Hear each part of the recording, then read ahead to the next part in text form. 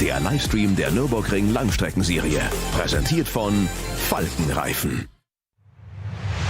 Herzlich willkommen zur ADAC RAVENOL Nürburgring Langstrecken-Serie. Welcome to the Nürburgring for the NLS, the Nürburgring Langstrecken-Serie.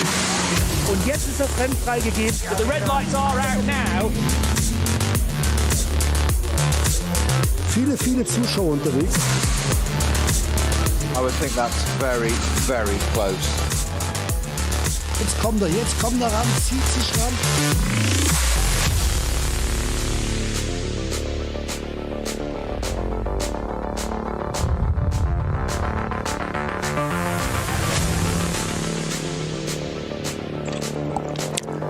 Hello everybody and a warm welcome to the Nürburgring for a first race in the NLS Championship, which continues after a thoroughly entertaining 24 hours of the Nürburgring last month. That of course was a victory for Mercedes, the first time in a decade, and congratulations again to Maro Engel, Maxime Martin, Fabian Schiller and Luca Stolz for taking the victory in the RAVENOL Mercedes. But we now go back to the bread and butter form of the 4-hour races. There is a 6-hour race just around the corner though as well at the start of August, but this is the first ever ADAC Eifel trophy, which forms NLS Nürburgring Langstrecken-Series number 6. So we had 1, 2 and 3 over the first 2 months of the season, let's say March to April, and a couple of qualifier races, each of 4 hours. This then in total is the 6th 4-hour race, and it's a very good morning to Bruce Jones. My name's Johnny Palmer. It's going to be great actually to get back into the stride. I mean, also my mind is sort of in the 24 hours of Le Mans mode, because we were both there 7 days or so ago, but good to get to the green hell again, and a fabulous entry once more. Yeah, again, 110 were on the entry list, 107 went out and actually qualified. A few didn't get the whole way through, but yeah, packed full. Yes, reappraised. One thing that seems to be the theme of this summer through April, May, and now we are at the end of June. We're having a lot of hot races, and good to see the fans out there with the shades on and the hats to keep them protected, because they'll be out in the sun for probably 6 hours. You arrive before the race, a huge number of people on the grid, as always is a feature for the NLS. But at these points, it's for a lot of drivers not just to go about their racing, but to go about their racing considering how they get affected by the heat inside the cockpit. Does their performance drop off? Have they got the right amount of drinks? But of course, the other issue, the key issue, is what are your tyres going to be doing to you, or what are you going to be doing to your tyres, and how can you keep them sweet through your run? So that'll be a massive feature, and again, it's another reason why the Nürburgring Langstrecken-Serie is so adored by the tyre manufacturers.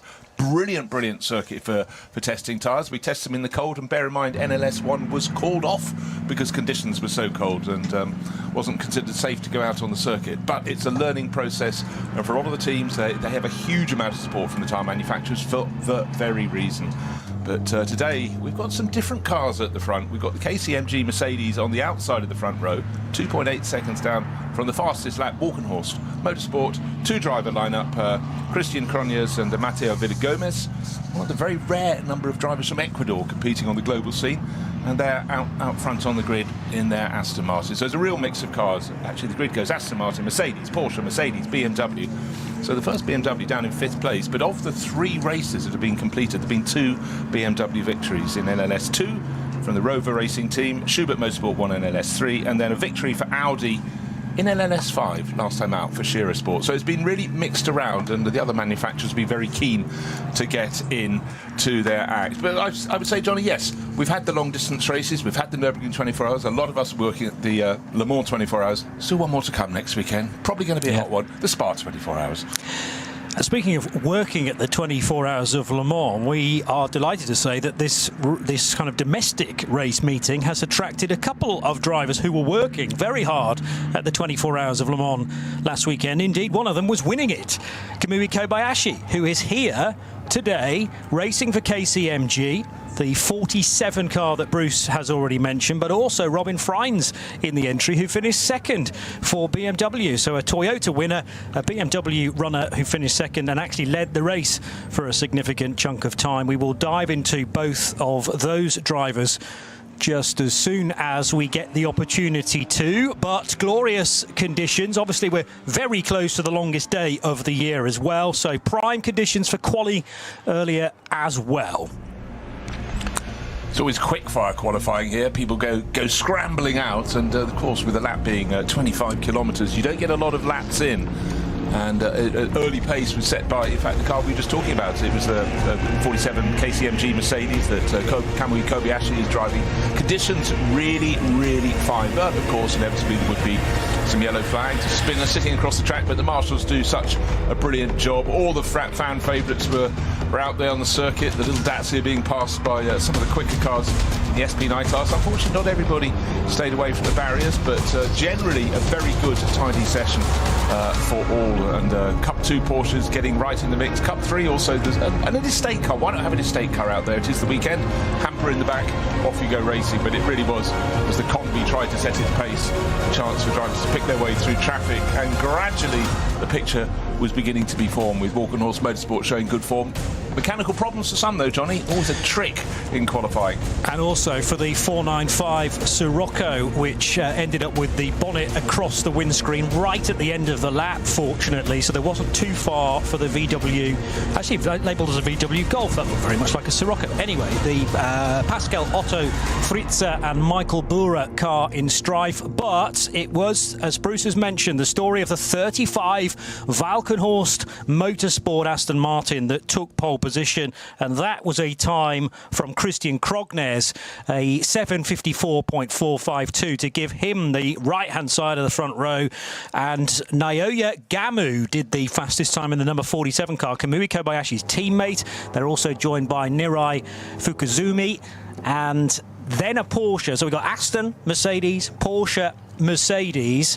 I know for a fact that it was Jake Hill that did the quickest time of 7:57.6, and the 44 Porsche's fastest time was set by Klaus Bachler on his final opportunity. That is a Golf 495. Apologies for misidentifying it, and it has reached the end of, well, one of the installation laps. We will be doing a rolling lap at roughly 20 to 12 local time because of the length of this circuit, although it's not quite as long as the configuration we were using for the 24 hours of the Nürburgring. Instead, we're using all of the AMG Arena. So you turn right and you turn right a bit more, and then there's 3 left-handers. And also we're using the Goodyear Spanger, which is the cut-through route, halving the Grand Prix track pretty much, and that enables 1 or 2, Bruce, actually far more than 1 or 2, to do a sub 8-minute lap. I reckon 9 of the SP9 cars all managed to duck beneath that time. Yeah, and okay, it was cooler first thing this morning, but temperatures are certainly on the warm side. So again, you know, how hard do you want to push? It's always an interesting one, qualifying ahead of a long distance race. How much does it count? Of course, somewhere like Le Mans 24 Hours, massive kudos from getting pole position. Here, it proves your car's working well, but as long as you're on the first handful of rows, you're not going to get caught up, you hope, in anyone else's tangles on the opening run through the arena section of the circuit, and then the field will necessarily string out. But it's nice to know you're going well, and Christian Krognes has been going so well for so long here at the Nürburgring. It's no surprise he's at the top, and it's nice to have an Aston Martin at the top of the pile. So let's talk a little bit about Kamui Kobayashi. Straight away back into the race seat. I'm sure he's had a bit of room for celebrating over the last week or so. It was a tremendous result for Toyota, coming back with their new TR010 for 2026, which is a sort of revised version of the old car from last year. But Mike Conway might be on his way out from Toyota, possibly. There are some rumours, at least, and Nick de Vries also taking victory, just only the 3rd Dutchman to take victory at the long history of the 24 Hours of Le Mans. But Kobayashi says, well, his quote, business first, pleasure second, and he's got a job to do for the 47 Mercedes AMG GT3. So it's not a car from the Toyota family. I did wonder whether he may be at the wheel of a Lexus, but joined by some very quick drivers, fellow Japanese drivers in the 47 car, and the first job he's done, they qualified on the front row. Exactly, so that has to really augment their chances. But you look at KCMG, a team based out in in Hong Kong. They have been such long-term supporters of the long-distance races at the Nürburgring, and certainly there's been this eternal fascination from drivers of the Far East. A lot of Japanese drivers come to race here, Chinese drivers are getting into it, and a rich history of drivers from Thailand coming to play. There is something about endurance racing that just seems to really appeal to them, and why would you not come and do it here? Bear in mind, a lot of those countries, Japan's got circuits galore. China, they've probably built 3 new circuits since last week. Thailand is now getting a smattering of circuits, including the wonderful Chang International Raceway. Been there several times, that's got a lot to recommend it, but nothing anywhere in the world can come close to the Nürburgring Nordschleife, and that is why it has the draw. That's why they come to play. And for KCMG, they really are due a top result in this. They've put in some really strong runs, but you know, generally they're not the ones on the top step of the podium. So today, starting outside the front row, very good opportunity. 17 Dunlop Porsche will start from 8th position, so that was put there by Nico Menzel. He's driving with Sven Müller. For Schnabel, both sides of the garage, remember they have a Dunlop car this year and they have a Falcon Motorsports car this year, but unfortunately both retired in the 24 hours of the Nürburgring in the night. It was a big hit, I remember, for Dorian Boccolacci, who went headlong into the barrier. And what I don't know is whether this is the same car or they've had to source a new one. I mean, it's great, first of all, to have 2 completely different tyre manufacturers from the same team. When they were both Falcon, they used to have a BMW and a Porsche. There's something about Schnabel saying, listen, we can prepare kind of anything you want us to. They've gone for 2 Porsches, but on 2 very different tyre manufacturers. They're just hoping for a result for one of their cars today. They've got their bases covered. Yeah, much more of a head scratch, but it does seem to be in their modus operandi, make life difficult. But then again, when they were fully Falcon Motorsport, run by Schnabel, they... You know, it was a calling card for them, because for Falcon, it gave them twice the chance of developing their tyres. And you never know, there's a market out there, and definitely the top class, SP9, you know, it's the window at the top of this series, but other classes further down, they'll be looking as well. And, oh, hold on, those Falcon tyres are very good when it's about 5 degrees and sleet in the air, etc. So, you know, there is a big window for customers there too. So, yeah, but it's a tricky way about going about business. But you look at the number of wins that the Falcon Motorsport team has had when run by Schnabel Engineering, and you need quite a few fingers to count the victories. You also mentioned during our build-up that Scott Speed is here, making a debut on the Nordschleife, so he won't be able to go straight into SP9, and indeed he hasn't. It's a Cup 3 Porsche 718 Cayman. That is a one-make category, remember, for those cars, and he runs in the treble 9 car with no co-driver. Tim Heinemann, I think, is the driver. Okay. No, sorry, Tim Tramnitz, I beg your pardon. Tim Tramnitz, a sort of late addition there. So obviously the desire for Scott Speed to come and play over here, and then you find a driver to go with you. Well, Tramnitz is here, but he's not in the treble 9. He's in the 650 BMW, according to my info from qualifying. He's going to be joining Nano Lopez and Lars Harbeck in the 650 BMW. That is a good point, well made. So, but you're right about Tim Tramnitz. I mean, he's 21 years old, Hamburg, born and raised, and has just gone into GT World Challenge racing. I think he's been competing with Jens Klingmann this year at both. How's that as a mentor, someone to bring you in? Been there, seen it, done it. Really cool, calm head on Jens, and the results go with it as well. But yeah, again, it's the very essence of all forms of racing where you're doing long distance racing. Is you've got the young guns coming in, but let's face it, if there are mistakes to be made and you're coming in hot, you're likely to make them, and it's the ones with experience, winning experience, and be able just to be a mentor in a way that you understand your young driver, and you've got to sort of ease their fears and sort of maybe suppress their desire to charge at everything. But someone like Jens, I mean, no one has been a works driver for so long. He's just a very, very wide head. So yeah, young Tim Tramnitz, chance to see what he can do. But really this year, as you say, stepping up to GT World Challenge, it is a big step up, because the level in that is very, very high at the top, and you know the gaps between the cars are tiny. I think at Monza early this year they had best part of 50 cars covered by a second after qualifying. Really? Just completely bonkers. Yeah, well, his best result in the World Challenge, well, he's only been in 2 races so far, but I think it was 10th position at Ricard when he was sharing a car with Jens Klingmann, who is also in this race, just not in the same car as Tim Tramnitz, because Tramnitz needs to go through the preliminary getting your licence around the ring, because remember that racing at the Nordschleife kind of ignores any other racing you may have done, even for Scott Speed, who must still be a platinum, I would imagine, being a super licence holder, and his former Formula One experience. He's also driven in NASCAR as well. So he'll compete for Mühlner Motorsport in the treble 9 car. He qualified only down in 94th position. Yes. But he's not listed as having a teammate. So it's possible to do it. It is do possible 4 hours. to do. Maybe he just does the first 2. Who knows? But, you know, he's here to gain experience. He's not here to necessarily think his heart's desire is to race in the Cup 3 category. No. And that is the beauty of doing it on your own, is that you're certainly not short of any track time, because he will have done all of qualifying as well. So there is a great way of sort of ticking off the ring in one fell swoop, and then he'll be looking for future opportunities. So they are 2 debuting drivers, but a decent GT3 field with a couple of new cars. There's an alternatively fuelled Premiere as well for Equipe Vitesse. Now, Equipe Vitesse are no strangers to racing like this with their Audi, but the fact that that is now in the AT1 class is new.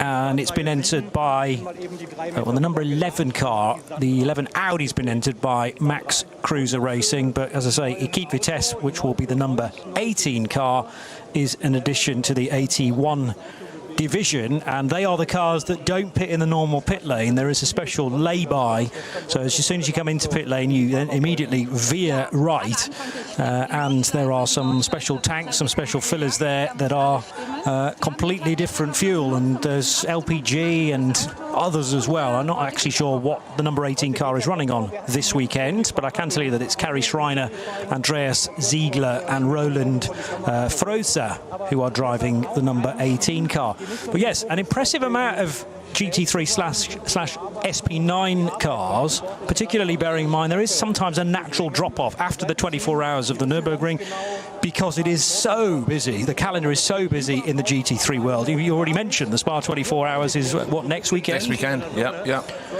No, I mean, it really, really is. But actually, I've noticed over the last handful of years, as the star of the Nürburgring 24 hours just seems to burn ever more brightly, is the drop-off isn't as great as it used to be. Because I think an awful lot of people are going, hold on, we really did learnt a lot in those races we did, you know, as a sort of preamble to competing in the Nürburgring 24 hours. And I think they're increasingly going to keep it on as part of their regular season, alongside everything else, to come and do as many races on the Nürburgring Langstrecken-Serie as they can. They can see the benefit of being here. And you know, just the very fact that Kamui Kobayashi, no time off for him. Robin Freight, no time off him. Fresh off the podium, or maybe not so fresh, on the podium at Le Mans, and then up here, you know, to get here to the circuit for Friday for testing, and then to get qualifying and racing. And again, if you're new to the NLS, it's got an extraordinary format. The racing is on Saturday, makes it unusual in its own right. Practice on Friday, but on the Saturday alone, you have qualifying first thing, bam, then it's the race. It's an incredibly simple format, and clearly the fact that we had an entry list of 110 cars, 107 of which are due to start this race, the proof is in the pudding. And as the grid begins to clear, we'll get to see the cars in all their finest in the sunlight here. They're doing something right, but a lot of the races have a long history. But this is the first ADAC Eifel Trophy. A lot of the other races are sort of the 56th Barbarossa Prize or whatever at the end of the season. So again, but different organising clubs sort of put their name to these events. But really, quite honestly, the Nürburgring just needs no introduction. It's just getting more and more usage. And the good thing is, I mean, think back to 1976 when the Formula One Grand Prix nearly didn't start. The drivers were in revolt. Because the perceived lack of safety as the speeds of the cars increased, and so on and so forth. They did agree to race, and ironically poor Niki Lauda was terribly burnt in that event. So that was the end of Formula One at Nürburgring. Or was it? It was on the Nordschleife, but obviously in the mid-80s Formula One came back to town to use the modern iteration of the circuit. But the number of races still on the Nordschleife dwindled, but the NLS has revived all of that. And, you know, for a lot of people, and also, particularly, Johnny, you've had comments from people during COVID, during the lockdown, during the pandemic, where almost immediately there was a fantastic series, the digital NLS, the DNLS, and in commentating on, the graphics were so amazing. After a few laps, I'd forgotten I wasn't looking at the real world. But a lot of people looked at it and just presumed that the Nürburgring at Nordschleife was a made-up event, a made-up circuit, an imagined one, just created for video gaming. It seems extraordinary. But, well, let's face it, it is extraordinary. Unusual thing today, a huge number of flags on the grid. Nothing unusual in that, except they're Norwegian. We know we've got a Norwegian driver on pole position, Christian Krognes, but obviously further down the order, maybe around the Cup 3 section of the grid, we've got a good half dozen waving as the people are gradually being escorted off the grid. So we'll have to work out whose car that is that's a full-on Norwegian crew. Well, no doubt they'll be flocking to the 801 Audi RS3 from the TCR class, because that is an all Norwegian lineup for Moller Bill Motorsport. So Hakon Scherin, I'm probably totally mispronouncing these names, so apologies. Atle Gulbrandsen and Kenneth Ostvold. So 3 Norwegians in the same car. Also, we've got Lars Erik Vogstedt in the 898 BMW M2 racing car, and of course the pole position man Christian Krognes, who is joined by Matteo Villigomez. And Villigomez is less of a recognised name, I'm going to say, with the Nürburgring Nordschleife, but that is an SP9 Pro car. So again, Villigomez getting some signatures. He's obviously progressed through already the slower cars, the mid-category racers, and 35 looking like a strong package. They're also keeping it relatively simple with just the 2 drivers. That's exactly what the 44 Porsche crew are doing as well, the Falcon Motorsports crew. But what do you know, if anything, about Matteo Villigomez? Well, he, from Ecuador, that rich... Well, actually, there is a racing scene over there. We just don't know so much about it. But he's been over in Europe for quite a while. He came over in 2022 and raced in the German prototype series for LMP3 cars. A bit of French 4, bit of single-seaters. Then he moved into GT4 and then gradually stepped forward. Last year, he won the silver class in the Spa 24 Hours. So he got an awful lot of track time. That was with Romain Leroux, Oliver Soderstrom, and that was a Walkenhorst Motorsport Aston Martin. Who's he racing for this weekend? Walkenhorst Motorsport. So he's staying loyal to them. But, it's great having people from countries that don't really bring drivers over to Europe. Ecuador, fantastic, beautiful, stunning country, having its own personal problems at the moment, and unfortunately becoming a little mired with trades you don't want in your country. But fabulous, beautiful place, and he's doing a good job. I've been looking at his career, and he's just been ticking his way forward, learning, ticking the boxes as he advances. And let's face it, racing around here, he's going to gain just a phenomenal amount of experience.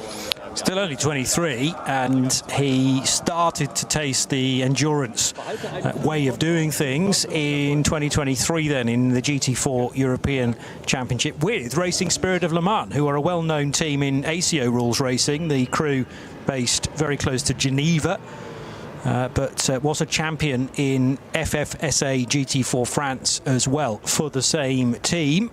After only a couple of podiums, but that was enough through the rest of the consistency that he was able to produce in 2024. So excited to see how Matteo Villigomez gets on in the Aston Martin. He's certainly got a lot of experience alongside him in the form of Christian Krognes. Let's talk a moment as well about the 4th placed car, because, funnily enough, I've been in touch last night and this morning with a young man known as Simon Hill, because his son Jake, the 2024 British Touring Car champion, is again racing with Kyle Tilley, but neither of them have raced a Mercedes AMG before. So Jake, I think first time around the track in this car, in any AMG this morning, and he set the time, a 7:57.614. So thoroughly chuffed with that, or the whole Hill family, because it's put them on the Pro-Am pole.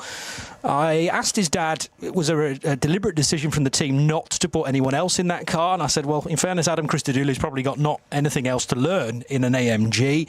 Kyle Tilley, the man from the southwest of England, from Somerset originally, although he's well recognised for racing in the United States as well, and of course his connections with Era Motorsport. But they've made a slight departure to pro sport racing, and that's a great first-time effort from Jake. as soon as I dialed up to see how qualifying had gone, I thought, I wonder how Jake did. Would he be driving? And there he was. And I think that's an astonishing effort. And I'm sure there was an awful lot of practicing on a sim or anything just to get that. But also in the Hill family, they'd have been doing that anyhow. That's what floats their boat. But, you know, really, really good outcome for that. But that's qualifying. Then he's going to have the experience of the race, because obviously qualifying, there'll be traffic. In the race, there will be traffic. Always the interesting thing for me is when the front-running cars, and bear in mind, we'll have 3 different grids of cars going away with a time delay between them. When the front runners in SP9 catch the tail enders, obviously they're going to be considerably faster, but it's how you handle the traffic. And a whole new audience got to see how you handle the traffic around the Nürburgring Nordschleife when they watch Max Verstappen competing in the Nürburgring 24 hours. And oh my golly, the comments on social media, people going, is this for real? Oh, how exciting. But we know, you know, we're the connoisseurs, Johnny. We've been following this for a very long time. Yeah. Too long, some say. But I mean, you just never know with every race that happens every 3 to 4 weeks what you're going to get in terms of entry, in terms of which drivers are in which cars, because that tends to chop and change a great deal. The weather can throw a massive curveball at times. It is behaving today, though. A beautiful day in the Eifel region for the first ever NLS ADAC Eifel Trophy. And the cars are now in their dummy grid. We are at 11:40 local time, so very soon the cars will be waved off onto their rolling lap, and this will not exactly compromise the first stint, but it always pegs you back a little bit. You can only make 7 laps maximum on a tank of fuel if you're running in SP9. Some cars will come in after only 5 laps. You're not allowed to pit before that point for fuel, at least. I mean, if there's a tyre going down or there's some damage, then fine, but you're not allowed to put any more fuel in it until your car has completed 5 laps. So we'll get cars, some pitting on 5, some pitting after 6, and most, I would say, pitting after 7. After that, you can do an 8-lap stint. Remember, this is a slightly shorter track, but it doesn't give you the full lap back again, so 8 laps will be the order of the day to the finish. And then depending on the speed of those laps, whether we have any code 60, whether we have any yellow flag areas, we're not ever going to get a full safety car because the track is just too long for that. But sometimes there is the need to repair some barriers here and there, and therefore there will be localized speed limits in place. That will obviously reduce the pace of the race. So we might get to 28 laps total distance, maybe 29 at a push. And remember that the strategists on the pit wall will be trying to work out when the end of the race is going to happen to make sure that their cars are in the best possible position. But the great thing about qualifying earlier today is that I can't see a clear manufacturer that is a sort of the standout performer.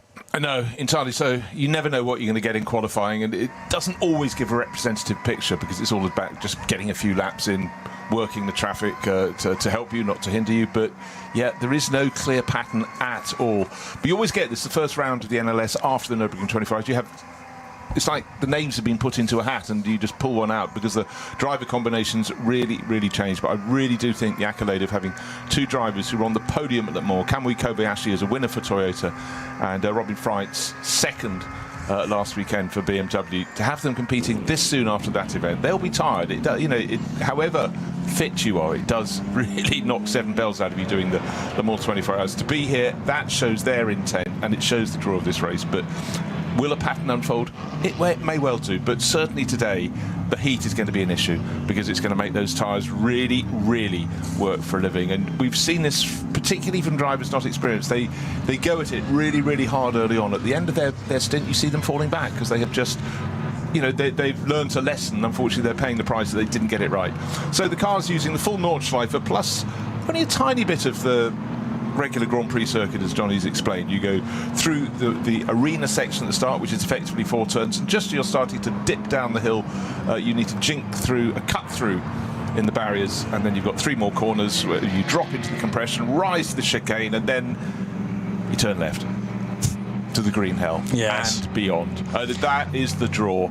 I mean, actually, whenever on the Grand Prix loop, they can do overtaking, there's nothing against it, but they suddenly realise, oh, that was where the track was wide. We're now going to narrow for about the next 19 kilometres until you get on the far end of the Dottinger Höhe, and then at least it opens up for that long kink straight back towards the finish of the lap. And it's also overtaking down there, and heart in mouth moments too. Certainly several top drivers don't seem to care if they're driving on the grass or the tarmac at the kink on the way back in. But what a place to go. And you forget when you have races like this, you're talking about tyre temperatures in the soaring heat. You forget that a lot of races at the start of the season and the end can have snow almost over Nürburgring village. So again, same circuit throughout the year, but very, very different playing field.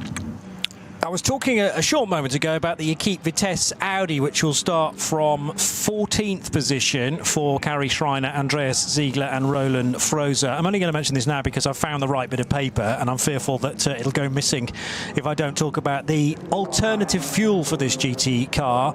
So this is the first time it will have run on the Racing E-Fuel 98 E10, and Jill Herbst, who is the team principal, says that synthetic fuels of motorsport and therefore very important to Equipe Vitesse. So they are keen to do a first race with that fuel. And have to remember, whoever's at the wheel, either Kari, Andreas or Roland, that the pit stop happens in an entirely different position. Also, if you're new to NLS racing, or indeed you missed the Nürburgring 24 hours last month, maybe you saw that and thought, where can I get a bit more of this type of racing? Well, welcome back.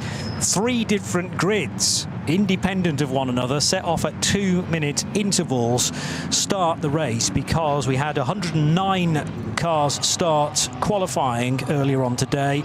Sadly, 2 of them did not finish qualifying, but because there's a huge amount of cars that will be beginning NLS 6, the only way to do that safely, to make sure that everyone can see the red lights going out and therefore the race start, is to do it in 3 independent start groups. So we have Startgruppen 1, 2 und 3, and different cars, different categories of cars are within those groups. So for instance, Cup 2, which is still for Porsche Carrera Cup cars, the 911, the kind of classic 911, but in its most up-to-date form. Obviously, we have 911 GT3Rs in the SP9 part of the race, but there are GT3 Cup cars with not as much aero on those cars, so they are very, very fast down the Dottinger Höhe, for example.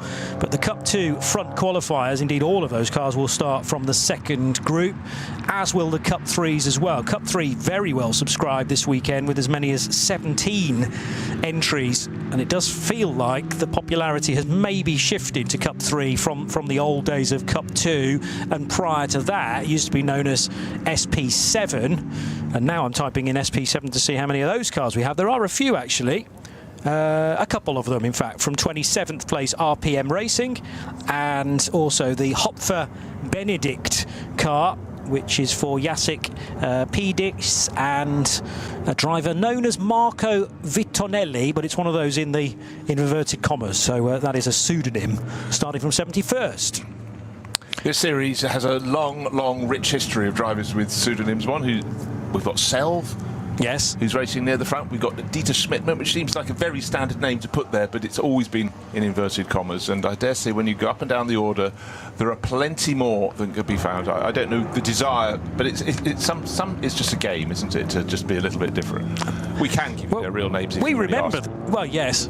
Yeah, it doesn't take a great deal of research possibly to find out their real names, but if anything, Selv and Dieter Schmidtmann are more memorable. Yes. I'll forget them in the race, I'm sure. I'll forget which cars they are driving and which way round they are sometimes as well. Very smart Cupra working its way through the AMG arena, and it's the third of the 3 groups that is often the most varied. So just caught sight of the BMW 330i from the Team Zorg Rennsport crew. There is a Toyota Supra in there as well, a couple of Supras actually in the entry, and the highest place is in 35th place for the Toyo tyres with ring racing car for Kasuto Kataka and Miki Koyama. So that will start in the SP10 class. We've not really spoken about the SRO GT4 division, which is SP10, but that again is a good mixture of different makes. Pole position was taken by the AMG GT4 of Pro Sport Racing again. So Pro Sport have a GT3 car starting 4th overall, and they've taken SP10 pole for Anton Abbey, Yannick Himmels and Jörg Wiebahn. And that is a Pro-Am combination of drivers. Yeah, well, Jörg, he has done endless laps around here. He was the one that set the time. But again, that role of mentoring other drivers, bringing them on, and, you know, that's definitely what Jörg is doing. But SP10, I'm still waiting for that to really grow. You know, because the cars look fantastic, but, you know, there's a big draw to have the ones with the bigger wings and a little more speed in SP9. But, you know, motor racing is cyclical. It's also what other events you can do with it. You can do the whole lot with this. So it's RS1, part of the Radio Show Limited network of channels. Bruce Jones and Johnny Palmer bringing you commentary. And hopefully you've found some visuals as well to accompany that commentary for the first ever ADAC Eifel Trophy, live from the Nürburgring Nordschleife.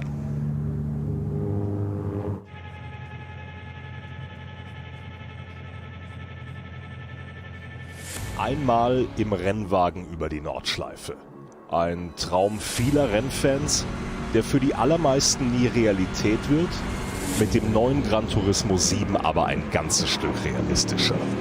Mit der neuesten Auflage des Kultspiels für die Konsole fahren wir zu den wichtigsten Streckenabschnitten der grünen Hölle. Die AMG Arena. Erstes Nadelöhr nach dem Start und durch die unterschiedlichen Linien ein toller Ort für Positionskämpfe auf der Grand Prix-Strecke. Auffahrt Nordschleife. Nach der Vidol-Schikane biegen wir ab vom Grand Prix-Kurs. Hier beginnt der 20 Kilometer lange Ritt durch die grüne Hölle so richtig. Fuchsröhre. Mit Vollgas bergab, durch die Kompression und den Berg wieder rauf. Wie so oft auf der Nordschleife, kein Platz für Fehler. Breitscheid, der tiefste Punkt der Nordschleife. Die Brücke über die Hauptstraße von Adenau ist ein Zuschauermagnet. Das Karussell, benannt nach Rudolf Caracciola, einem der ersten Heroen des Rings. Die alten Betonplatten der Steilkurve sind Kult. Brünnchen, der Zuschauer-Hotspot. Ob beim Rennen oder bei Touristenfahrten, ob bei brütender Hitze oder im strömenden Regen, hier ist immer etwas los. Die Döttinger Höhe. Windschattenschlacht bei 270 km/h und die Überholmöglichkeit schlechthin am Ende der Nordschleifenrunde mit dem neuen Gran Turismo 7. Und damit von der virtuellen wieder zur realen Nordschleife.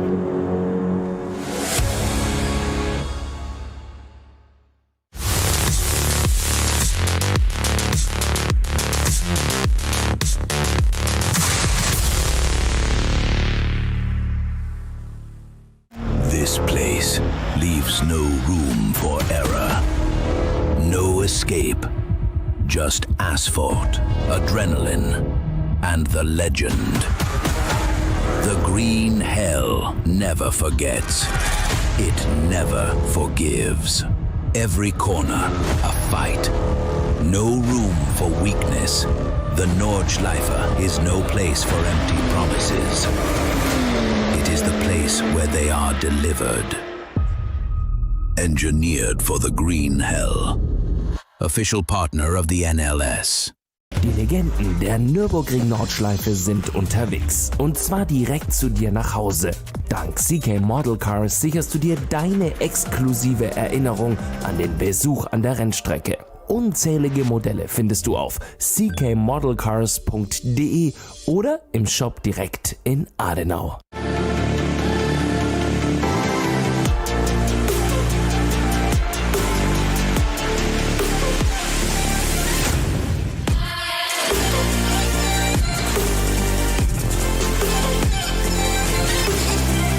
Faltenreifen.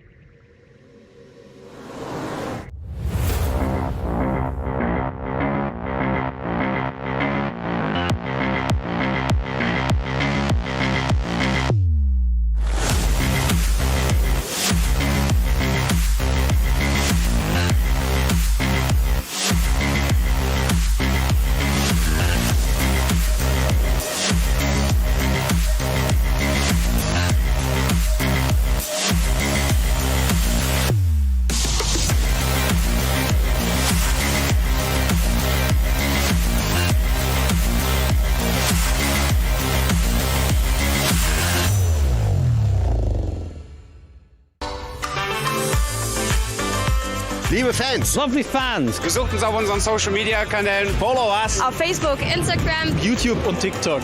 Willkommen bei der NLS.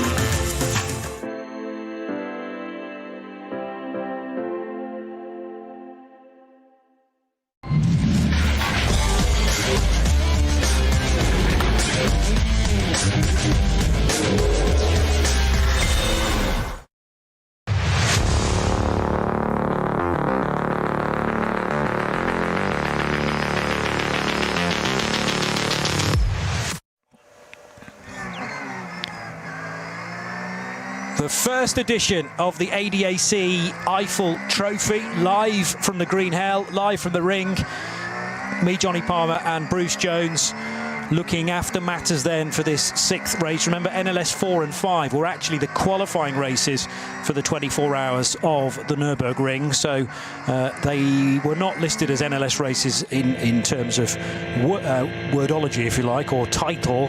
However, we are back to the NLS title from this point on, and after this race we will have the KW 6-hour ADAC Ruhr-Pockel-Rennen, which is the 1st of August. That's over 6 hours.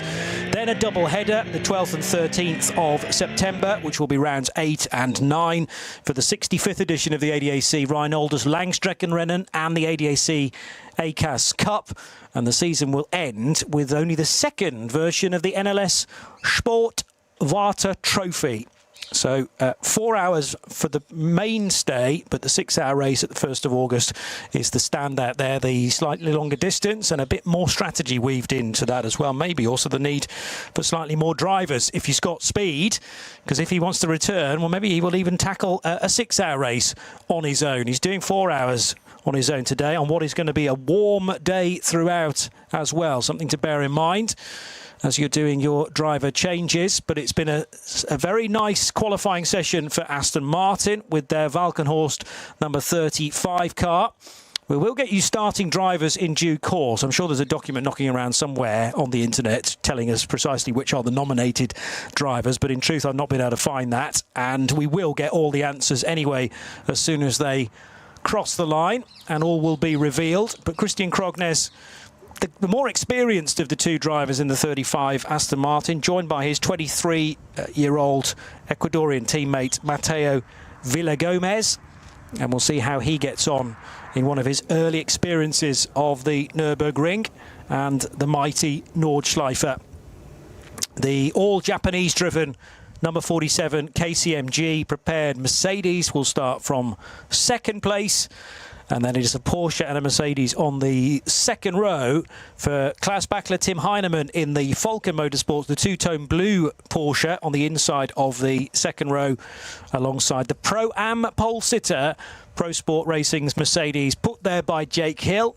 And we will wait to see who will be doing the opening stint there. Best of the BMWs will start from 5th place for Antel Zigo, Moritz Krantz and David Yarn. So maybe the lesser fancied M4 there of Gamotor Racing.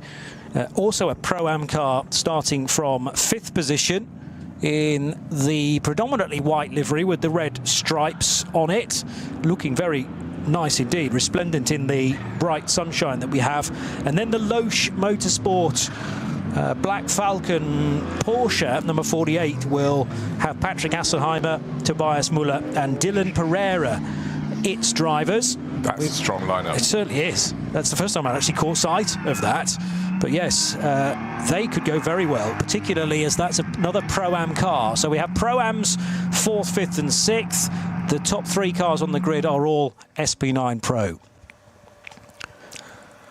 Well, I think we can safely say the stage is set. A warm lunchtime, early lunch. I like lunch any time of the day, frankly, at the Nürburgring Nordschleife. 3 grids of cars, 107 cars coming out to play in this amazing circuit, this stunning historic circuit that if someone suggested to build it now, they wouldn't be allowed to do so. 25 kilometres uphill, down dale, through the forest, round part of the Grand Prix circuit here at the Nürburgring. The final couple of twists and the cars, the lead group of 3 groups with the fastest cars, the SP9 class, will be coming onto the start finish straight right now. They'll be looking at the lights on the gantry, waiting. They won't flick it just yet because you only got the first 4, 5, 6 rows of cars onto the start finish straight.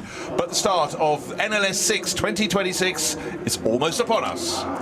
And the first time that we've gone racing under the auspices of the ADAC Eifel Trophy. Red lights are greeting everybody that have been selected for the opening stint, but shortly they will go out. The Renazzo Motorsport Lamborghini had a little look there, and now they really do fan out Formula Ford style, and a couple right up against the pit wall there, including the gold Porsche. Down the inside is the BMW, as that's possibly the Robin Freins car that was put there earlier on. So that's eager to gain places. The black and red BMW, which is up to equal 6th position, side by side actually with the fellow M4.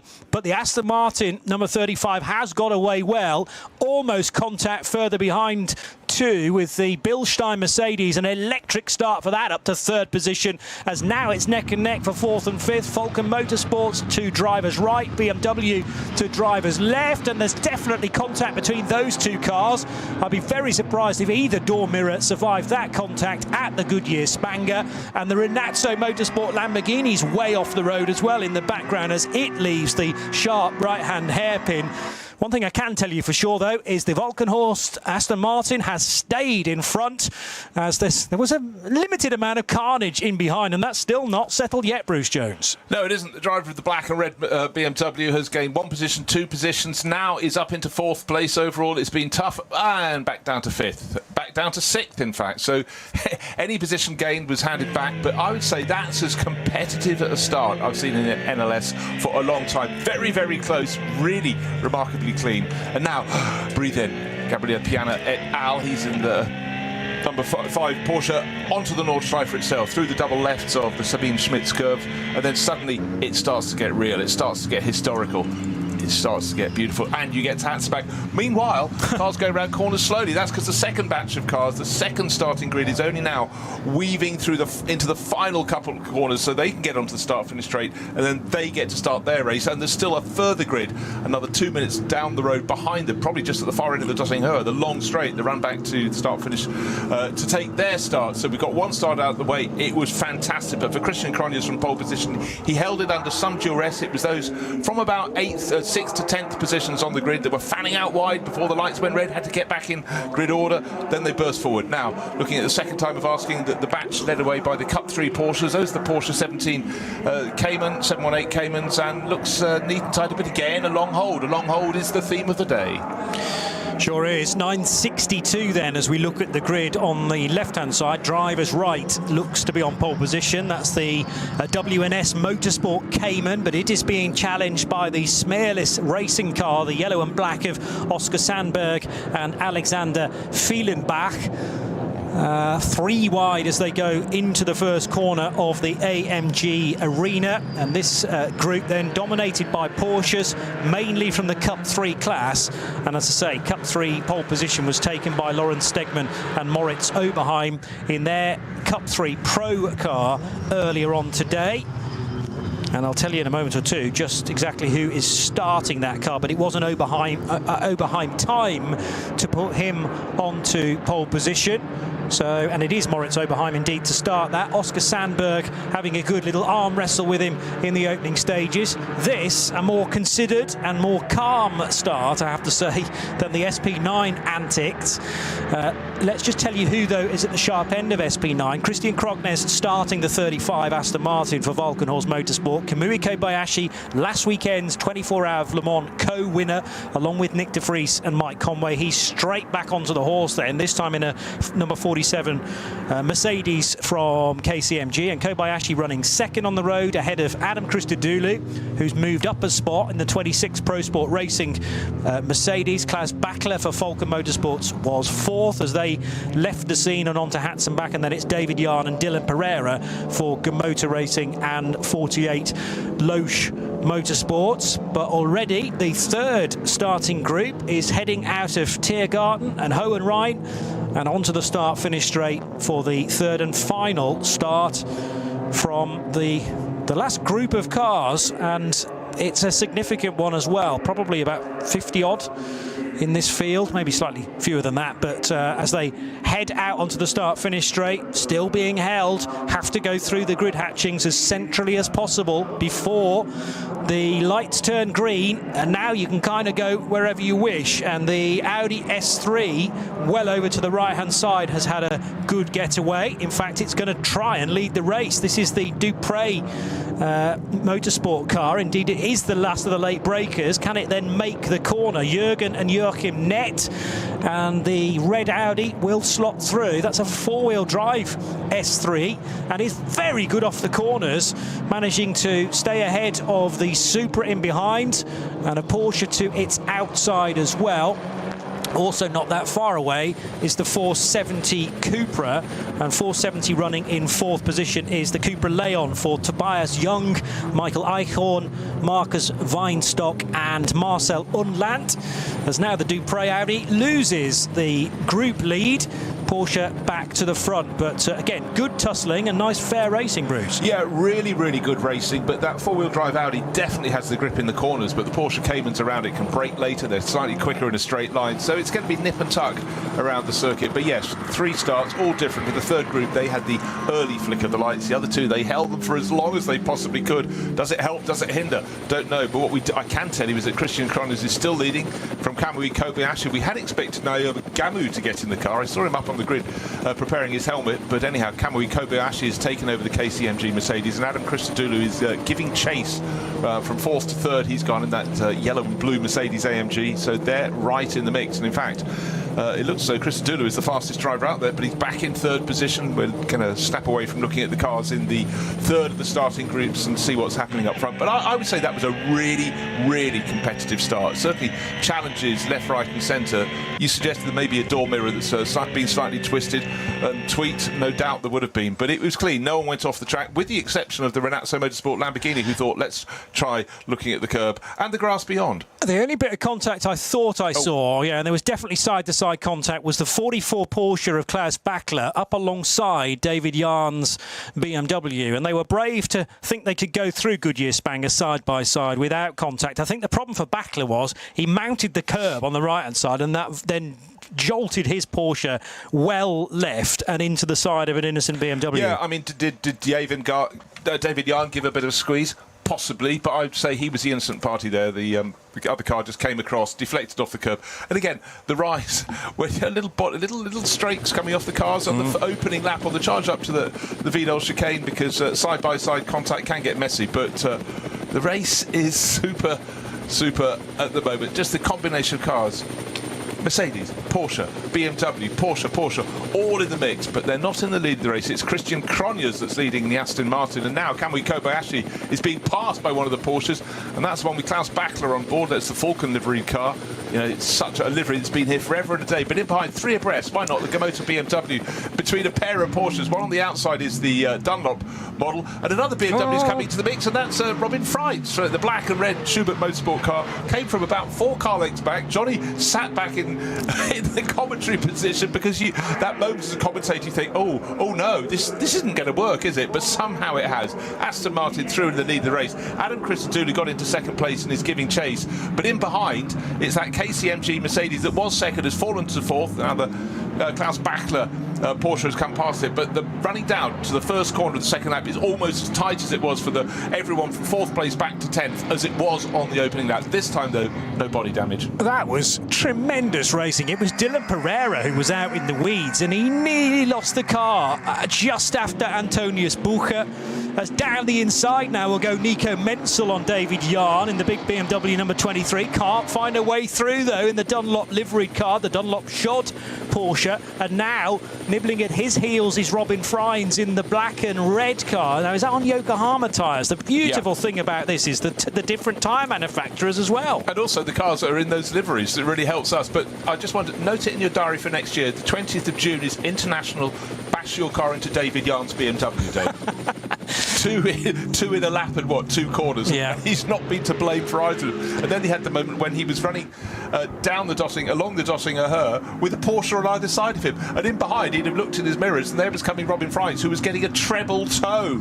And again, when you first race on the Nürburgring Nordschleife, you think about the corners, you think about the ups and downs, but so many is getting out of Schaubenschwanz and getting onto the Dottinger Her and getting a toe. And when you get a multiple toe, it's astonishing. It seems to be a slow gain, but you get to the end of a straight, and suddenly a car can gain 3 car lengths, and maybe that will put them into a position to make a move. Once you go onto the Nordschleife itself, the sort of the start of the Nordschleife, you're going towards Hatzenbach. It's more line astern, but it's also just setting yourself up for when you've got through the Hatzenbachs, but you really have no time to think. Those corners that come at you thick and fast, you're dropping down the slope. It's a gentle decline, but the curbs are really sharp there. Many a time, John, we've seen cars just get it slightly too close to a curb on the right-hand side and get spat into the barriers on the left. Super tricky part of the circuit. And then it starts to open out at Flugplatz.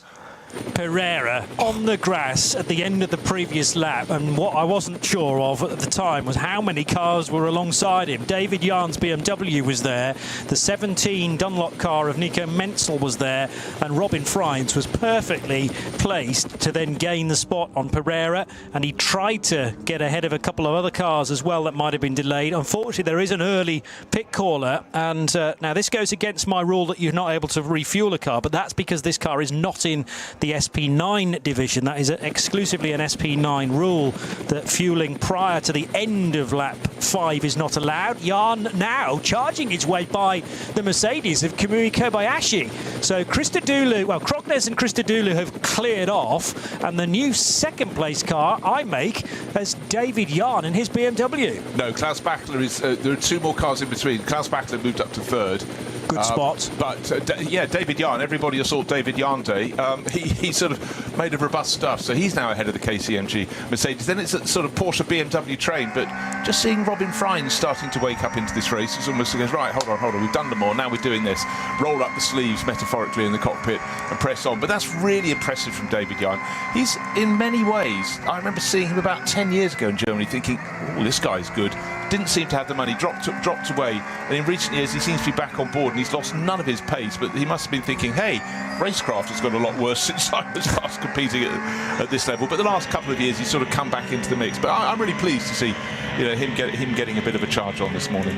It certainly is, and the key thing, I suppose, is putting the car in a good position on the grid as well, so that you are ready to fight from the off, and that has been the case for the 35-year-old German. So yeah, he's pushing on. He was second in the runner-up in the ADAC GT Series, sharing with Kevin Estra in a Porsche for Team Bernard. Well, he did do all of the races in NLS last year, but that wasn't in the top level. He raced with Arne Hofmeister and Tim Scheerbart in the 921 Mühlner Motorsport car. I have a feeling that they did rather well in the championship as well. Yeah, lots of class victories for David Jahn and his teammates. Right, the car we saw in the pits, they weren't doing refueling or anything, they were clearing something out of the grille, so clearly it had been off on the dirt, but unfortunately that car's been pushed back into the garage. So for start driver Alexander Hart, I think the instruction, get out the car, will be coming, because there was a lot of smoke coming from the engine bay. So perhaps it went on the grass having been rear-ended, that's a thought at some point, but obviously the first thing you do is clear out the grille, see what's happening. I'm afraid that might be the first retirement. Yeah, so that's the 900 Porsche from the Cup 2 division, an entry from Black Falcon Team Zimmermann. And Alexander Hart, as you said, started that car. Benjamin Heaters and Ben Kozlowski were due to drive, but it might be that they will have to sit out the rest of the race, unfortunately. And yeah, contact is probably the most likely scenario there. It was getting busy in that second start group. I'm pretty sure the 900 car will have started in Group 2, and we might be able to work out precisely what's gone on there in due course. Anyway, Kamui Kobayashi now being chased by Nico Menzel. They're at the Caracciola Carousel, and that Mercedes is moving around on the road a great deal, whereas the Dunlop Porsche seems a lot more planted. Yeah, it really does. I think it's Kamui just dialing himself into becoming accustomed. You know, it's to race a prototype one weekend and then race, which would handle so completely differently to an SP9 car. He'll be going, God, this is really, really physical. My prototype's quicker, but you've got to work. And oh God, the corners keep coming at me. But certainly Klaus Bachler tucked in behind is going to be just... Sorry, I meant Nico Menzel. Of course, I meant Nico Menzel, but he's being chased very, very hard by Robin Freitz, the Yokohama livery BMW M4 GT3, and he in turn behind Robin Fries has got Dylan Pereira in the Losch Motorsport Porsche. Fabulous looking cars, the series of them. What I love here, there's an aerial shot and each car has an entirely different livery from the whole way across the rainbow, so it really helps. There was a time in motor racing where everyone decided, actually this was back in about the 1990s, that white and blue were the colours that showed up best on TV. It was a survey done in the DTM, so German based, and then all the cars that went that way and all the liveries became very similar. And just look, think a few years ago in the World Endurance Championship, all the top 3 manufacturers in the top class, they decided red, white and black would be our corporate colours, our working colours. Wind the clock back a long time ago, let's say 10 years ago, Blancpain GT Series, that was the series that was the forerunner of the GT World Challenge. They actually went to the teams and said, do any of you mind changing colours? Anyone want to be pale blue? Because then you'll stand out, because there are too many white cars. There aren't many championships that do that. Many may ask, but there was one team went, yeah, all right, we'll be pale blue. But it's you know, for the fans it's so much better, and also every car looks different if you paint it in different colours, and it gives people a chance to, you know, really pledge their allegiance to a team because they like the look of the cars, they like who's driving. And I tell you what, if you're just watching today and listening today, you'll understand driving around the Nürburgring Nordschleife, particularly in the top class, is incredibly intense. It's move, counter move, and then of course when you get to the Dottinger Höhe, it's getting to work a toe. And Adam Christodoulou is sharp intake of breath. The lead Aston Martin jinks one way on that long return straight, and Casey gets it tightened further back. Kamui Kobayashi's worked a really good toe. He's got past Nico Mansell, going past, and he in turn is past. He's doing his overtaking, and both cars have just been overtaken by Robin Fries, the black and red Schubert Motorsport BMW. Got the double toe. Remember, on the first lap he got a treble toe and came right back into the mix, but he's behind KCMG. It's actually KCMG Mercedes has had to fight every inch of the circuit for Kamui Kobayashi, but if he makes one little slip up, he's got 1, 2, 3, 4 cars right on his tail. But for now, the race led by Christian Cronjes for Aston Martin started from pole, but he's only a quarter of a second ahead of Adam Christodoulou. And Christodoulou's probably done more races around the Nürburgring Nordschleife than anybody else in the top class, with perhaps Klaus Bachler and maybe Nico Mansell to keep him company. Oh, and Frank Stippler as well. What about the progress, though, on that one lap alone from Klaus Bachler? He's eaten up a 4-second disadvantage to catch these 2 Mercedes, who are now, well, Adam Christodoulou is trying to climb, sorry, 2 Mercedes, Aston Martin Mercedes. Adam Christodoulou is trying to climb into the cockpit of Krognes's Aston Martin. They were drawing level as they headed across the line, but Bachler needed to wriggle free of the fight for 4th position. He's not only done that, but he's set absolute best sector times pretty much across the board to do an 8 minutes 1.2 second lap, whereas the 2 front engine cars that lead the way were in the 805s. And Klaus Bachler, if he can't overtake these 2 cars, is potentially going to drive through them in order to lead this race. Stellar fight out front. The next question is, can the Gemota racing car of David Yarn join the party? Well, the opportunities are coming. They're already picking off some back markers, one of which clearly, as it limped along the Dottinger Höhe, was returning to the pits with a problem. So that's one of those scary moments. You're looking at a battle, and then suddenly the lead driver has clear line of sight. The chasing car that's right in his slipstream is just head down and waiting, and then suddenly the lead car has to jink out because there's a much slower car limping home, and that was a scary moment there, I would suggest, for Adam Christodoulou, if indeed he even saw it. He just was reacting to stay in the slipstream along the Dottinger Höhe on the run back towards the pit, still with that very tricky section through Tiergaard and Antonius Bucher curve to go. But right now, that lead duo is not a duo, it's a trio. The big question, you're quite right, can David Yarn gain 2 seconds or so and get on their tail? The answer to that is affirmative. First 4 cars line. I really do not like racing around this circuit. It's just brilliant, isn't it? First 4 cars, they had that sensational opening lap that was, as I said, as competitive as I've seen between the top 20 runners as they sort of work their way around the part of the Grand Prix circuit we used before, going out, turning left and left, Sabine Spitz curves. What's happening in a straight line, using a toe, it's that man again, Klaus Bachler, getting closer and closer and closer to Adam Christodoulou, who is going, thank goodness this was a corner, I could nip across his bows and cut him off. At the moment, this is actually taking the pressure slightly off our race leader, Christian Cronjes, who's probably half a second clear, but as Klaus Bachler is trying to work out what to do with the yellow and blue Mercedes of Adam Christodoulou, David Yarn is just getting closer and closer. He's now just a carling off the tail of the aquamarine and darker blue Porsche. But we've got a slower car up ahead, and they're coming to a slow zone. They're having to literally hammer onto the hammer the brakes. That will give the likes of Robin Freitz and everybody else a chance to catch on their tail. So let's give you the order as they go along at limp speed. Christian Cronjes leading in an Aston Martin. Adam Christodoulou right on his tail in a Mercedes. Then Klaus Bachler, the first of the Porsches, in third. 2 BMWs, David Jans and Robin Freitz, nose to tail in fourth and fifth positions overall. Sixth place is the KCMG Mercedes. That's, bear in mind it started second. A few places lost there to 4 to 6 for Kamui Kobayashi. Nico Menzel in his Porsche is tucked behind in seventh. Another Porsche, Nico Menzel in behind, and the field is released. They've got around that slow car. Suddenly the flags were clear. Slow zones at the Fuchsröhr. Off they go. And to complete the top 10, it's Dylan Pereira, as I said, in his Porsche in 8th, Frank Stippler in a Yuta Racing Audi in 9th, and Gabriele Piana, Black Falcon Team Porsche, in 10th. And they are line astern.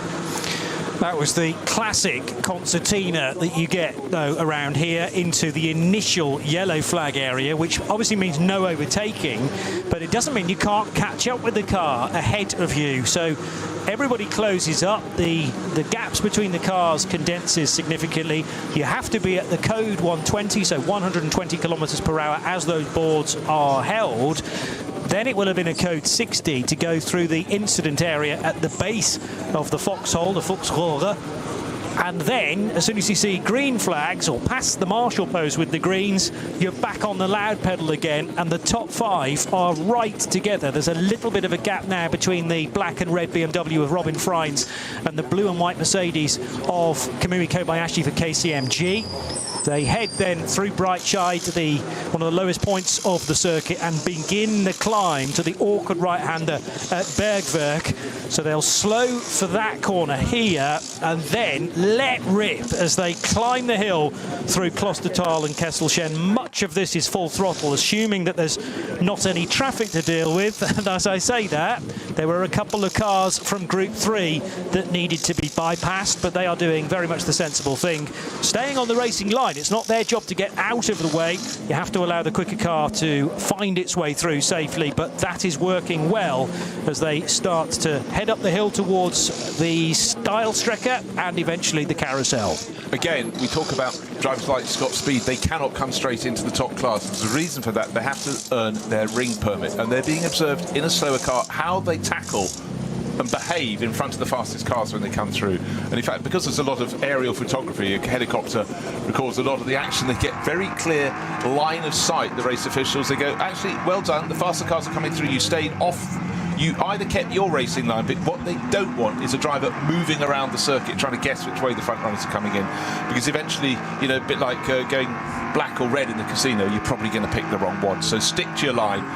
But again, I really felt for the driver in probably one of the slowest cars in the field, who was immediately ahead of that quartet that were leading the race, and then suddenly everyone else got to the tail. It was when they released, he would have put his pedal down to try and get away, but wouldn't have had the performance and just got swamped. But importantly, that driver stayed out of the way, did not cause any trouble, but then he'd been totally shocked by the pace of the SP9 cars when they were released, because they are nose to tail, top 10, going at it. Are we going to get a point where the top 5 get away a little bit? We sort of saw that. It closed in again when they got into that slow zone, but certainly in terms of pace, Christian Cronjes is smooth as he's always been for many, many years. But he's on his toes now. He's got to be on his toes because Adam Christodoulou is all over him. But Christodoulou's got an awful lot of company, and Klaus Bachler in third place looks the most dangerous of all of them, because we've seen his speed with which he caught those first two after their breakaway.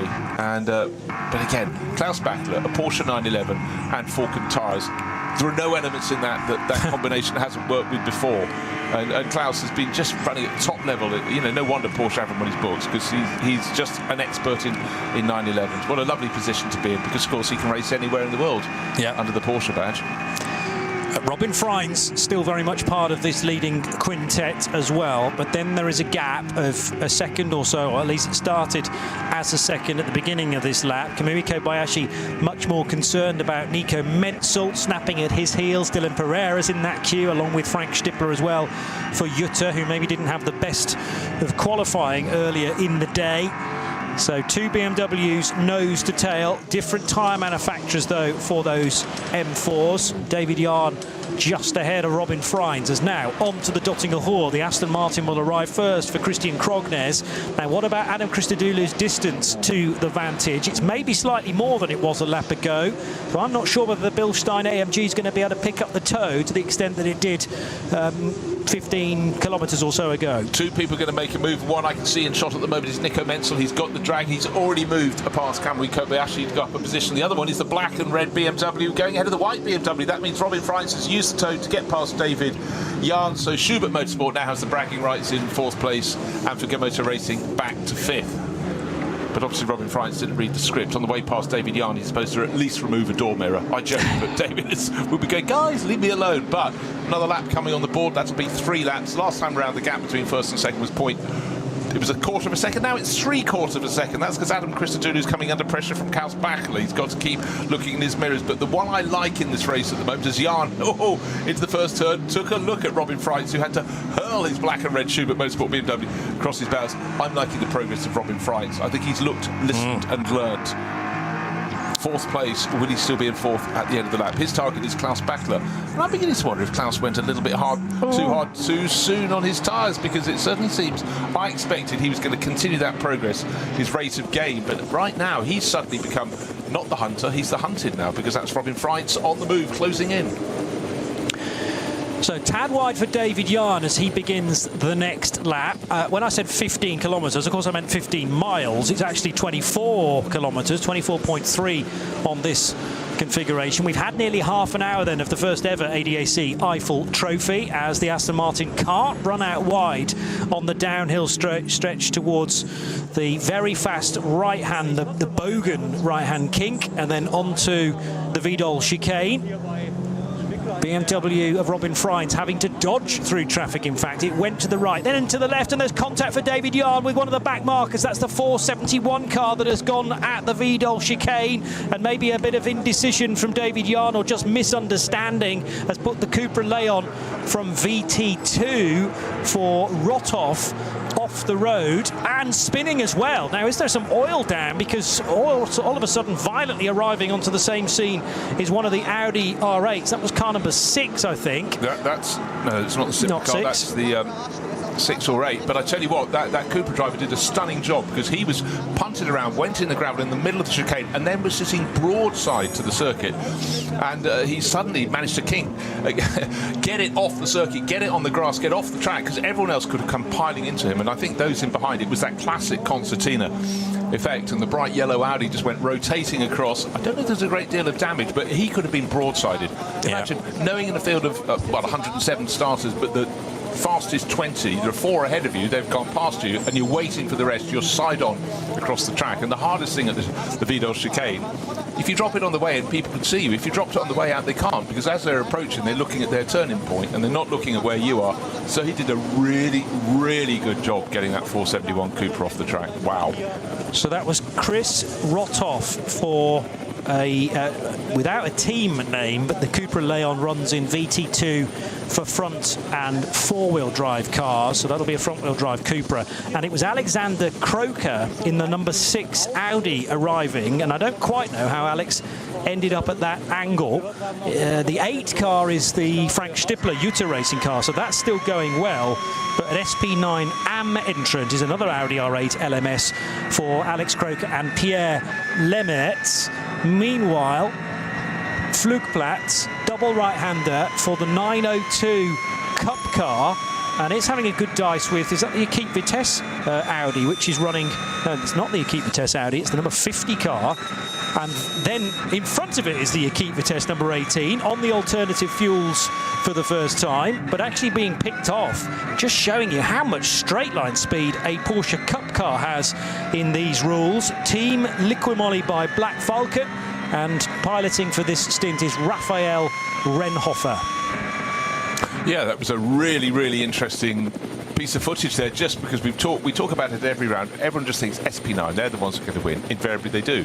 But in a straight line, most notably, the Cup 2 Porsches are astonishingly quick. But Raphael Renhofer driving beautifully there, because he'd have a move you make on the Nordschleife isn't, oh, you know what, I'll do a bit of overtaking. It's something you plan from a huge distance back, and then of course you're not just scanning to see which way the corners go. Still hard to learn, about 160 plus corners around the lap. It's also what's up ahead, what's slower, what's that car in front of me going to be doing as I come up on it. But the fact he picked off 2 SP9 class cars shows that Raphael going very well for the Black Falcon team. And actually, I was right that the first one was an Equipe Vitesse car as well, because the 2 Equipe Vitesse teammates are running nose to tail. So Arno Klassen doing the opening stint in number 50, and Kari Schreiner is in car number 18. And they were right together heading for Schwedenkreuz. The 471 Chris Rothoff driven car then, that was the car that received contact from David Yarn's BMW. Next question is, how bad is the damage on the M4? But Chris Rothoff was in a situation where he knew, I can pit here and not be stranded out on the Nordschleife. It looks like quite a lot of work is being done by the team, front left and rear left though. Yeah, I think it was side-on contact, but he did, again, I'll just reiterate, he did such an amazing job to be suddenly sitting broadside across the track, not even facing the traffic as it comes towards you. He knew he had to get off the track. He got onto the grass on the far side, and as soon as the gap, he cut back across the track and went to pit in. But basically, he was given a shove, left-hand side of his car. The left front was a braking point, a turning point. David Yarn just came from a long way back. The 2 BMWs, Robin Freitz in the red and black car from Schubert, and then David Yarn, I'm afraid, undid. He was the one who kept getting assaulted early on. He hit the left rear wheel of that Cupra and pitched it off the circuit. He didn't really go off the circuit himself, but his car's bigger, heavier, faster, and therefore that's always going to shift a smaller Cupra out of the way. And I do feel for the Cupra team, but at least they managed to get it back, as Johnny pointed out, without having to do an extra 24 kilometres around the Nordschleife with a car that clearly would not be having as it ought. And I now think I've realised the reason why Alex Croker spun at such high speed. So much gravel across the road there. And in fact, those that arrived on the scene straight away, like Nico Menzel's Dunlop Motorsport Porsche, did incredibly well to A, find the gap, and B, find any sort of grip on that part of the track coming out of the Vidal chicane, because they didn't quite know where the cars were going to go next. The gravel was strewn left and right. And Alex Croker, I think, just made an error, but not through his own fault necessarily, just because of the lack of grip as soon as he arrived at a normally very, very fast Vidal chicane. Robin Freins is still chasing, but no longer David Yarn. He now has within his sights the 3rd place car of Klaus Bachler. Yeah, that's something that's going to shape up nicely. One person that's not going to enjoy a message from race control is the driver of car number 48. A penalty lap to be served, forcing another car off the track. That's Dylan Pereira. Remember, he was running in the top 10. Lost Motorsport Porsche. We had moments where he was on the grass early on, but something has been spotted, and he is going to have to serve a penalty lap, which effectively wrecks your race. Well, yes, to an extent, but I think the penalty lap is actually a good time to demonstrate that. You have to go out wide of the AMG arena and go through the dotted white line. But as long as you go all the way through that lane and therefore don't take the quickest route at the AMG arena, that is generally the penalty served, I believe. So it's not like a drive-through penalty. It's a much more minor, not offence, but the thing dictated by race control means that there's far less time lost. It's used in bike racing a lot as well, so I wonder whether we can catch the moment that the 48 car does that. I'm sure our directors will try their level best. Well, the contact was with a fellow Porsche racer. It was with Nico Menzel's Porsche. Remember, in the early laps of the race, we had them sort of 3 abreast and getting very, very close and slightly on the grass and slightly not. So there may well be a moment, but the moment that we've been predicting may be about to happen, because Robbie Fries is right under the tail as they run in 3rd and 4th positions towards the end of the lap. Christian Cronjes turns in the penultimate corner, turns him out of it. Adam Christodoulou giving chase, but Bachler this time has held on, but certainly very, very close from Robin Freitz. Top 4 cars will be covered by little over 2 seconds after 4 laps of racing, but it's still Christian Cronjes led every lap of the race. The real racing has been in behind him, and that is because Christian Cronjes is doing such a good job in the lead. So looking out for Dylan Pereira and whether he will dive to the right through the AMG arena section. There is a full lane out wide there that you need to be careful not to cross, just like the blend line leaving the pits, as the 48 car gets very, very close to the back of Frank Stippler. And does Dylan Pereira go out wide? I think he was thinking about doing that to take his penalty lap as early as possible. Klaus Bachler, though, out front. Now, what happened in the aftermath? Because all of a sudden, Alexander Croker is going to arrive on the scene in the number 6 Audi, and it was so close to contact. He could have, as you made the point at the time, sideswiped and absolutely wiped out Chris Rothoff, who possibly saw Alex coming, but there was very little that the little 471 car could have done about that. Yeah, I was saying that he did a really wise job to get onto the grass and therefore off the track where the cars were coming through, but I'd forgotten the fact that he went out wide and then thought, I'll see it. Oh no, I won't just cut across just yet, because there's a bright acid yellow for Audi coming in, rotating across the grass in front of me. Right, I tell you, there could be a change. I thought it was going to be Bachler being passed by Robin Freitz, but as they go to the Sabine Schmitz curve, he's dropped Freitz by about half a second. He's all over the tail of Adam Christodoulou, but we all know the second you get to turn through the 2 Sabine Schmitz curves and you go out into the country, then life gets harder. There is so much gravel on the track just there as the tail end of the top 10 comes rushing through. Gabriele Piana in Black Falcon Porsche, he's in 10th. Dylan Pereira, that's the car that's got the penalty lap, and Frank Stippler's now gone past him. Frank Stippler due to racing Audi, and he in turn is all over the tail of Kamui Kobayashi. So little by little, Kobayashi's gone from 2nd to 3rd to 4th to 5th to 6th, and now in 7th place. And now he's got a challenger in behind in the form of Frank Stippler. There are no tricks at all at Nürburgring Nordschleife that Frank doesn't know. He'll find a moment, and surely he'll move up in that due to racing Audi. The mixing pot is well and truly stirred, let's say, between SP9 Pro, Pro-Am and Am. So there's quite a lot of overlap between those 3 sub-categories. The overall race leader does indeed lead SP9 Pro, Christian Krognes, but Adam Christodoulou is leading the Pro-Am division. That's the car he shares with Jake Hill and Kyle Tilley for both drivers' first opportunity to experience an AMG in race trim and race format. SP9 Am, led by Gabriele Piana. Now, he is a winner in the past of the 24 hours of the Nürburgring overall, so certainly no slouch. And Gabriele Piana may be the quickest driver in that driver combination in car number 5. He's doing very well to run 10th and to keep Marek Bachmann at a decent distance. 2nd place in SP9 Am for Bachmann, but he's about 6 seconds down compared to the Black Falcon class leader. So into Adenauer Forst for the race leaders, Christian Krognes, the yellow and blue Mercedes of Adam Christodoulou, Klaus Bachler, Robin Freins, and they're all making a bit of a jump now from David Jahn as he recovers after that contact with the Rothoff Cupra. Yeah, David Jahn's getting on towards 3 seconds behind this lead quartet, and suddenly we're going to be up to the world of when you decide to make your first pit stop. Ordinarily, they will come in at the end of 6 laps. We're at the end coming towards the end of 5 laps right now. Some might blink and go early, but if you go early, you have a shorter pit stop, but at the end of the race, you'll have your pit stop earlier commensurately, and you'll have to have a longer pit stop. So you sort of, if you pit early, you gain in the early part of the race. The race order seems to change its pattern, but then of course it's payback time later on. So it's how you choose to distribute your pit stops through the race. ADAC Eifel Trophy, the first ever which forms part of the Nürburgring Langstrecken-Serie. This is race 6 of 10 then. And the Porsche Endurance Trophy for the Nürburgring is currently led by the 953 car. So that is the Oscar Sandberg Smurlis racing car that has got ahead now of Moritz Oberheim in 962. 959 is Heiko Eichenberg. And then in 4th place, it's the 961 WNS Motorsport car. But there are there's very few bits of time between these cars, virtually nose to tail. Jörg Wiebahn has found his way in between, I notice, Eichenberg and Marquez. So SP10 car may be recovering after some early incidents in the number 176 Mercedes. But the Porsche Trophy Nürburgring 718 Caymans was always going to deliver some high stakes competition, and with 17 starters that is not disappointing.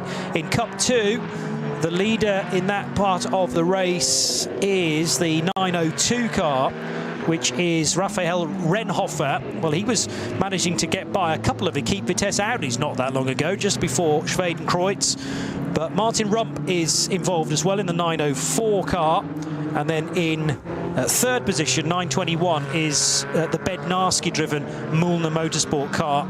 A few cars back, actually, because in between them are one or two cars from other classes. But it's been a good getaway so far for Renhofer in the team Liqui by Black Falcon Porsche. He's almost 6 seconds ahead of the Estonian Rump in his Mulner Motorsport car.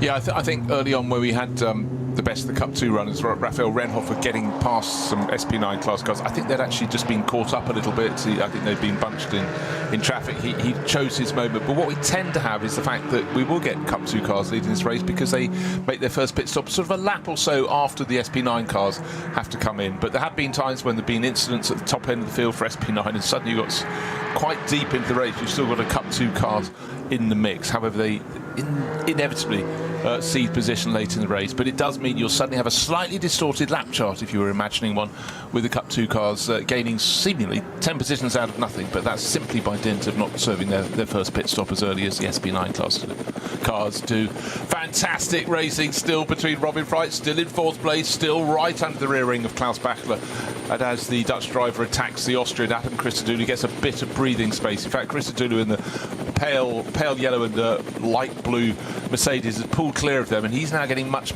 closer to our race leader Christian Kronius. About 9/10 of a second was the gap between first and second. Certainly not 9/10 between Klaus Bachler in third and Robin Freitz in fourth. More like about a third of a second. And still the black and red BMW attacks. Yeah, clearly they've done maybe a bit of setup change on that BMW because it didn't feature too well in qualifying, but I also did make the point that it might have been the situation after traffic for BMW number 77 on the Yokohama tyres. Certainly it's got a good run this time on the Falcon Motorsport Porsche of Klaus Bachler, within 3 car lengths of it on the Dottinger Ruhr. But straight line speed from the Porsche 911 GT3R is very good as well. So BMW, if anything, is losing a little bit of pace, even though it's in the draft. Now it's inching its way closer, but surely it's going to run out of road as they go underneath the bridge at Antonius Bucher. Depending on how brave Robin Freitz wants to be on the brakes, he will get within a car length of the Austrian racer. And in fact, the two race leaders aren't that far away either. Intervention vehicle to successfully negotiate as well. That was being indicated to the drivers by white flags. This might be Robin Freitz's best opportunity, though. Down to the first corner again, Bruce, right on the tail of Bachler. Yeah, he made a much better exit from the final corner. Bachler was actually starting to haul in the second place Mercedes of Adam Christodoulou. And the move comes. Late dive, but too late because Robin Freitz dives down the inside but doesn't do a lot of braking, and then he goes straight on, eventually gets the grip to turn in, and at that point fourth became third, became fourth all over again. Came very close as well to the rear of Adam Christodoulou's Mercedes in that process. I think he knew what he was doing just about, but might as well throw one up the inside and see what happens. But the ideal is that you stay within the white lines and try not to hit any of your competitors. Well, they've all survived that moment down at the first corner. We are 42 minutes in to the race, and much earlier on in the lap, the KCMG Mercedes of Kamui Kobayashi was either nerved into a spin or he lost it himself. That was at Bergwerk, and doing battle with, now, was that an Audi in behind him at the time? Frank Stippler was in behind him in his Audi. Yeah, the 8 car. Okay. So it was maybe Stippler with some contact, or did Kamui Kobayashi just lose it on maybe some gravel there or a bit of fluid? I'd like to be able to describe that to you again to be sure. There has been a change, however, between David Jahn and Nico Menzel, and Menzel is now up to 5th position in potentially a damaged BMW for Gamota Racing after its clash with the Cupra just at the end of the Vidal chicane. So still plenty happening, and we're a good probably 17 minutes or so away from the end of these first stints. Remember, these are going to be shorter because of the rolling lap and the amount of fuel that you do burn through, even though it's at a much reduced pace.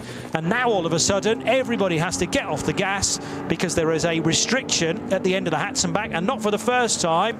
Alex Croker, thank you, has another spin coming out of the Vidal chicane.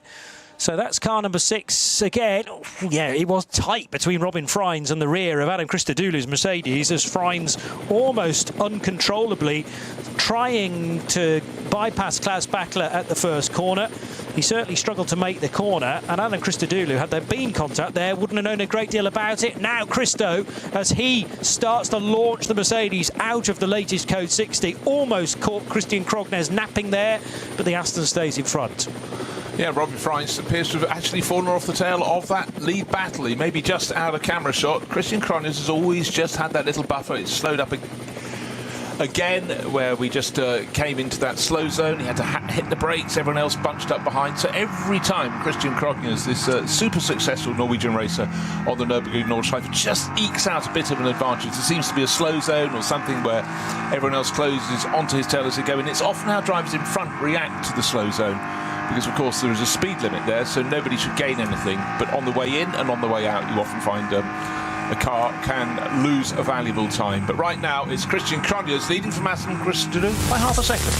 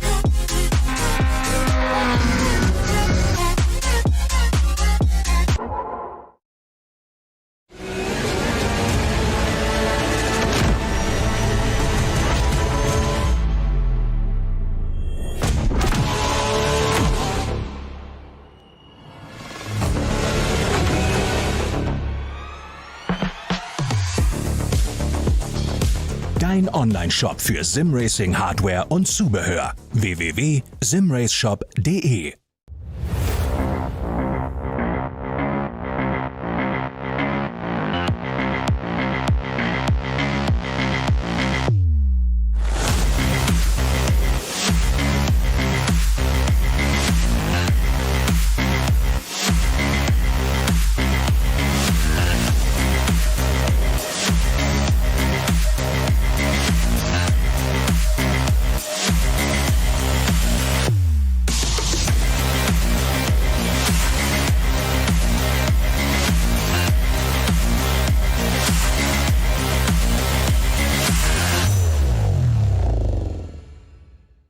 This place leaves no room for error.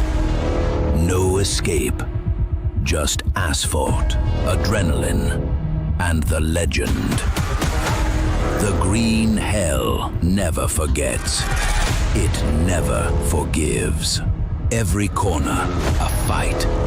No room for weakness. The Nordschleife is no place for empty promises. It is the place where they are delivered.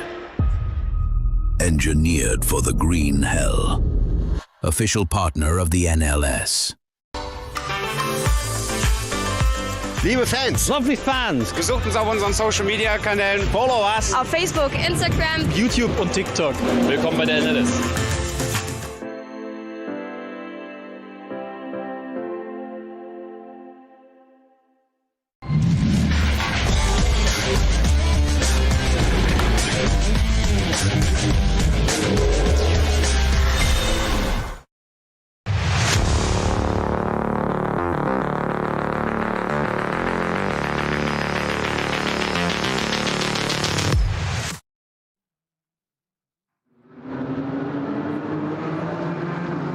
News just in from race control, and it is that the number 23 car of David Yarn was at fault with the incident with the Cupra at the Vedol chicane, number 471, so that is going to be a drive-through penalty. There's also damage to a Porsche Cup car which has come into pit lane.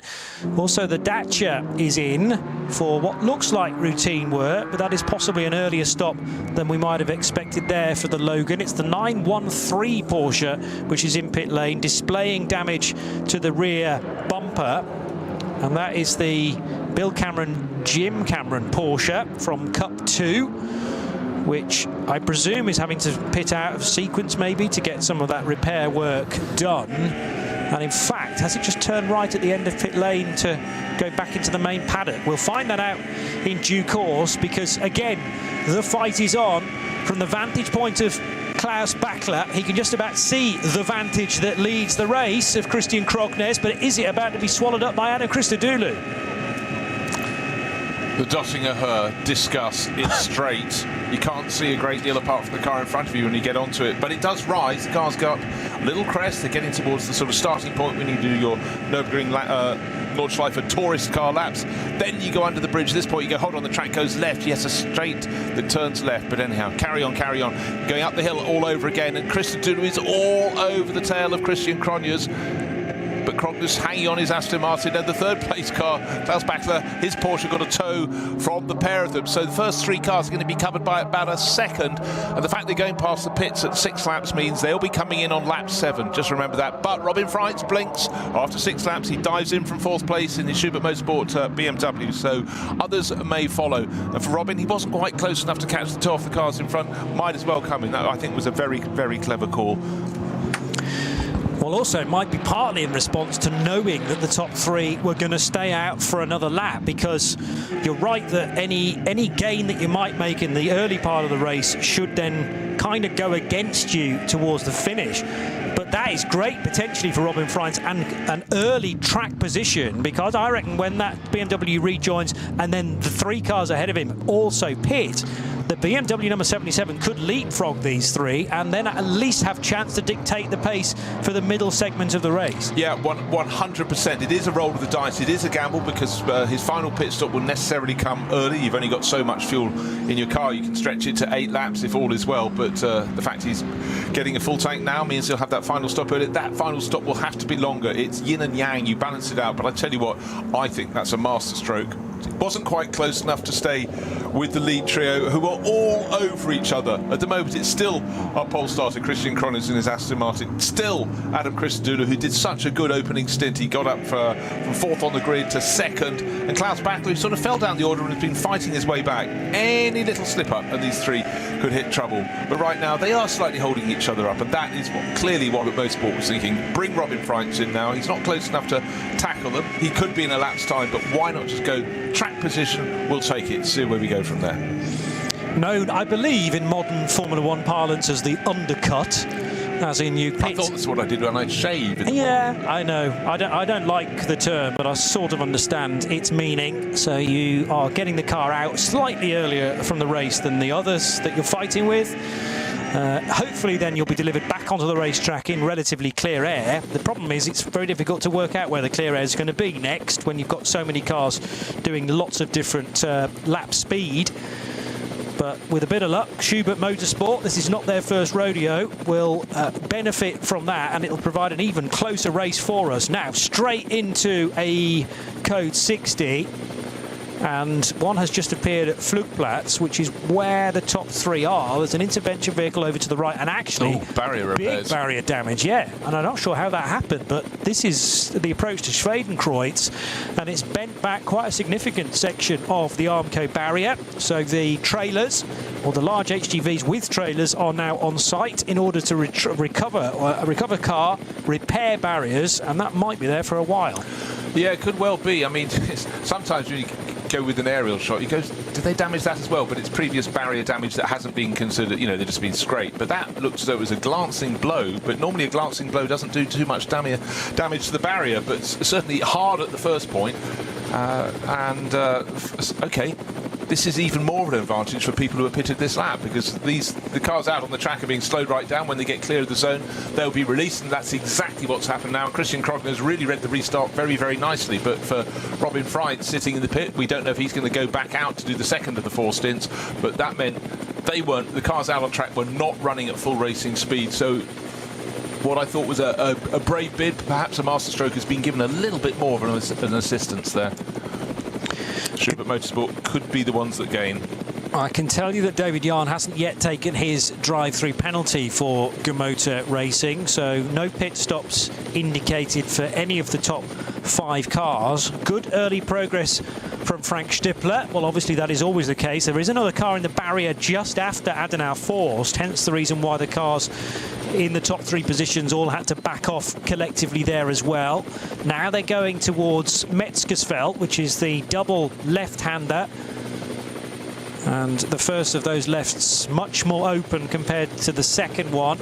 And now down the hill on their way to Exmuller and Breitscheid. And for Christian Krognes, try as he might, he cannot shake Adam Christodoulou. They're fighting amongst themselves, and that in turn is aiding Klaus Bachler to stay within touching distance.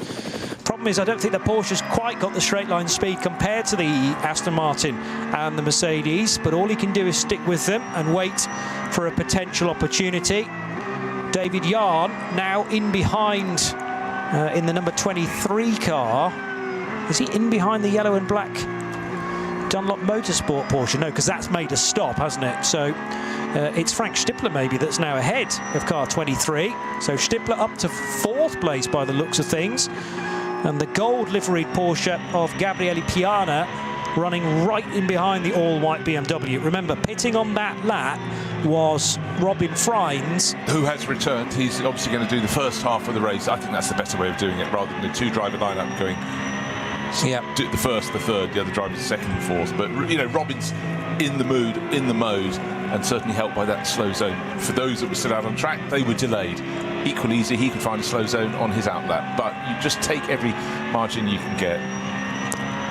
And yes, the other car to stop on that lap then after 6 laps was Nico Muller. Sorry, it was Menzel exchanging the race seat for Muller, Sven Muller, in the number 17 car. Dylan Pereira still right behind Gabriele Piana. So that is another change as well, with Piana able to get ahead of the Luxembourgish racer. And Piana making good progress in this, the pro stint of an SP9 AM driver lineup. Conditions perfect, racing pretty close to that as well. Of course, we had the moment with the poor Cooper being given a whack. We've earned 2 laps, or 2 out of 3 laps. The bright yellow Audi spinning at the very same point on the exit of the Vidal chicane. We've had a little bit of barrier damage, but they're working on that now, and the crews are just super efficient. They've got a large number of vehicles with new sets of barrier ready to go along to the scene of contact with the barrier, remove the old panels, check that the uprights are correct, and bolt it on. It's something they know they're going to be doing at some point during any round of the NLS. They may get away with it occasionally, but other times you can get double doses. And the bizarre thing is that so many races that are in full dry conditions, which you think would be perfect conditions, you actually have more people overstepping the mark than when it's sort of streaming and wet, which are other conditions also available here on the Nürburgring Nordschleife. A wonderful day today. For me, I'm just looking to see where Robin Freund will be after that pit stop. He ought, with all rights, plus the assistance and help from the slow zone that trapped and delayed the cars that hadn't pitted on the same lap as him, he should definitely be in front. The question will be where, how much in front. That's the question we'll find out fairly shortly in about the next, I don't know, 5 minutes or so. 33 Audi making a stop for K. Kramer Racing. Michele Di Martino doing the opening stint for the SP9 AM runner. They were 5th prior to that stop. And I assume everything's going to plan for K. Kramer Racing. Now, the question is, what happens with David Yarn's drive-through penalty. He's going to have to pit at the end of this. Gabriele Piana, meanwhile, is trying to get ahead of David Yarn, and there was a touch there to the rear left corner of the BMW, really unsettling the M4. That could have been a huge incident on the way towards Flansgarten. They're now at Ice Curver, but yes, Piana putting his nose down the inside where it was not wanted, and David Yarn not fully expecting that. Now the Stefan Beloff S and the run towards the Kleiner Carousel. That's actually given David Yarn a bit of a jump, actually, out in front. He's going to have to pit at the end of this lap, as are everybody else that hasn't yet made a stop. And then the next time around, I fancy, David Yarn, or maybe a new driver in BMW number 23, is going to have to make another call to pit lane straight away for that drive-through.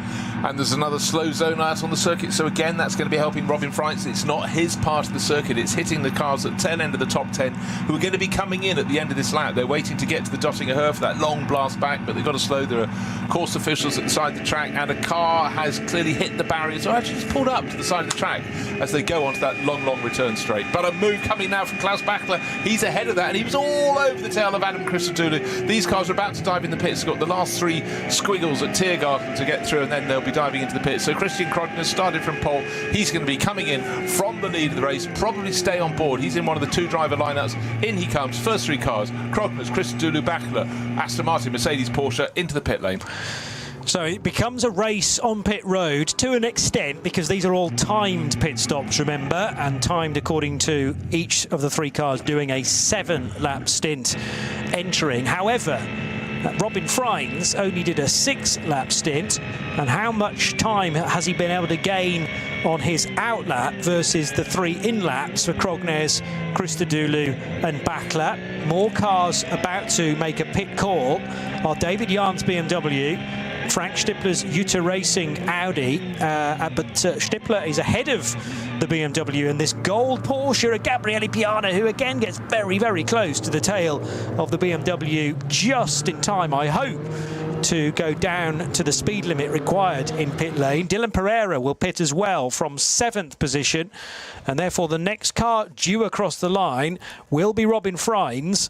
Can he get ahead of all of these cars as they are parked in pit lane for the first time? I think absolutely has got to. They had a couple of slow zones in their lap, and that none so far have affected Robin Freitz. He has a shorter pit stop because he pitted. Remember, he was in 4th. With it, the top 4 cars were covered by 2.5 seconds, I think, maybe slightly less. So with the shorter pit stop time, he'll emerge into the lead of the race, and I would think he could be as much as 10 seconds clear with that helping hand. And think how many laps you'd have to fight away to get to the top if you had no interruptions for you or your rivals. So I think this has been a bit of a gift for Robin Freitz. But we will see. He's still around the lap. There could still be some more slow zones facing him. There's a slow-moving vehicle on the along the Dottinger Höhe. So that means all attention. But the cars coming along the Dottinger Höhe also appear to be running at a bated pace. So just looking, tracks clear at Hocheichen. That was a while ago. Well, we'll see, but I still think it's a position that's a position of comfort for Robin Freitz in his Schubert Motorsport BMW. Now, don't be confused and think that there is an additional class in NLS 6 for karts. Might be quite fun, I suppose, but it looks like that whole quadrant where the old Formula 1 garages and pits are and were has been turned into a kart track for this weekend, so that's a lot of fun. I assume for the youngsters who aspire to be on the full-size Nordschleife in years to come. Frankly, I think they should be saving that money and spending it on buying painted metal signs from the shops alongside to give to their parents or grandparents. I'm just putting a bid out there. There's some cracking books there as well, which you were able to leave behind for the majority. Oh, it hurts. It hurts. I love old books and I love old models. I love many things in those shops. But if you do visit the Nürburgring Nordschleife, give yourself half an hour. Pop in. There's a bar alongside, a place you can get a coffee, but the store, a couple of stores in there, they're real treasure troves.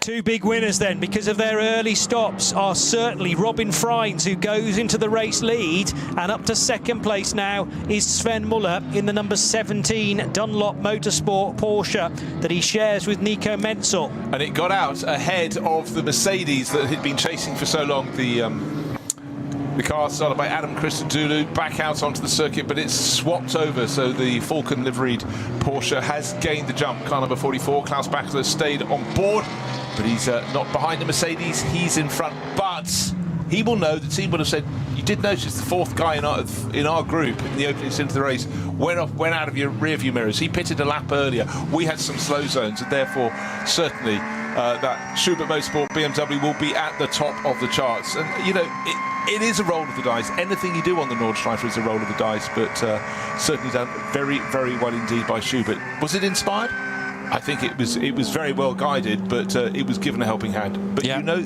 it's possible. Now, don't forget, if you're enjoying our coverage in both sound and vision, the scoring tower will now be slightly inaccurate for the next lap, because remember that the Aston Martin technically led into pit lane. It cuts the beam as the race leader at the end of lap 7, but it pitted, whereas the BMW of Robin Freins stays out because it pitted a lap before, and therefore the red and black BMW number 77 is the new race leader. That'll be reflected next time around. Up to second place, as I say, is Sven Müller in the car that you can hear in the background, the 17 Dunlop Motorsport Porsche from Schnabel Engineering. And then into third position should slot the Valkenhorst Motorsport Aston Martin of Matteo Villagomez. And like you said, getting the jump on Kyle Tilley is Klaus Bachler. He'll now be fourth on the road in car 44 ahead of the 26 Pro Sport Racing Mercedes. High-speed chess. Just a bit. In a beautiful environment. You know, so there are so many elements. And as we say that, our race leader, Robin Freins, almost has to, well, he has to stamp on the brakes, and he suddenly got that Dunlop Porsche right behind him, because course vehicles and barrier repairs to be passed. And again, so many course vehicles are needed, because you've got not only a truck, but a truck with a trailer. You've got lifting gear, another flatbed for moving cars. We've got a car off on the left-hand side, possibly two cars on the left-hand side. So I think that, I don't know if they're the cars that hit the barriers on one side and came back across the circuit, but certainly this is going to be a slow zone that will affect every single driver out there, because it's going to be a while that is in place. But for our race leader, just waiting to see when he can put the throttle to the floor, and that's Matteo Villagomez. Not so. What am I talking about? He's in third place overall, but effectively it's Robin Freins leading the way as the lap charts will be pushed around, and Sven Müller in second place. So car 77, Schubert Motorsport BMW, now back up to full speed, and tucked in behind within a second in arrears is car number 17, Sven Müller, who's actually just done the best first sector of anyone. So clearly a lap, or just a lap and a bit into the second stint, and it's going very well for that Dunlop Porsche. The other car to look out for the time being is Robin Cherzynovsky in the 919 Cup 2 class lead, because he hasn't pitted at all yet. We did mention that the Porsche Cup cars can go a bit further on fuel, and the Klick Versicherung.de entered car is sort of matching the pace now with Robin Freins and Sven Müller. I wonder whether actually the 919 is the race leader currently, by virtue of the fact that it hasn't stopped yet. We'll check that, but certainly Cherzynovsky was ahead at the start of lap 8, ahead of Freins and Müller. But I would expect Cherzynovsky to have to pit at the end of 8 laps. SP9s can't do 8 laps during their first stint. Aston Martin up against Porsche, so Klaus Bachler jumping ahead of Kyle Tilley. Remember, that is an SP9 Pro-Am entered car, the Pro Sport Mercedes, so we wouldn't expect it to be able to keep pace with the SP9 Pros all the way through the race. Absolutely nose to tail then for the net lead in SP9, and it'll possibly stay as a net lead all the way to the closing stops, about an hour or 65 minutes out from the checkered flag at 4 o'clock this afternoon. Aston Martin bouncing all around the road there, having to deal with one of the intervention vehicles. It's hard enough keeping your car on the island racing around the Nordschleife, trying to carry your speed, not scrub momentum, avoiding back markers. But course vehicles, it's something that is so unusual in most racing circuits to have them out on track very much at all, because simply tracks are safer, the barriers do what they need to do. But here, not only do they come out because there are moments, but it's the fact you don't have much line of sight for a lot of the circuit, and so you have to be absolutely on your toes. And so for the Ecuadorian racer Matteo Villagomez, again, it's a learning process. He had to react, he did react, but you simply cannot ever afford to back out and stuff like that. It's really, really very tricky indeed. Remember again, on the bottom of the screen, the graphics are slightly askew because of the early pit stop for Robin Freins, promoting BMW number 77 to the lead of the race as things stand.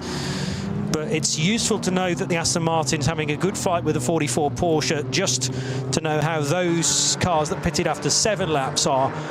Their trajectory is appearing towards the end of the lap. They're down in what's called 12th right now, is actually the car leading SP9 on the road.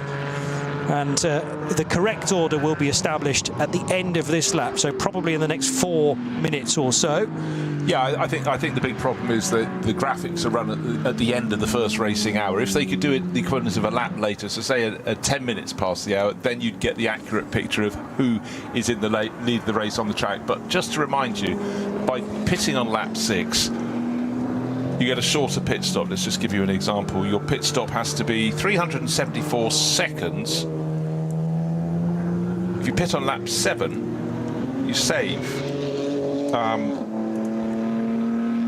23 seconds. Your pit stop is 23 seconds shorter, longer. Longer, yeah. Sorry, at that point. But the equivalent pit stop at the end of the race, you know, it's fair, it balances it out. But if you want track position, which is exactly what Robin Freins did, he was in 4th place, he'd been fighting hard, wasn't making any great gains on Klaus Bachler, come in, and then as soon as a slow zone was thrown while he was still having his pit stop, that's more advantage gained, and that is why he and the Dunlop Porsche that came in at the same time, car number 17, ought to be listed at the top of the timing graphic. And they will be. What happened a moment or two ago between the Aston Martin of Matteo Villagomez and the Porsche of Klaus Bachler? Villagomez spat out from the carousel up wide, and that opened the door for Klaus Bachler to get ahead and effectively take the net race lead. Once all this unwinds, the Austrian is definitely ahead of the Aston Martin Vantage. Did that just before this current slow zone as well, which sees a car off to the left and sadly in the barrier. That looks to be Porsche shaped, maybe a Cayman. Yeah. I then suddenly started to second guess myself and wonder whether it was an Aston Martin from SP10. Have we even got an Aston Martin in SP10? No, I'm going to stick with my first guess because you agreed with it as well, that it was a Porsche. And now Klaus Bachler gets going once more. So I reckon Bachler is potentially 4th on the road, or now 3rd on the road, behind Robin Freins, behind the 17 car of Sven Muller. Still remains to be seen where Robin Cherzinovsky is, though, as well, in his class-leading Cup 2 Porsche, which might actually make Klaus Bachler 4th when you total up all of the front runners.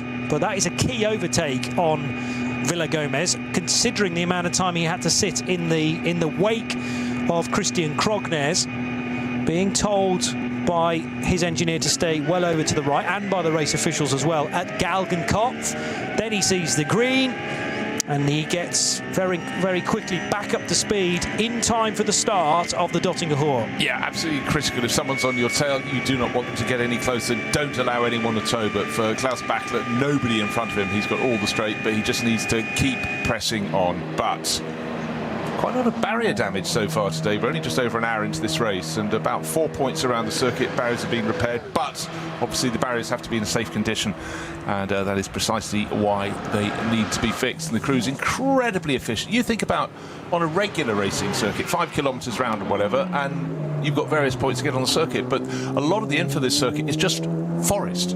There are no access roads, so you really have to sometimes run them along. Right, now we're getting the effective picture. A challenge for the lead. So Robin Freins has got Sven Muller all over him. The black and red Schubert Motorsport BMW turns into the first corner, turns sharply right, and then swings across to turn into the left-hander that follows. And even there, in that short run between the first and second corners, the yellow and black Dunlop Porsche with Sven Muller is looking busy, looking not effective yet, but trying to unseat. But Robin Freins is not the sort of driver to be unseated, but certainly it's looking good between them. So there we are, 8 laps on the board, a third of a second between first and second.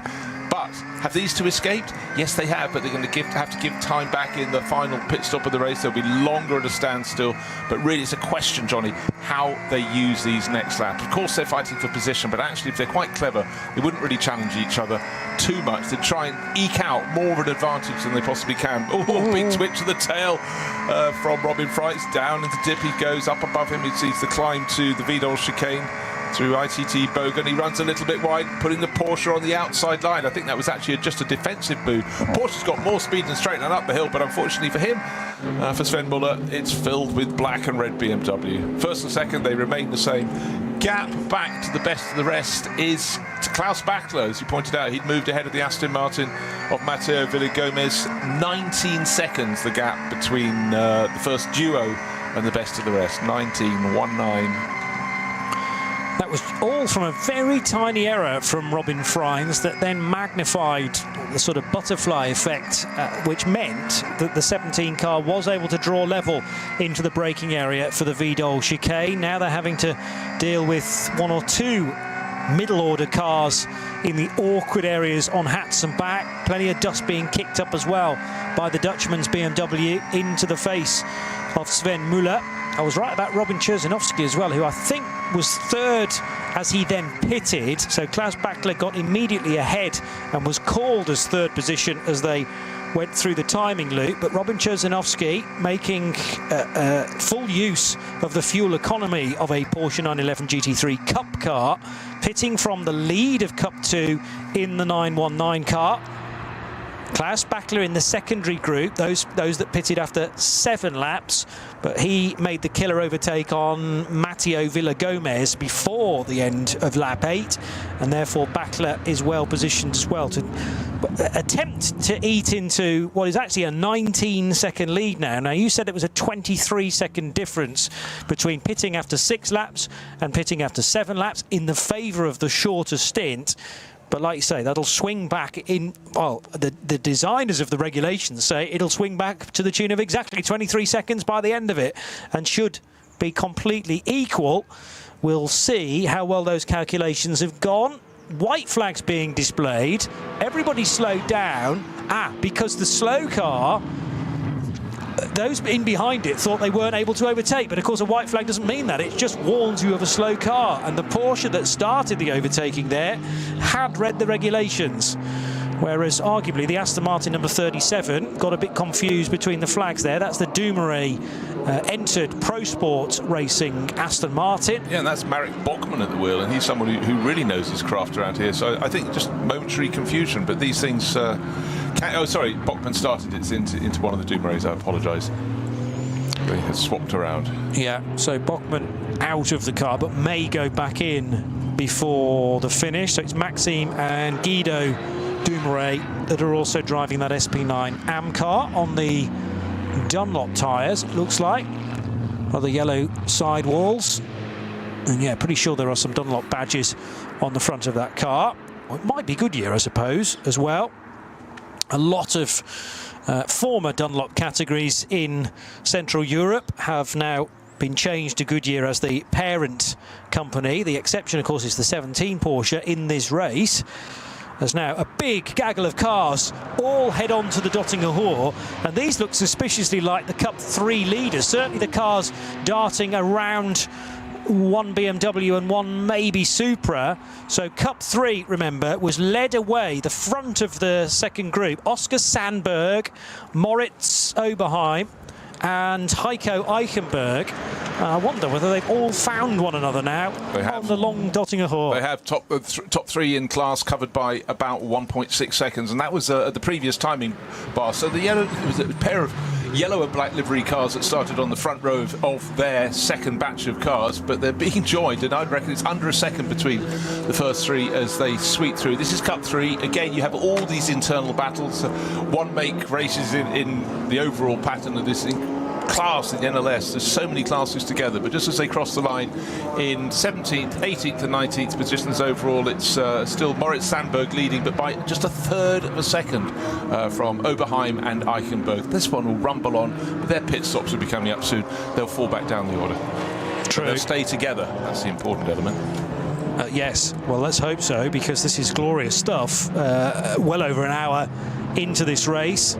So the 953 car, which is the Smerlis entered machine for Oscar Sandberg, just ahead of Moritz Oberheim, and there's the blue and white 959 of the chasing Heiko Eichenberg. He's sharing with Calvin de Groot of the Netherlands, and that is a 959 Cup 3 Pro entry. Pretty sure all these are pros, actually.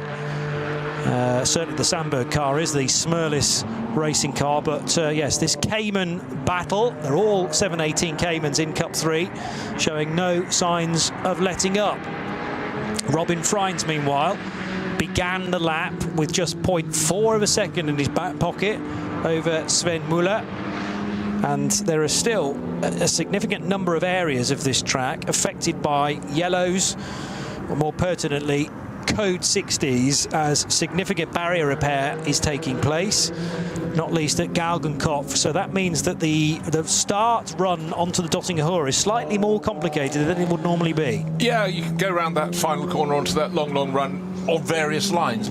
Normally, now you cannot. You have to take a much tighter line to the right hand side. And also, when you get barrier damage, quite frequently what you get shrapnel on the circuit, you get bits of damaged cars, so you don't want to go near the barriers where possible. So every team will be saying stay right, hard right. Yes, it's not the fast line out of Galgenkopf, but the last thing you want to do is pick up a shard, pick up a puncture on your run at the fastest point on the circuit. So again, frustrating, but it is something very, very much an element of everything that happens on the Nordschleife. Robin Freins has cleared off. He went from a third of a second to about 2 seconds in the blink of an eye. I was starting to wonder whether actually Sven Muller had got ahead of him, but so was I. That's not the case. The blue and black BMW is way out in front now as he heads for the Stefan Bellof S and the Kleiner Carousel, whereas Sven Muller just having to try to stick with the BMW as best he can, but he's also mindful of who may be behind him. Klaas Backler's not really catching at a huge rate of knots. We will be able to tell you lap times at the end of this one. Now, this is a chance for Sven to claw back some of that ground lost to Robin Freins as they go into the caution at Galgenkopf. A gentle climb, run at an incredibly gentle pace, but not in normal racing conditions, but through the corner they go. A course vehicle and a stranded car on the left-hand side of the circuit. It's one of the junior class BMWs, and then the flag is waved green. The corner is still arcing to the right. They still can't see line of sight up the straight. Not yet. Now they can.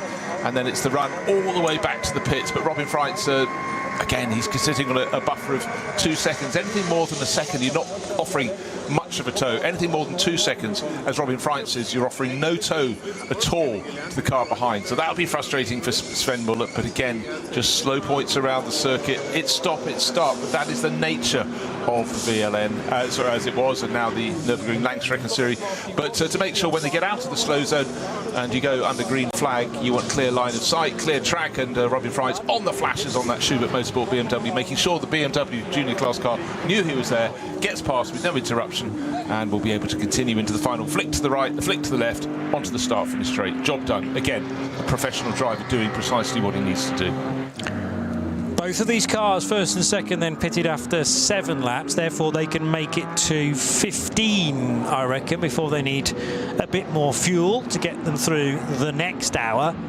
So that's now 3 laps ticked off within this stint. Are you sure? I had them listed as after 6 races. Oh no, you're right. Yes. Yeah. Sorry, getting confused with the stints later on in the race. So it was 6 laps and 7 laps for the other cars in the next batch. Yeah, fine. So therefore, it will be 16 laps.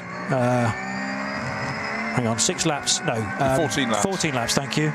Brain fade all of a sudden. Maybe Le Mans catching up with me. Get Johnny off the pit wall.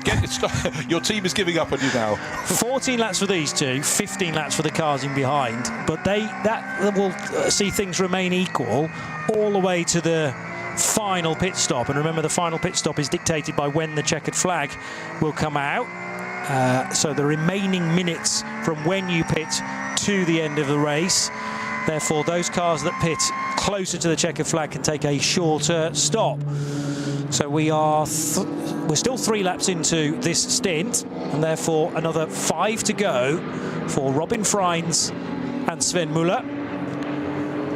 And Klaus Bachler, what was his lap time like? It was quicker than Muller's time in the yellow and black Porsche, but not as quick as Robin Freins. Well, that can be seen actually from the seat of Sven Muller to the extent of how hard that Schubert Motorsport BMW is pushing. 3.7 seconds was the gap between the BMW and the yellow and black Porsche. 16 seconds back then to Klaus Bachler's Volker Motorsport car. They are team cars, remember, Sven and Klaus.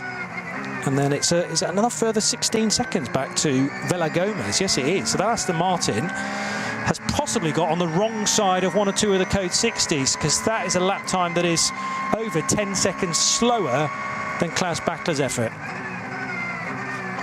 I fear that's the case. I mean, Matteo Villa-Gomez was having a really good attack when he started his stint. Then we didn't really get to see much of his car at all. But, you know, passed by Klaus Bachler, no disgrace in that. But I really think Bachler's form looks fantastic this weekend. So, yeah, hold on. Why am I saying that? He's third. The sister car from Schnabel Engineering on Dunlop tyres is running second. But, again, we have had that schism, according to when you make a pit stop. Oh, someone trying to lighten their car, number 494, coming in with most of the car intact, the VW Golf, but not the rear bodywork section, which is hanging on by, well, not a great deal. That's definitely going to get the black and orange warning flag, and hopefully it's at a point on the circuit where they can cut into the back entrance of the pits, because yes, it is. It's very early. They're coming out of the arena section, and in fact, I think the bodywork, they're still behind as they go through the little cut through, but by the time they exit the Vidal chicane, they're going to have to go right back to the pits, not left onto the Nürburgring Nordschleife. Also going to check for the, whilst that happens, the BMW number 23, which was started by David Yarn, but there was that message on the screen to say that it would have to take a drive-through penalty. That car's now been taken over by Moritz Krantz. Yeah, it's running in 6th place overall. It's 15 seconds down on Kyle Tilley, who's the second driver into the Pro Sport Racing Mercedes that was started by Adam Christodoulou, so Jake Hill will be waiting his turn. So therefore, car 23 has not done the drive-through. I'm guessing that will be completed at the end of this lap, unless they are arguing it in race control. So just had a little scramble back down the order to see how Scott Speed was getting on, the American former Formula 1 and NASCAR racer. He's 13th in his class, 999. He's running solo, unless they've drummed someone up to take over the second part of the race. So well done, the VW Golf, with the dragging bodywork. It's taken the back route into the pit, so shouldn't cause any damage. But for Scott Speed, it's about getting the tick on his ring permit. Get through this race cleanly, but he'll also, I'm sure, be enjoying this. You just think of the comparison to some of the circuits he was racing on when he was racing in NASCAR, and of course when he was fleetingly racing in Formula 1. So Sebastian Disch brings that 494 semi-damaged VW Golf in. Fernandez, Flavia, Pellegrino and Thomas Schoenfeld are the other drivers in the VW Golf Mark 8. It's a GTI Club Sport. Dan and Arenberg and the 48 Porsche that was started by Dylan Pereira is now, though, being driven by Patrick Assenheimer. We mentioned this being a strong lineup, chasing down Moritz Krantz for Gamota Racing. But bear in mind, the BMW is going to have to pit sooner rather than later to take the drive-through penalty after its contact with the Cupra a good while ago now at Vidal chicane, sadly causing damage to Chris Rothoff's 471 Cupra. And what I haven't checked is whether 471 is actually back in the race now, having been stitched up. It does look like it has been stitched up, you might say, at the Vidal chicane after the contact, but also repaired in that definition of the phrase. Endurance Trophy Nürburgring for the Porsche Cup 3s and Cup 2s. Still an excellent fight for the 953 Porsche of Oscar Sandberg and Smerlis Racing, fending off Moritz Oberheim. And they're all going to come into the pits together as well. Very, very late on the brakes. Hopefully contact was avoided from Heiko Eichenberg in the blue and white SRS Team Zorg Rennsport car. But this is totally, I mean, all-out racing after nearly an hour and a half worth of it, and prepare for another 2.5 hours of relentless stuff from Cup 3. That's one of the reasons why Cup 3 has become so increasingly competitive. In years gone by, you're quite right, Johnny, that Cup 2 had the larger fields, but certainly those 718 Caymans are very, very popular cars. And the thing was, it would be a TV director's favourite who'd go, right, anything happening at the front, let's just go to Cup 2 or Cup 3, because you just knew there'd be a fantastic scrap at the front. But in the last year or so, Cup 3 has been really, really where it's at. They've got their own scraps every single race. So, Robin Freit's leading the race for BMW, for Schubert Motorsport. His margin, nearly 3.8 seconds, but certainly the Dunlop Motorsport Porsche, Sven Muller, is hanging on in there. And in fact, it looks to my eye as though he's actually gained a few tenths around this lap. Beautiful sunny day on the Nürburgring Nordschleife. And our race leader just up in front, it's losing a little bit of time. He had to pick his moment as to when to pass one of the backmarking cars. He does it cleanly, gets past the BMW M240i, and the BMW driver, very good indeed. I'm not talking about Freitz, I'm talking about the car he's just passed. Indicator on, making it absolutely clear which side of the circuit he's putting his car, so the faster SP9 Charger of Sven Muller could come on through. Clarity of intention is so vital from the drivers in the midfield order cars, but when the front runners are coming through, they do not have to keep out of the way. You just have to be consistent in where they are. It's a hard process for some drivers to learn, particularly if it's streaming wet and you've got limited visibility. But I'd say that's why this racing just looks so exciting, multi-class. And when the front runners go through, they sweep through. The performance difference is huge, which makes tidy driving all the more important. And suddenly a slow zone, and Sven Muller in second place is all over the tail of a Cayman. But importantly for him, actually, I think he's gained a little bit of ground as they went into the slow zone, because Robin Freitz is one car in front of the interloping Cayman. They're just going through Galgenkopf now and waiting to release, but I would suggest that was a little bit of a gain. And the Cayman driver, very good, he's saying, when we get released from the green flag, I'm going right, I'm staying right, out of your way. But already at this point, Robin Freitz has floored the throttle on his BMW for Schubert Motorsport and got the lead back to where it should be, north of 2.5-3 seconds. But certainly a tidy exit from Galgenkopf for Sven Muller in the Dunlop Porsche. Bear in mind, there's still 16 seconds or so of clear of Klaus Bachler, but that was 19 a few laps ago, so I'm really thinking this could be a race for Bachler. He came in after the standard 7 laps from that opening stint, whereas the 2 cars in front of him came in after 6. They will have the longer final pit stop, so if Bachler can keep gaining a tenth here, there, then I think he could well be out in front, because remember the difference is effectively 23 seconds. By pitting your last pit stop a lap earlier than your rivals, it will be the longer pit stop. So at the moment you'd say he's ahead on that metric, but so much can happen in the remaining 2.5 hours, so much.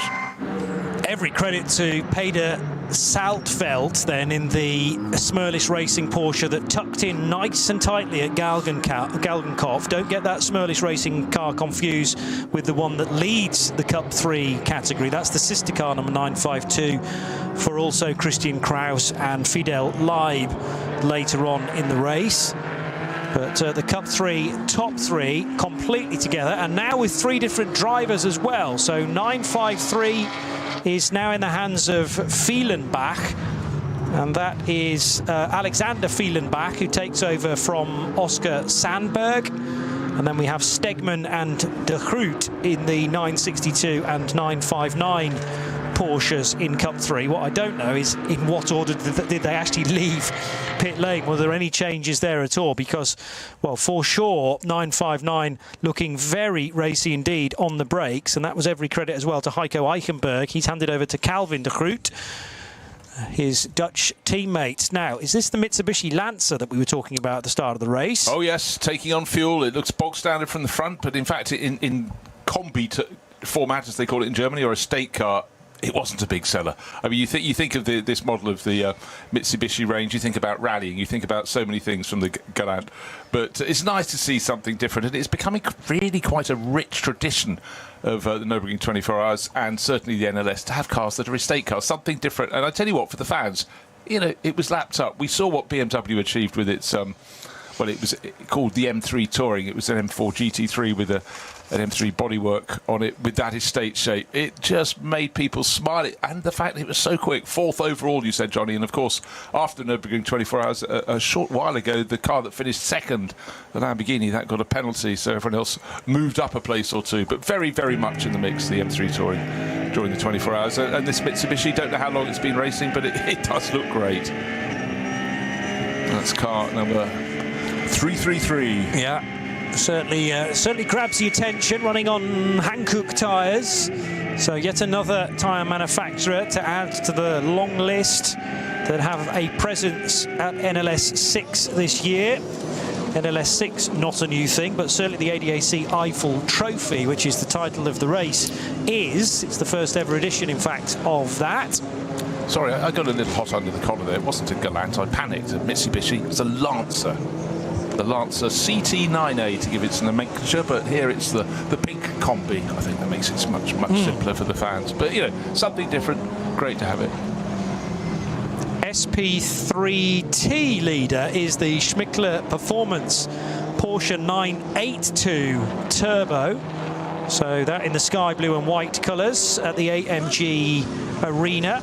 And heading out of that corner and down towards the Goodyear Spanger then. Good to have that car in the entry as well for Achim Valver right now. Claudius Karch co-driving at certain points as well. In fact, it might have been Karch who started that car. They may be flip-flopping through the course of the 4 hours. Right, I'm having the metaphorical crumpling of a sheet of paper here because Klaus Bachler, instead of being 16, 19 seconds down, thereabouts, he's 34 seconds down. He's lost out. He got the wrong side of a slow zone that clearly the first two cars, the BMW of Robin Freitz, the Sven Muller Porsche from Schubert Motorsport and Dunlop Motorsport respectively, they got through, the slow zone was thrown and it's caught Klaus Bachler. In the blink of an eye, he's lost about 17 to 18 seconds. That is huge. It could easily go the other way, but that is a big swing, making the decision to come in after only 6 laps for their first pit stop. All the better for cars 77 and 17 that are running first and second. That's the Schubert Motorsport, BMW, and the number 17 Dunlop Motorsport Porsche. Course vehicles still out at various points around the circuit. Barrier repairs still at various points around the circuit. But it's when you get a slow zone and a rival does not have to have it because they've either gone through or it's cleared before they get to that point that you really get this huge swing of a pendulum. And I guess over the course of several seasons it all averages out, but that doesn't matter a jot because all you care about right now if you're on the track is this particular race. Also a chance to catch the number 100 BMW 325i. There is a class exclusively for these cars, and this is Henning Hausmeier, who shares with Oliver Frieser in their number 100 325i. So that car, I think, in the lead of its class. No, it's second, I beg your pardon, of the 325i's. And there are at least 3 in the race. No, more than that, 5. Sadly, the 5th placed one didn't get too far at all. There were, though, 109 starters for NLS 6, the ADAC Eifel Trophy.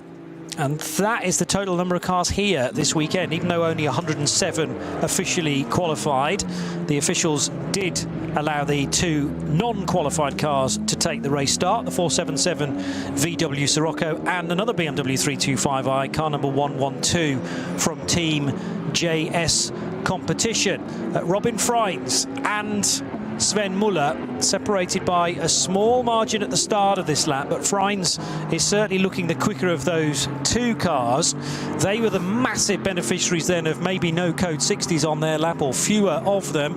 That's the Mitsubishi Lancer that we were waxing lyrical about not too long ago. This looks like an outlap, Bruce, for the treble 3, and it's going to struggle to get to the end of the Grand Prix lap. It's not going for a land speed record. Safe to say the pink-nosed Lancer estate car, a flatbed is in front of it, but nowhere near it because it doesn't look as though it's got any motive power. Coming up the rise to the Vidal chicane at walking pace. Yeah. No idea what's wrong, no visual keys to that, but it has to get through the chicane. Actually, can you take the escape roads to go past the chicane and then rejoin? But anyhow, that is a car heading back to the pit, so the novelty of the Lancer estate car may not be with us for much longer. Can't tell you what's wrong, apart from the fact it's not running at anything close to racing pace. Just taking a look at what's happening in SP10, haven't really considered that very much since the start of the race. 31st and 32nd position overall for the first 2 cars, but they're covered by 3 seconds. Leading the class is car number 170, Toyo Tyres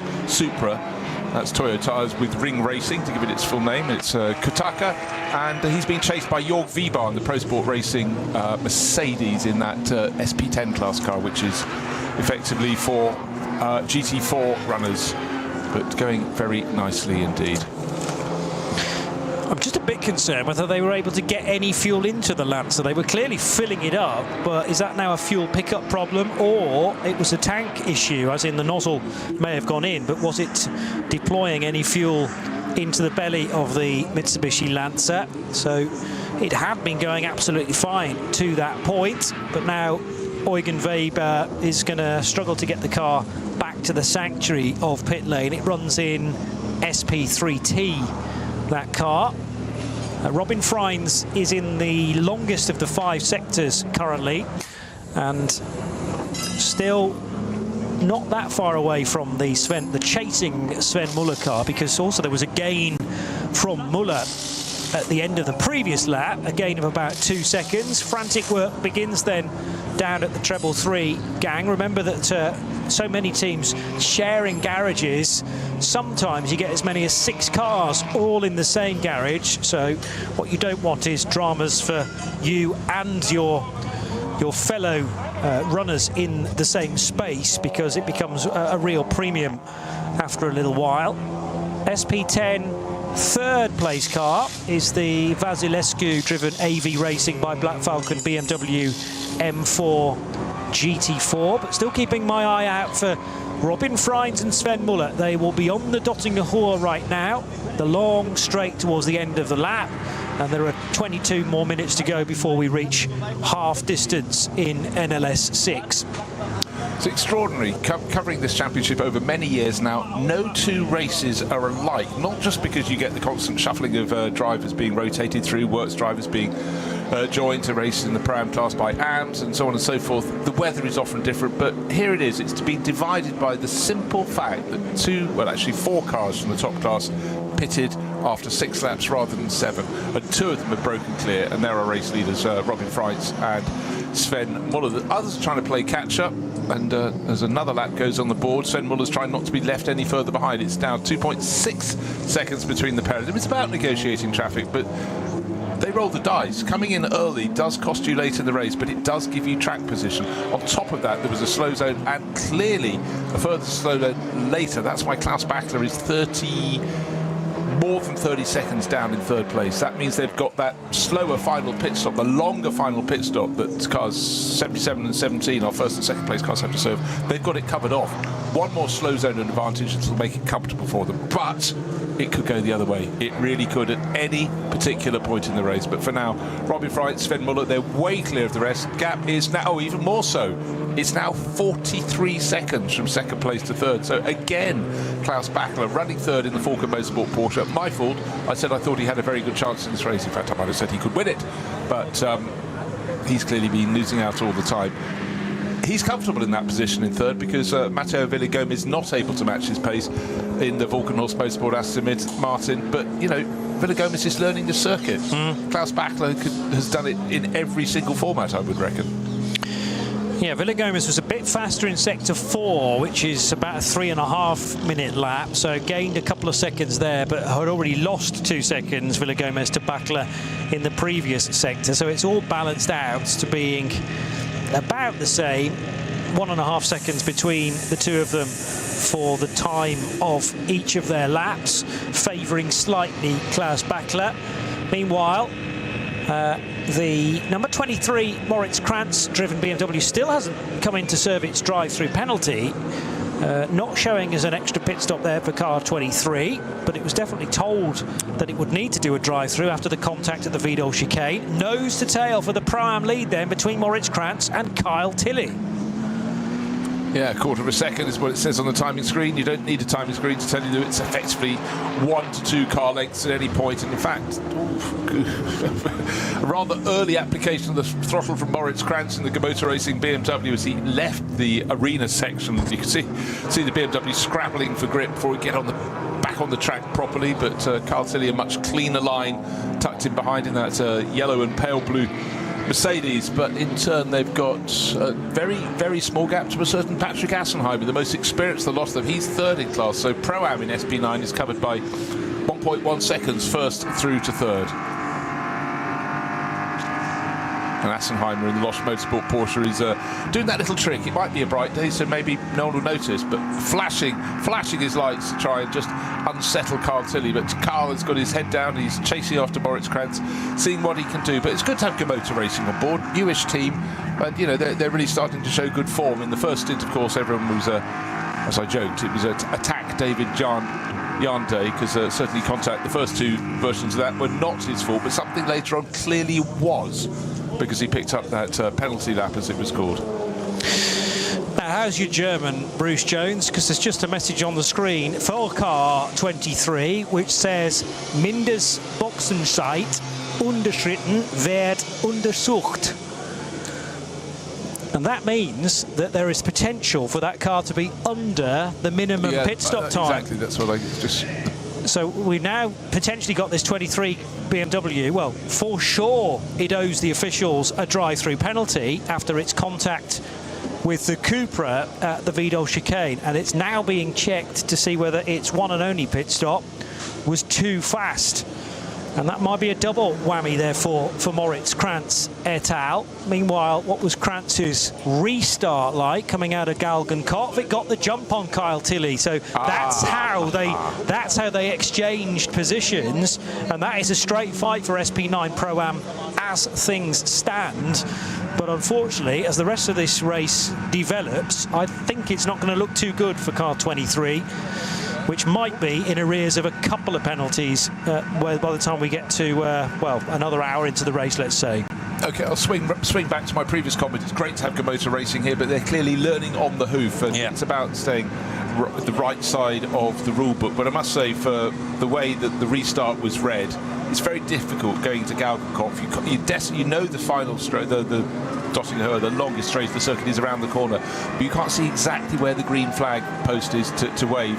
And Carl Tilley wasn't quite up to the task there, because certainly the Motor Racing BMW went past very, very quickly. And it's the ins and outs of slow zones and your application to see, can you be right on the money? And in events as tight as this, it can make a big difference. And right there, it certainly did. So for Carl Tilley, suddenly place lost. Two different strategies being utilised so far then for the two leading cars. They pitted after 6 laps. Robin Frein's BMW and Sven Muller's Porsche. Everybody else pitted after 7 laps, so can go to lap 15 of NLS 6.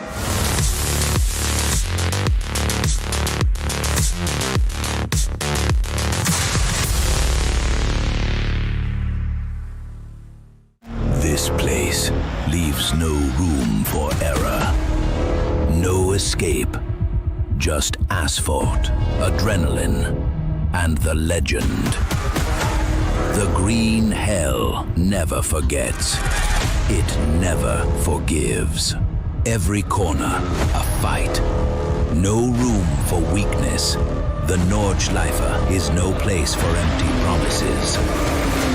It is the place where they are delivered. Engineered for the green hell. Official partner of the NLS. Die Legenden der Nürburgring Nordschleife sind unterwegs. Und zwar direkt zu dir nach Hause. Dank CK Model Cars sicherst du dir deine exklusive Erinnerung an den Besuch an der Rennstrecke. Unzählige Modelle findest du auf ckmodelcars.de oder im Shop direkt in Adenau.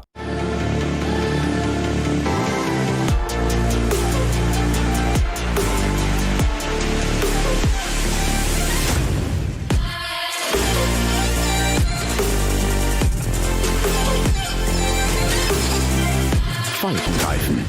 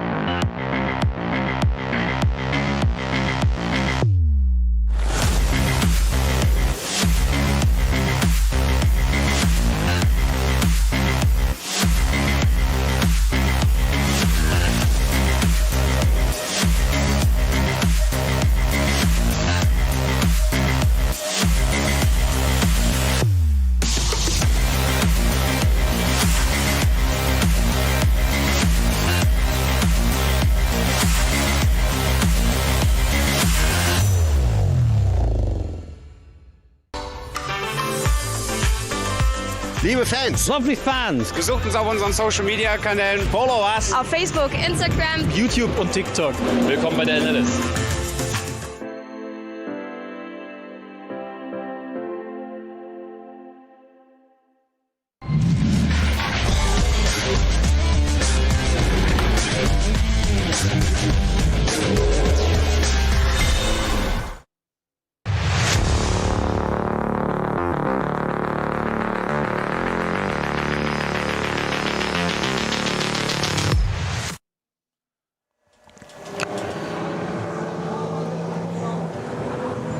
The Radio Show Limited network of channels bringing you the latest edition of the Nürburgring Langstrecken-Series, and it is a Yokohama shot. No, it's not.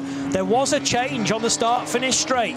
We were just referring to whether Sven Muller, I should say, was going to be able to get by Robin Freins, and just remember how dominant Robin Freins was in the BMW earlier in this stint, Bruce Jones. It looks like, it feels like the Dunlop Motorsport Porsche has been fine-tuned and set up to be good at the end of its stints. Well, it certainly does. I mean, that's a 3-second swing, but it's not just the 3 seconds gain to move ahead for the Dunlop Motorsport Porsche.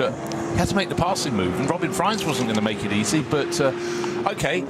Was there a slip-up? Did Robin Freins run wide? Unlikely. Was the traffic that maybe gave him half a chance? But a 3-second swing and a place change is something huge. Got to see if Robin Freins maybe has a slight problem, or is it simply it's a hot day and the Dunlop Motorsport rubber seems a little bit better in these conditions on the Porsche than the Yokohama rubber is on the Schubert Motorsport BMW. But a change that I wasn't expecting, because whenever they've been together, Freins, remember, was fighting higher up the order early on, and the Muller, or initially the Menzel-driven Dunlop Motorsport car, got into the pack at the front with the first 4, but we had the slow zone. He caught onto the tail of it. Since then, it's been working, but that is a big swing, unexpected swing, and be really interested to see where the move was actually affected. Was it into the first corner?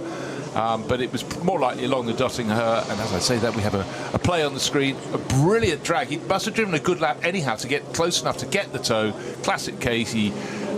Muller pulls out to the right-hand side just so they go under the bridge before they go into the compression and the rise up towards Tiergarten. The move was done, but that was indicative of getting a really, really good run out of Galgenkopf. And then, of course, now it's Robin Freins' turn to go, OK, you did that to me. If I stay close enough, I'm going to do exactly the same to you next time around. But where are we in their stint? They came in after 6 laps. They'll be coming for their second pit stop after 14. When they end this lap, it'll be lap 13. So they've got half of this lap, well, 2/3 of this lap, and all of the following lap before they make their pit stop. Turn as barrier repairs still continue. The cars, including those race-leading duo, going past the barrier repairs at 60 kilometres an hour, standing still in racing parlance. 2 cars have been referred to the stewards because of potentially failing to manage the code 60 correctly. I don't know which code 60 it was. Might have been the Galgenkopf one. First car is the 801, the Norwegian-driven Audi RS3 LMS. It's an all-Norwegian lineup indeed for Håkon Schering, Atle Gulbrandsen and Kenneth Ostvold in their Moller-Bill Motorsport Audi. And then the other car to be referred to the stewards, so the extra step up in officialdom, is the Achim Valver and Claudius Karch Smickler Performance powered by Ravenol Porsche, but that's the 982 Turbo. As out of the foxhole code 60 goes the number 17 race leader, heading for Adenauer Forst. Going through the slow zone that he's just escaped from, Sven Muller's just escaped from, he was getting hugely frustrated by the car in front of him, which is doing 60 kph. What can the other driver do? Car 670 was is the up to race. It's one of the BMW M240i class cars, and unless he was only doing 57 kph, therefore Robin Freins was able to do 60 and close in very marginally. I don't know what, but it's, you know, it's the heat of the battle, and Sven Muller was showing his emotion. He wants to be going at full speed. It's so hard. It's like being in an urban area where you're never really sure what the speed limit is. That's enough about London for now. But out on the track, you just want everyone in front of you to read the situation as clearly as you can, and also maybe be on the side of the track that where you expect the green flag to be, and you can go back to full speed racing. You as the SP9 race leader just want to have the shortest line through the corner. You don't want a 240i BMW just in that place. But anyhow, frustration, but it's still Sven Muller in the lead, only by, well, 0.4 of a second or so. Might have come down very slightly. So cars in shot diving into the pits. We don't expect our front runners in until another lap and a half from now. Dacia Logan back into the race, which will please many, number 300, and it's there's an interesting tussle down at the first corner as well, involving the 520 numbered Supra. Had 4 of those 5 letters correct. And the 801, now this is the one potentially in hot water being referred to the stewards, but the Kawabata Toyo tyres with ring racing Toyota Supra runs second in the rear wheel drive VT2 class. Also good to see that the KCMG Mercedes is still running. That's car number 47. It was spinning the last time I caught sight of it at Bergwerk with Kamui Kobayashi at the wheel.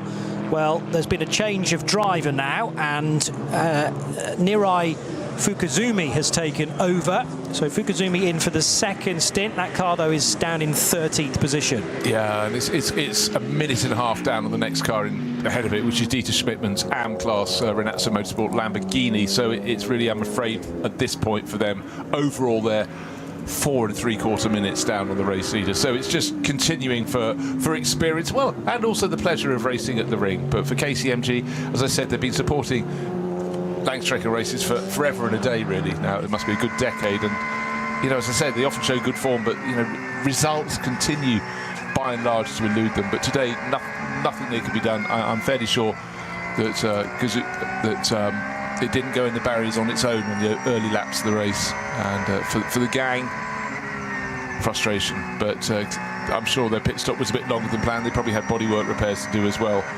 when that one came in. But for Kamui Kobayashi, glory at Le Mans one weekend victory, outright victory for Toyota. And here a little bit of frustration, but hey, it's still quite a good place to be frustrated. Very beautiful, brilliant circuit. A perfect lap around here is apparently possible, but I don't think any driver that has come here through the decades can necessarily claim that they've had it, and certainly by extrapolation you can't have a perfect race either. And Bergwerk's always an awkward corner as well, especially if there's a little bit of traffic in and around. It remains to be seen what's going on with the 23 BMW of Moritz Krantz. Yes, it's leading SP9 Pro-Am, but it still has the potential of a couple of penalties hanging over its head. One penalty which still has yet to be served is a drive-through. That is hook, line and sinker for me. It was delivered by race control, assessed, and the drive-through still has not been served because it's had one pit stop, and that was its regular pit stop to switch drivers.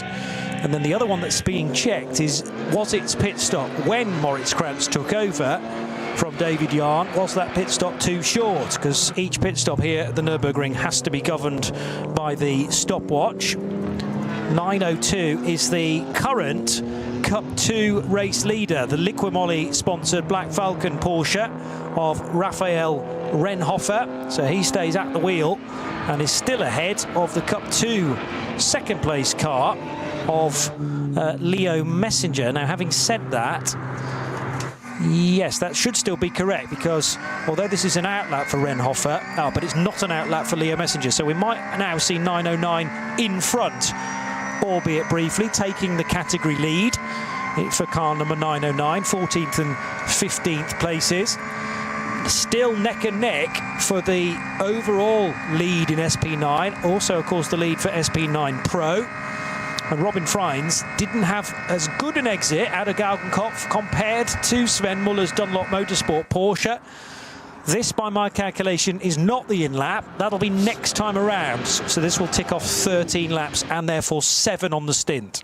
Yeah, absolutely concur. Just spotting that Klaus Bachler, having gone down to 44 seconds in arrears, actually gained a bit last time. He gained about 7 of those seconds back. So it shows you can have these huge swings, but maybe the tide's turning for Klaus Bachler, but the last few laps have not been that kind. So first and second continue on to lap 14. That will be the one we expected them to come and make their pit stop. So 13 laps go on the board. The difference between them, 0.4 of a second. But of course, for a while it looks as though Robin Freins, the black and red Schubert Motorsport BMW, had this one under control, was sitting on a margin of a second or two in front of the pack. But there was that place change just over a lap ago And now he's in behind Sven Muller's yellow and black Dunlop Motorsport Porsche. And don't forget, of course, in the first stage of the race, the first stint of the race, we had Christian Krognes, not once but twice, pulled clear of the field, was brought back in by circumstances out on the circuit that bunched the field. But that car is running around the Walkenhorst Motorsport Aston Martin Vantage, still yet to complete 13 laps, but should do that any moment now. Mateo Villagomez, the driver from Ecuador, that has really fallen off the tail of Klaus Bachler, hasn't it? It really has dropped away. There was an interesting lap from Klaus Bachler, though, because he lost 5 seconds compared to Robin Freins in Sector 3 and then gained 5 seconds in Sector 4. So whether that's to do with an intervention vehicle in different places as the cars are reaching the various sectors, tough to say, but 5 seconds down, 5 seconds up, and actually the gap in the end was 0.9 of a second when you total up the full 24-kilometre lap. You don't often gain an advantage around the part of the Grand Prix loop that is used here, but just as they were turning the first two runners, Sven Muller in his Dunlop Motorsport Porsche and the chasing Robin Freins in the Schubert Motorsport BMW, a back marker between the pair of them after they left the Vidal chicane. And then Robin Freins guessed wrong and had a real twitch. They were turning the first part of the Schmeen Spitz curves, lost momentum and had to stay off the throttle, and that has just opened out a little bit of a gap, a tiny margin for Sven Muller, and he'll be going, thank you very much indeed. Yeah, so about 0.3 of a second on the first part of the Grand Prix track. He's heading towards Flugplatz, is the race leader. Still Sven Muller for Dunlop Motorsport. There's been an awful lot happening, though, in the first half of this race. We very nearly had 2 hours of it. And it all got underway at midday this afternoon in glorious conditions in the Eifel.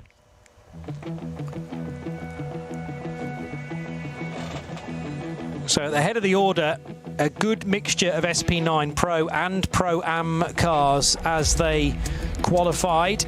But it was the Walkenhorst Motorsport Aston Martin, put there by Christian Krognes, who would lead them away. Kamui Kobayashi to his outside, but Kobayashi didn't have the ideal run through the first corner. He was actually trying to get it ahead of the Aston Martin. First of all through turn 1, then turn 2, and actually the start for the Japanese was pretty handy. There was contact early on at the Goodyear Spanger between Klaus Bachler and David Yarn's white BMW. Both survived that scare, however, and then very, very wide for what was Nico Menzel to start the Dunlop shod Porsche of Schnabel Engineering.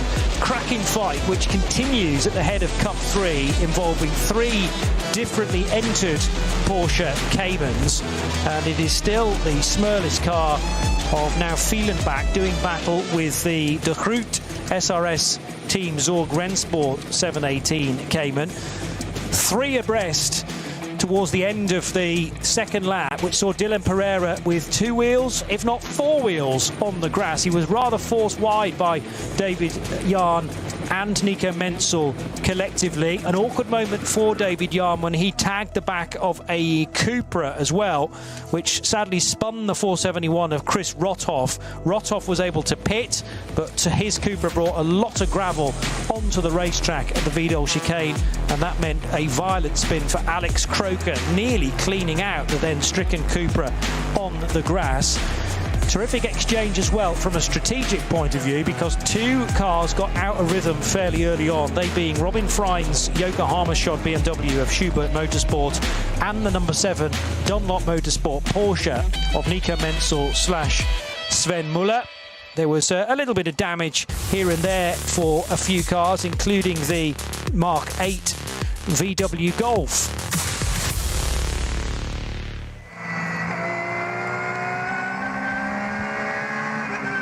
The 17 car of Sven Muller and Dunlop Motorsport then. This is now an in-lap as he climbs the hill out of Breitscheid. There was a big squirm as he vaulted the curb, though, there, coming out of that tricky left and right-hand sequence. Down through the box in preparation for Bergwerk as well. And what you can't see, oh no, you can see actually, because there's an inset picture. Hopefully you're enjoying our coverage in both sound and vision on RS1, part of the Radio Show Limited network of channels. Robin Freins is right with Sven Muller as they climb through Klostertal and Kesselchen. Yeah, keeping that pride going. It's a really, really tough battle. I've seen a message I've never seen before up on screen. Car number 506 being pinged for unnecessary driving. Okay. Under a code 60, referred to the stewards, and for the reference, that's the GT Tyres Motorsport by WS Racing BMW 228i. Unnecessary. That does sound as though the ruler is about to come down across the knuckles. There's going to be some form of punishment, I'm sure, to go with that. But add it to the lexicon of things you see on screens from race control. It's a two-horse race at the moment. Absolutely. BMW versus Porsche. Well, we've had many of those races across the decades here, but by dint of that first pit stop coming after 6 rather than going the full regular 7 laps on the opening stint, I thought at the time it was a masterstroke. I couldn't have predicted they'd have been given not 1, 2, possibly 3 gifts in getting clear of slow zones before their rivals, who are racing as hard as they can, came onto their heels. So Klaus Bachler, who is leading the charge from behind, but he's 38 seconds down on a race leader. And as I've said, if you have an earlier final pit stop, it's a longer one to the tune of around 23 seconds or so. And that's huge, but it's not as huge as the 38-second deficit between our race leader Sven Muller and his chasing teammate, albeit with a different livery on his car, Klaus Bachler, in 3rd. So I've done the maths, Johnny. I think I'm on the right side of the law. Yeah. No, fully agree with that. Also, we can't quite give you an answer as to why Mateo Villagomez's pace has descended to quite the extent. I'm sure he was caught in a code 60 somewhere on that previous lap to have shed 19 seconds in a single lap. And the car in behind him, who is Moritz Krantz, doing a 9 minutes 20, so 10 seconds quicker than the Valkenhorst Aston Martin. But Villagomez certainly not showing the general speed of Christian Krognes, and why would he? Because he's still pretty new to this Nordschleife Lark. The one battle that's potentially going to change, and it might even change after the checkered flag, depending on how late Gamotor Racing want to leave these potential penalties. But Car 23 leads Pro-Am. However, it's got to do a drive-through, and it's maybe going to be pinged with a further penalty as well for being under the minimum pit stop time. So that battle in Pro-Am is slightly false at this point in time. Therefore, Patrick Assenheimer looks to be well placed in the number 48 Losch Motorsport Porsche. Jutta Racing's Alexei Veremenko in number 8, sharing with Frank Stippler, is in the 926s last time through. So that's matching those around him. But remember, Pro-Am involves, yes, some pro drivers in the rotation, but also some Pro-Am or Am drivers. So non-pros, gentleman drivers. And here is the 47 KCMG Mercedes. Just done its second pit stop. So it has gone in earlier than you'd expect. It did its first pit stop after lap 5, therefore 13 was when it would come in. So expect number 32 and 50 to come in as well, because they were the ones that blinked first. 50 is one of the Keep Vitesse Audis, and 32, my dear friends, is the K Kramer Racing another Audi coming. Oh dear, sitting sideways across the track, missing its rear wing, car 71. Multicoloured Dayglow Porsche, and that's running in the SP7 class. That's from RPM Racing, but last time I saw it had a rear wing. Now it doesn't. That Porsche moves from one side of the track to the other, waved yellow flags at that section of the circuit, but luckily not a pack of cars bearing down. It's the climb to Tiergarten, so obviously arriving at some speed, but the marshalling is just excellent here, and it has to be. Exactly right. The RPM racing car, therefore, for Milan Kodidek, and Chris Cool's Ralph Schall also in that number 71 lineup. But it does look like it's Klaus Bachler's thumping the steering wheel, because his best opportunity of picking off his teammate has now been denied him because of this incident, ironically involving another Porsche, by the way. But the two Schnabel Engineering cars might have had a chance of, well, not switching places, but any opportunity to benefit as those cars are pitting now is taken away from Klaus Bachler. And he was already hemorrhaging time. That might be a bit too strong a sentence, as the SP7 car now does get back into pit lane without its rear wing. But there was an opportunity without the two leaders out on track for Backler to really push on what's going to be his in-lap, and he's going to have to bide his time now. Probably when he hits the start-finish straight, he will pick up the speed, but all that time has already gone with Sven Muller and Robin Freins now pitting. Yeah, Freins out, Klingman in, but a message on screen. I think it's really escalating for Komoto Racing. You can't just leave your phone off. The manager of Car 23, please come to the office. And also the number 3 and representative of the number 321 crew. I'll just that's Porsche Tobias's car. But certainly, I think not serving a penalty where the message has been out for quite some time is going to be a big blow. But for Muller and Freins, he came in that order. Sven Muller from Robin Freins, next to nothing between them. Robin Freins looks warm as he removes his helmet, his balaclava, his earpieces. He did a good stint. Welcome to the Nürburgring on a hot summer's day. Robin Freins, he can be very smiley, but at the moment he's looking remarkable. He's probably just hot. He's looking a little bit cross, I'd suggest. Yeah, well, it was going very nicely in the way of Schubert Motorsports. He'd made the break from the number 17 car of Sven Muller, and I'm sure he will be very disappointed not to be leading as they came into the pits, because the Dunlop car was ahead. Robin Freins last weekend finishing second in the 24 Hours of Le Mans, along with his teammates René Rast and Sheldon van der Linde in the number 20 BMW hypercar, now getting back into the GT3 groove. Point of interest to me is the fact that number 35 Walkenhorst Motorsport Aston Martin has done a 7-lap stint, not an 8, because it pitted after 7 laps and therefore could run 8, but I think Mateo Villagomez has decided to give it back to Christian Krognes and see what he can do. Don't know if there was a problem with the car. We certainly think on one lap he really got caught the wrong side of a slow zone that the cars he was fighting with did not. But for the Ecuadorian driver, you feel fairly sure he's still got to go back and do a short stint at the end of the race. 1 hour and 50 minutes remain in this 4-hour race, but it really has become a 2-horse race, and it's going to be how it unfolds. Nico Menzel's now gone back into Dunlop Motorsport, number 17 Porsche, and Jens Klingman takes over after a double stint from Robin Freins in the number 77 Schubert Motorsport BMW. How they hit the track again, when they'll be covered by next to no time. They came in with, what, half a second between them.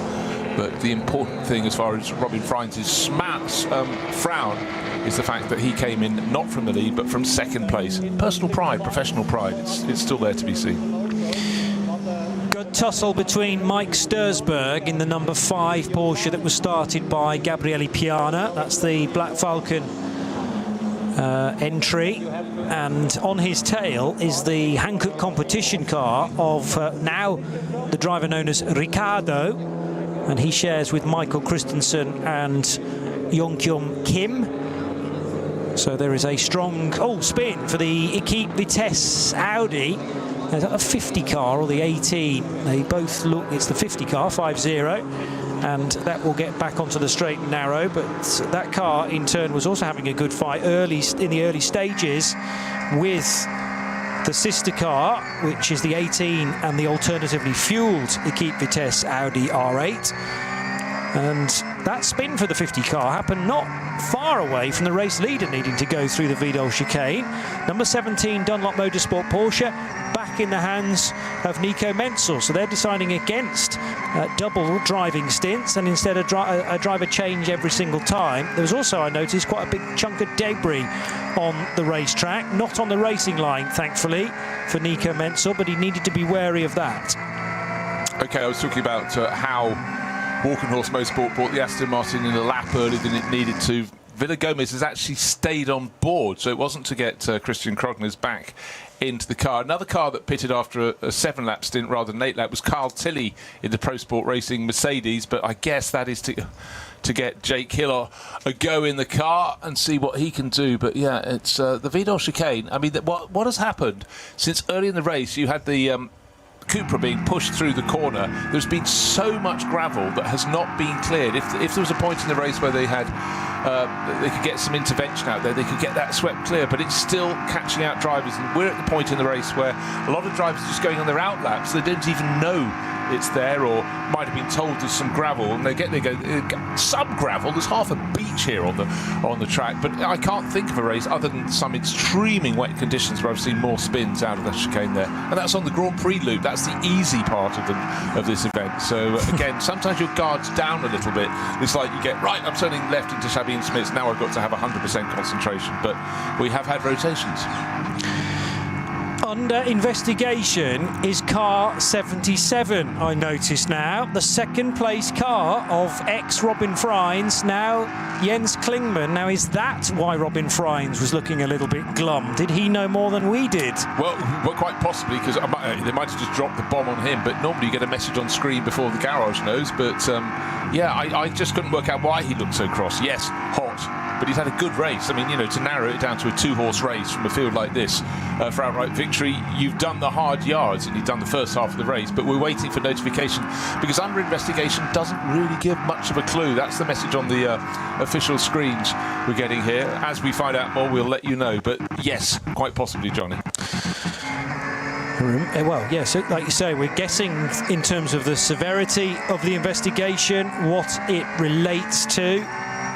The 506 car is also under investigation currently, and that was about the unnecessary driving, the driving standards effectively in a code 60, and that's been referred to the stewards.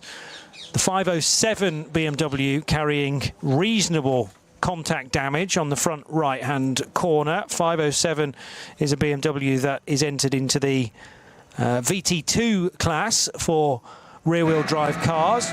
It's just had a bit of the front right splitter pushed towards the guard, pushed towards the front right wheel, as Raphael Renhofer completes another lap in the 902 Porsche Cup 2 car. And Renhofer has been near the front, mainly at the front. And let's just see where Renhofer is currently. He's second in Cup 2, but having a good dice with Martin Rump, who currently leads that category for Mühlner. Right, just doing a bit of housekeeping. SP9 Proud class, it's still the Gamotta Racing BMW that's leading that category in 5th place overall, but with you know, a fairly large sword of Damocles hanging over it because of the team manager being required to race control. Patrick Assenheimer is giving chase, but he's 10 seconds down, but Patrick just knows this circuit so well. He's racing a Losch Motorsport Porsche today. Alexei Veremenko, due to racing Audis, in 3rd, but the interesting thing for me, Jake Hill into the Pro Sport Racing Mercedes, his first experience, but he's just quick everywhere, ancient and modern. We'll see what he can do. He's got a big time deficit to Veremenko's due to racing Audi. It's 17, 18 seconds at the moment, but we'll see how he settles down because for Carl Tilly coming in on that like a couple of other cars, he did a shorter stint. He did a 7-lap stint. Of course, Adam Christodoulou started, so maybe they'll have Jake in for this stint and Adam will come in for the final stint. But down in 4th place in SP9 Pro, 5th place in the class is a bit further back. Tim Santler, Toyo Tyres with Ring Racing Mercedes. He's down in 12th place overall. SP9 AM is being led by Mike Stursberg, Black Falcon Team Porsche. That's car number 5 in 9th position overall. And Mike's a good pair of hands to have around the ring here. So suitably clear, way clear in class actually. The best in rest in SP9 AM. In fact, you have to look back to the Dumoulin Aston Martin down in 33rd position to get the car that's second in SP. No, you don't. I've jumped past a couple higher up. Sorry, I've jumped past Dieter Schmidtman. Don't know how I missed him. Longest name on the timing screen. His Renazzo Motorsport Lamborghini is second in SP9. Just 2 places and albeit nearly 50 seconds behind the Black Falcon. Stursberg pedalled 911, which is car number 5. But out front, gap between Menzel and Klingmann, Porsche and BMW, 1.6 seconds, but we really need to see them at a timing interval around the circuit to see if Klingmann is gaining or losing in that battle for the lead. Bachler is pitting, as we would have expected, in his number 44 Porsche from Falcon Motorsports. That therefore means that Moritz Krantz should be due in as well in the number 23 BMW. Patrick Assenheimer in car 48 is doing the having pitted after 7 laps initially, now doing the more standard 8 laps, and therefore Jake Hill on his way for the pits as well. This will be an in-lap for the British racer. This will actually... No, he's just gone in. He's just already gone into come the car. Because they pitted a lap early. Beg your pardon, yes. Yeah. But I'm reading delayed messages from his dad, that's why. It's throwing me off track. Come on. No, Simon was bob on, and then I went and missed the stop. So Hill in after 7 laps, wasn't it? Did you say? Carl Tilley did 7 laps. Yes. And then, where he might ordinarily have gone to 8. So that puts... You made that point at the time, I'm just remembering now. Yeah, okay. Puts Jake in. Anyhow, interesting times. But Assenheimer is the one I'd be looking for because he's got so much experience on the ring. He's 6th overall. I think that car, regardless of what happens to the Komoto Racing, BMW that's leading SP9 Pro-Am will pick its way up to lead that class. Komoto Racing come in now. Car number 23 into the pits and possibly onto the naughty step. Who knows? And then we'll see what unfolds. Yes, the message read Jake in, end of this lap, in the car, not into the pits. That's where I've got confused. Anyway, so Carl Tilley only did 7 laps. That's interesting. Now, is that the same reason why they got Villa-Gomez out of... Mind you, Villa-Gomez didn't get out, did he? Didn't get out. So he pitted after 7. Yeah, I don't understand. And we wondered whether Christian Krognes was going to go in to just increase the pace of the car. Because if it could do another 16 laps, which in theory it ought to... Well, actually, on today's pace, it's not going to do, but... yeah, maybe they think they can get away with 15, so do 7 laps in this stint, like the previous stint for Villa-Gomez, and then 8 laps for the final stint to hand back to Christian Krognes so he can use his speed and experience. But it was sort of a lap shorter than I thought for both of them, for Villa-Gomez and for Carl Tilley, but Carl has handed over to Jake Hill, whereas Villa-Gomez has stayed back on board. Are they seeing something on the data or the car placement around the racetrack where there's a little hole somewhere where they can gain some real estate, gain some road position, I wonder, both at Pro Sport with their Mercedes and at Aston Martin Valkenhorst Motorsport with the number 35 car. We'll wait and see. So the top 6 on the road have all pitted, and they were due for stops at the end of lap 15. Klaus Bachler, the net leader, therefore. Moritz Krantz in the number 23 car. Now that could be another driver change because they've still got Antal Zigo to cycle through, the Slovakian racer for Komoto Racing. And then it remains to be seen how many extra penalty stops that 23 car is going to have to make. Meanwhile, Cup 3 dicing continues down at the first corner. 9.59 is the Dutchman, De Groot, under a lot of pressure again from 9.53. And that is the car driven by Fielenbach. And they're about to be monstered by a rejoining Tim Heinemann, I should say. So Bachler out, Heinemann in to the Falken Motorsport Porsche. Yeah, and Heinemann clearly not wanting to waste any time at all. A couple of Cup 3 cars, I have to get past them. I have to get past them right now. He's got a GT4 class car there for an SP10 car up ahead of him. He wants to pick those off before he goes into the dip, up the rise to the Vidal chicane, and certainly before he gets the section where they turn onto the Nordschleife itself. But Heinemann doing a good, tidy job, as you'd expect. Just looking for changes. One thing I think I need to highlight is the fact that Martin Rump has had a sensational run to lead Cup 2. It's the class for the Porsche 911 GT3 Cup class. He's leading for Müllner Motorsport by 55 seconds from the driver Renhofer, who's been running so strongly in that car. But, quite simply, the pace of the Estonian driver Martin Rump, it doesn't matter where I see him race on the planet, he is good. But that has been a sensational run for him, because that is such a comfortable cushion to have. 9 times out of 10, it is with Müllner Motorsport as well, and Martin Rump has chiselled an opportunity with, and he's highly thought of within the Belgian squad. The Bilstein-sponsored Mercedes is now going to whip across the line. That's the number 26 car then, with Jake Hill now at the wheel, still early on in his stint, having taken over from Kyle Tilley. And then it remains to be seen who does the final stint. Maybe back to Adam Christodoulou in car 26. They're targeting a Pro-Am victory, and we'll allow the timing screen to reset to give us a rightful position for Jake just as soon as everyone else has completed their outlaps. But he is well positioned. Tim Heinemann in the number 44 car now having, well, his teammate won the race to be the first of the pit stoppers at the end of 15 laps. But obviously he's now going to drop down the order by 4 minutes or so, or 3 minutes or so. One thing that's always intriguing in this multidisciplinary field is when you get some older cars. For years we had the Opel Manta with the Foxtail.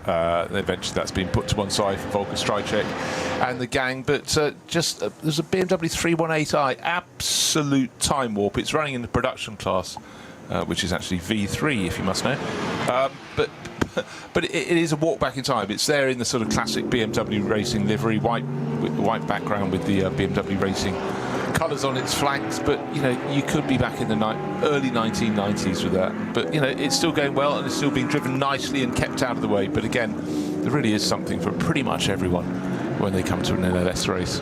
What's left on the clock? Well, we've got time and plenty. We've still got an hour and 37 minutes in this race to go. But it does look as though that decision from two cars in particular to pit after only 6 laps, one short of the maximum they could really go to on the opening stint, has opened the door for them, and it seems penalties for others and slow zones on the circuit have just left 17 and 77 out front. But the big question to me is which one's going to win. But the other question is, oh, now we've got an answer. Stop and go penalty. Oh dear, their pit stop was under, but under by 16 or is that 18 seconds? Might be 18, yeah. 18 seconds under the point. So at that point, I don't think that's the frown on Robin Fry's face, because he did what drivers do: out of the car, into the garage, get your helmet off. He was always cross at that point. They wouldn't say, oh, by the way, we're planning to undercut the stop by 16 seconds. Well, that's not the same BMW, remember. 77 is Robin Fry's car. Oh, sorry, I'm looking, that's Gamotor Racing. I'm looking at the penalty for that. I apologise to all. Don't worry.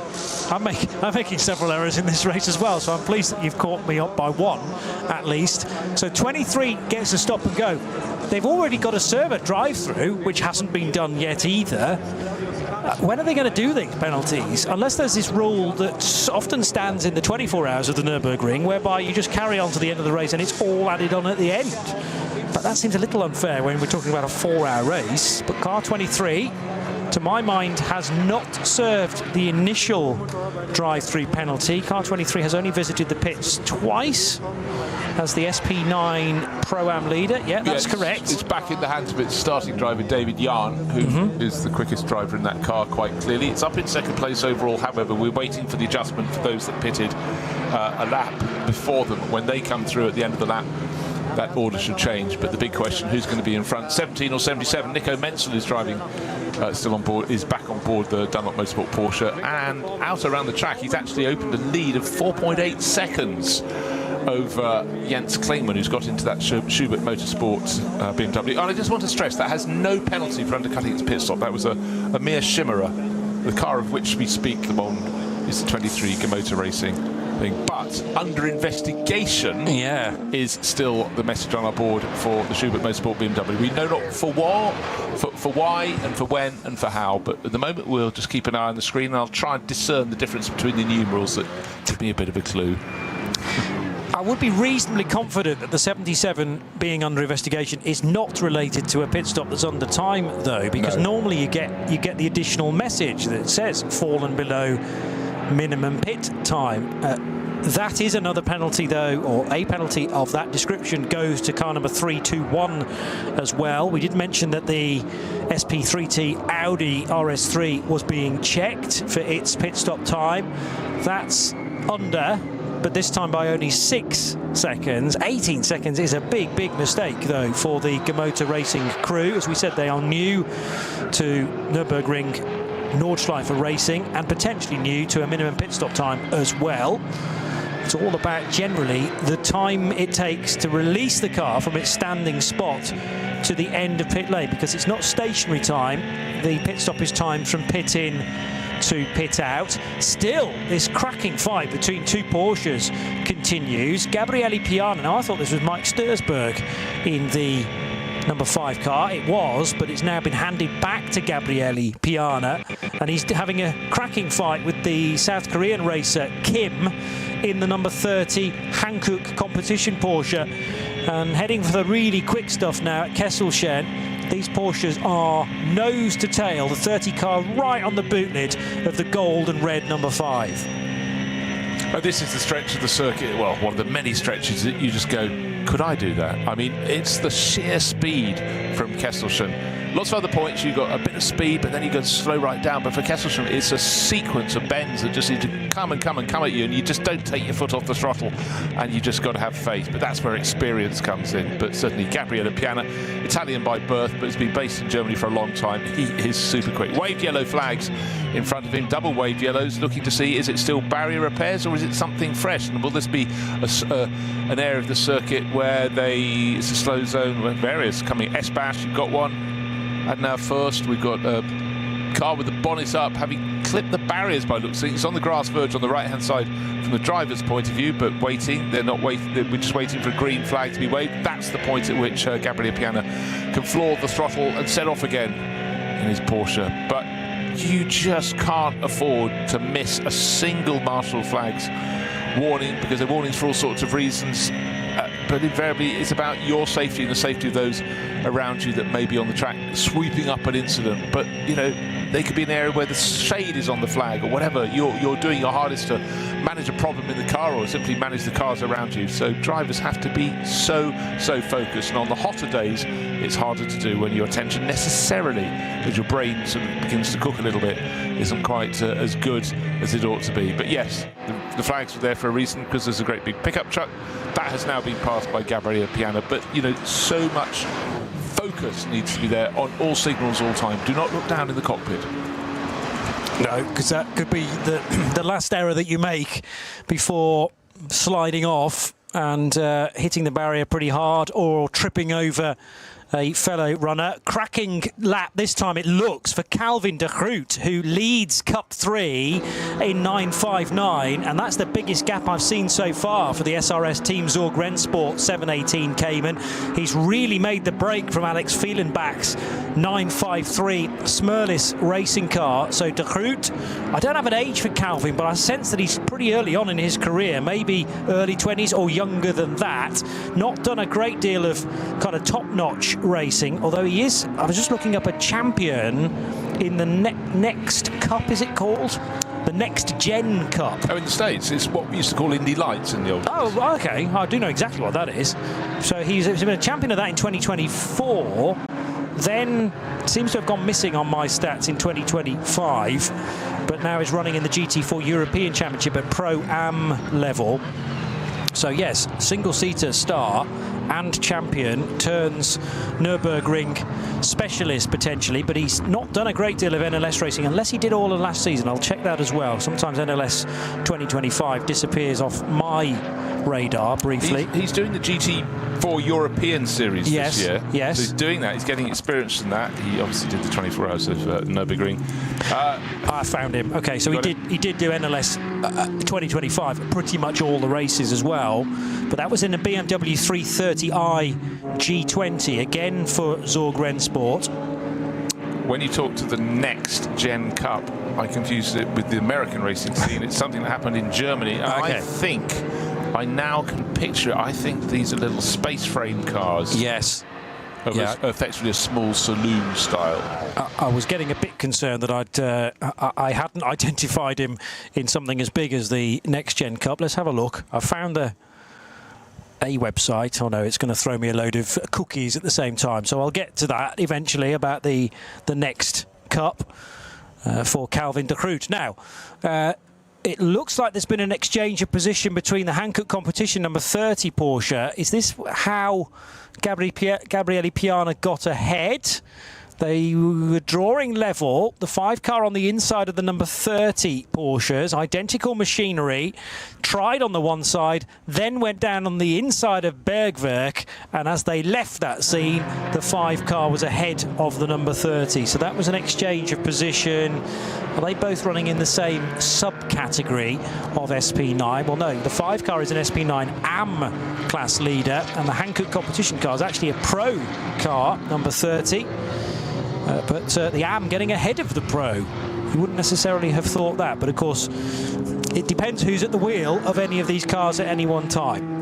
I'm keeping my eye on the gap between first and second. Remember, it went out to 4 and a bit seconds. Well, Nico Menzel is now 3.8 seconds clear of Jens Klingmann. So Jens settling into his run in the Schubert Motorsport BMW. But I'd say at this point in the race, with just under an hour and a half to go, it's looking pretty good now for Nico Menzel and the gang for Dunlop Motorsport. But the fact of the matter is, the driver in third place, originally it was Klaus Bachler, remember, in the number 44 Falcon Motorsport Porsche. It's been handed over to Tim Heinemann, but it's he's 51 seconds behind the second place BMW. And with that final pit stop coming up, whether it's 23 or 25 seconds different, it doesn't matter. They've got that margin times 2.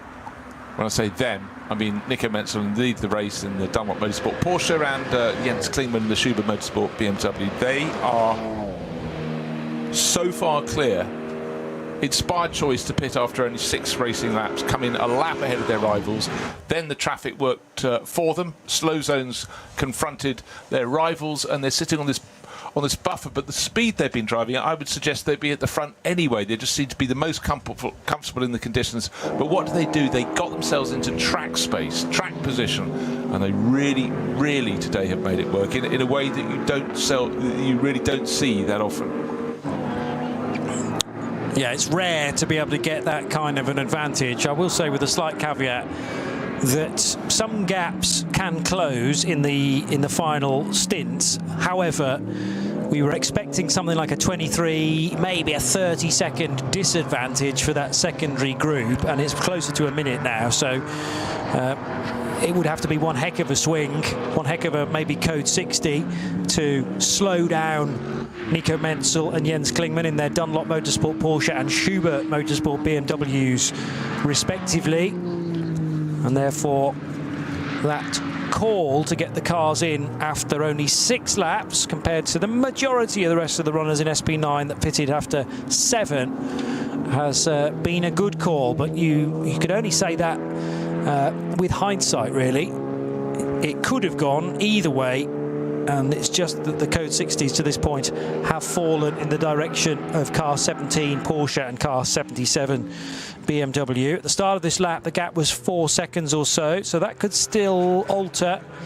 But you mentioned it being a 2-horse race, probably about an hour or so ago, and things really haven't changed from that situation. Quick look at the penalty screen again, and still a stop-go penalty of 18 seconds is listed for car number 23.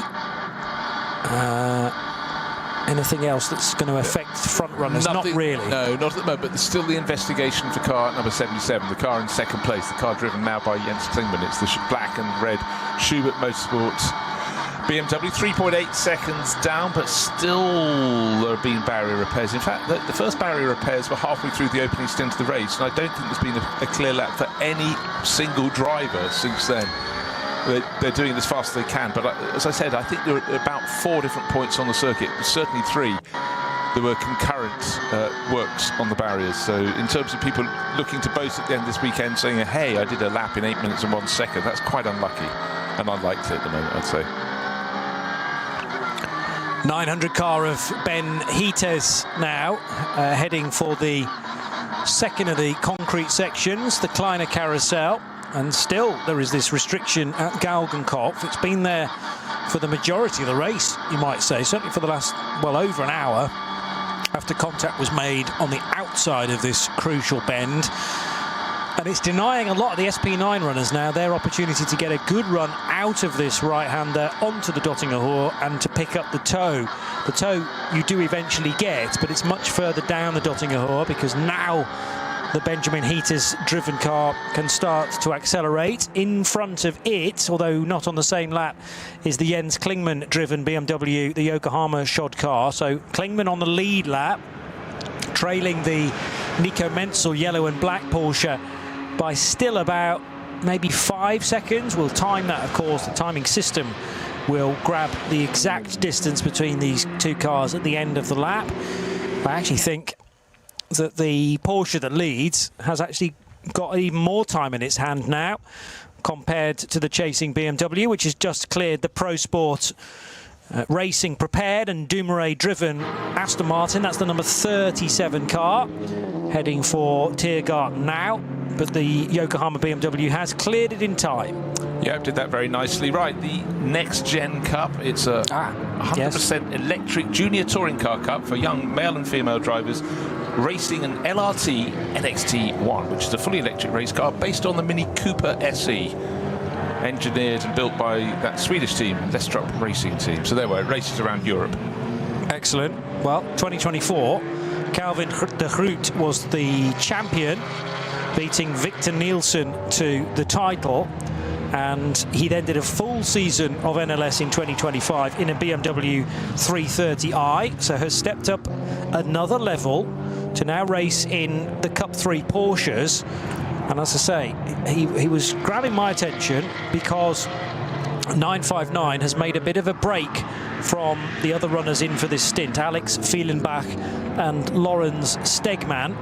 So whereas those three cars, 959, 953 and 962, came into the previous pit stop absolutely together, nose to tail, the gaps are starting to increase now. And that's not the only gap that is increasing, because the lead gap between Nico Menzel and Jens Klingmann, it was about 4 seconds after the pit stops, went just below 4 seconds. It's now 7 full seconds.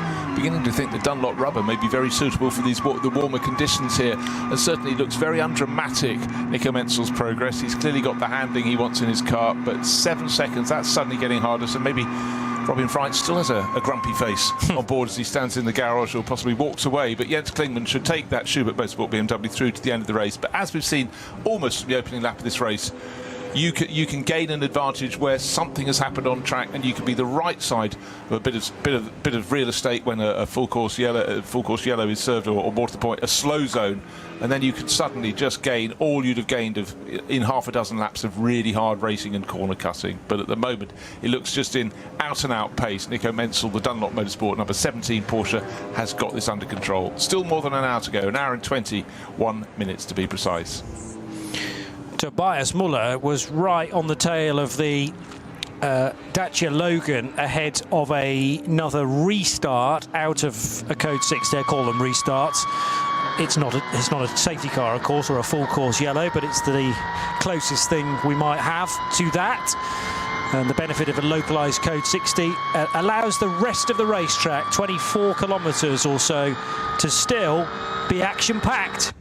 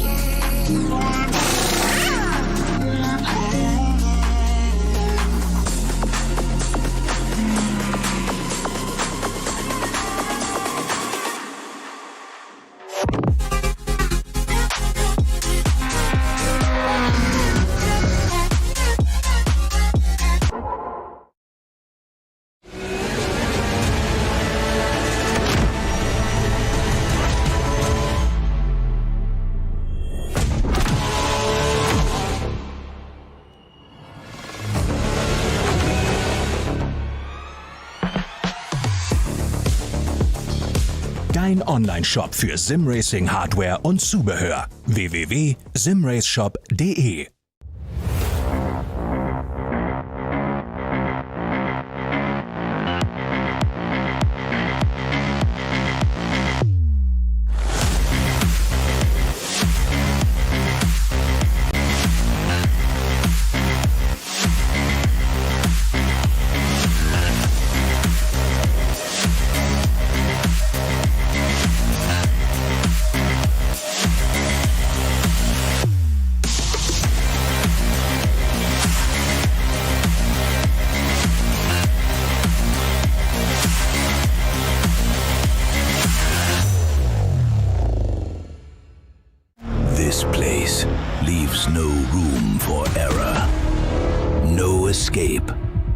just asphalt, adrenaline, and the legend. The green hell never forgets. It never forgives. Every corner, a fight. No room for weakness. The Nordschleife is no place for empty promises. It is the place where they are delivered. Engineered for the green hell. Official partner of the NLS. Liebe Fans, Lovely Fans, besucht uns auf unseren Social Media Kanälen, follow us auf Facebook, Instagram, YouTube und TikTok. Willkommen bei der NLS.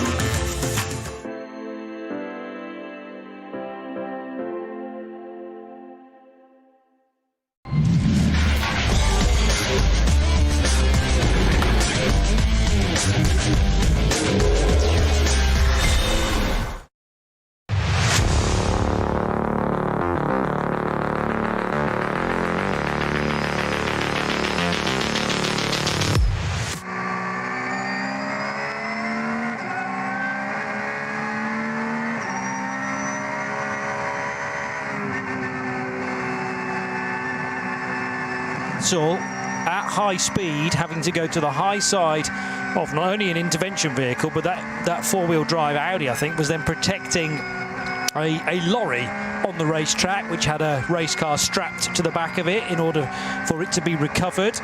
So it wasn't yellow flags. You were able to overtake, or legally able to pass those cars, but the white flags were out nevertheless. I'm just interrogating the antics of car number 23, the Gamotor Racing BMW, and actually now spotting 2 extra pit stops. So it made a stop at 1 o'clock, which was its standard fuel stop, I reckon. Then at 12 minutes past 1, it did actually come in, by the looks of things, to serve its original drive-through penalty. So we missed that first time around.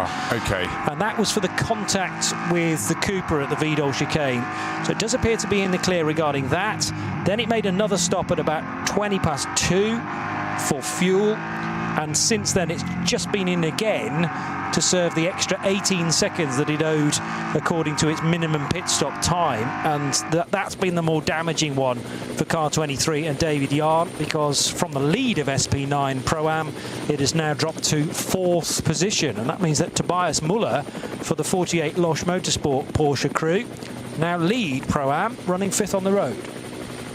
Gosh, I can't think of a meeting that's chopped and changed as much as this one. It's dry conditions. You think we'll have a standard race. The whole thing has been thrown by 2 of the front runners pitting 1 lap ahead of the accepted norm, therefore came in after 6 rather than 7 laps. The race stints thereafter, not including the formation lap to get to the grid, can be 8 laps, but 17, the Dunlop Motorsport Porsche, 77, the Schubert Motorsport BMW, separated by 7 seconds now, but it just has worked for them. It was other periods on track when they were in the pits and others had to slow that they really gained the main chunk of what they need. And when they get to their final pit stop, it will be a lap earlier than all of their rivals. Therefore, it'll be a longer pit stop. However, they have gained more than enough to cover that off. They had a shorter first pit stop, a longer final pit stop, but in between they've gained so much time they could fit in 2 final pit stops if they so chose. Yeah, it's just been a steady increase of that advantage over the course of the last couple of hours, really. Now 2:45 in the afternoon. The race scheduled to finish at 4 o'clock, maybe just afterwards, depending on where the race leader is when the checkered flag is being unfurled, or at least prepared. We'll wait for the then race leader to complete the lap that it is on. And sometimes you can actually squeeze an extra lap out of this race. Not that you would want to do that. And the problem is for Nico Menzel, with a 2 and a bit second advantage, he's not in a position to manufacture the end of that race. It would be a different story if that was a 30-second advantage, but he's going to be pushed all the way, metaphorically, I hope, by the Schubert Motorsport BMW. Yeah, which in the course of the last lap gained 4.5 seconds and now looks to be way under 2 seconds. So I didn't understand why Jens Klingman had lost so much time. I think it might have been a moment of instant, but as they come out of the arena section and turn double back through the barriers to cut off some of the Grand Prix loop. The gap is coming right down. So let's see. Oh, there I was, blithely saying, well, maybe in this temper the Dunlop tyres are better. Maybe at the start of their stint they're better, but certainly. But there are so many ifs and buts of maybes. It could have just been traffic induced, but not normally losing 4.5 seconds. So always on the lights, always flashing. Our race leader, Nico Menzel, trying to put as many cars between him and the chaser. The chaser in this instance is Jens Klingmann. And by the way, the gap behind them to third place, to the Falcon Motorsport Porsche, sister car, if you will, to the Menzel car, is 41 seconds. Huge. Menzel to the inside line of the Dupre Motorsport Audi S3, that at Sabine Schmidt's curve, and now onto Hatzenbach properly. Still that big chunk of, it might be tyre debris actually, that's sitting there in the middle of the road, but it hasn't been collected by anybody. Now this is going to be a delay potentially for Nico Menzel, because he wasn't quite sure where that hatchback was going to go, either to the left or the right. And if Klingmann doesn't have as much of a delay through there, that'll be another second swallowed up. Bear in mind, Klingmann is only 2 seconds adrift of the race-leading Dunlop Porsche.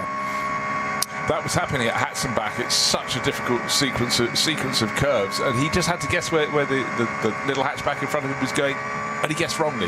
So he went to its right, suddenly that was going to the right of the circuit, had to chink around it, and that would have given a little bit more impetus for the chasing Jens Klingmann. He might have been able to see that happening, might have read the situation a little bit better, but again, it's part of the fabric of racing in the Nürburgring Langstrecken-Serie. But that was a heart-in-mouth moment there for our race leader, Nico Menzel. Got very, very close indeed.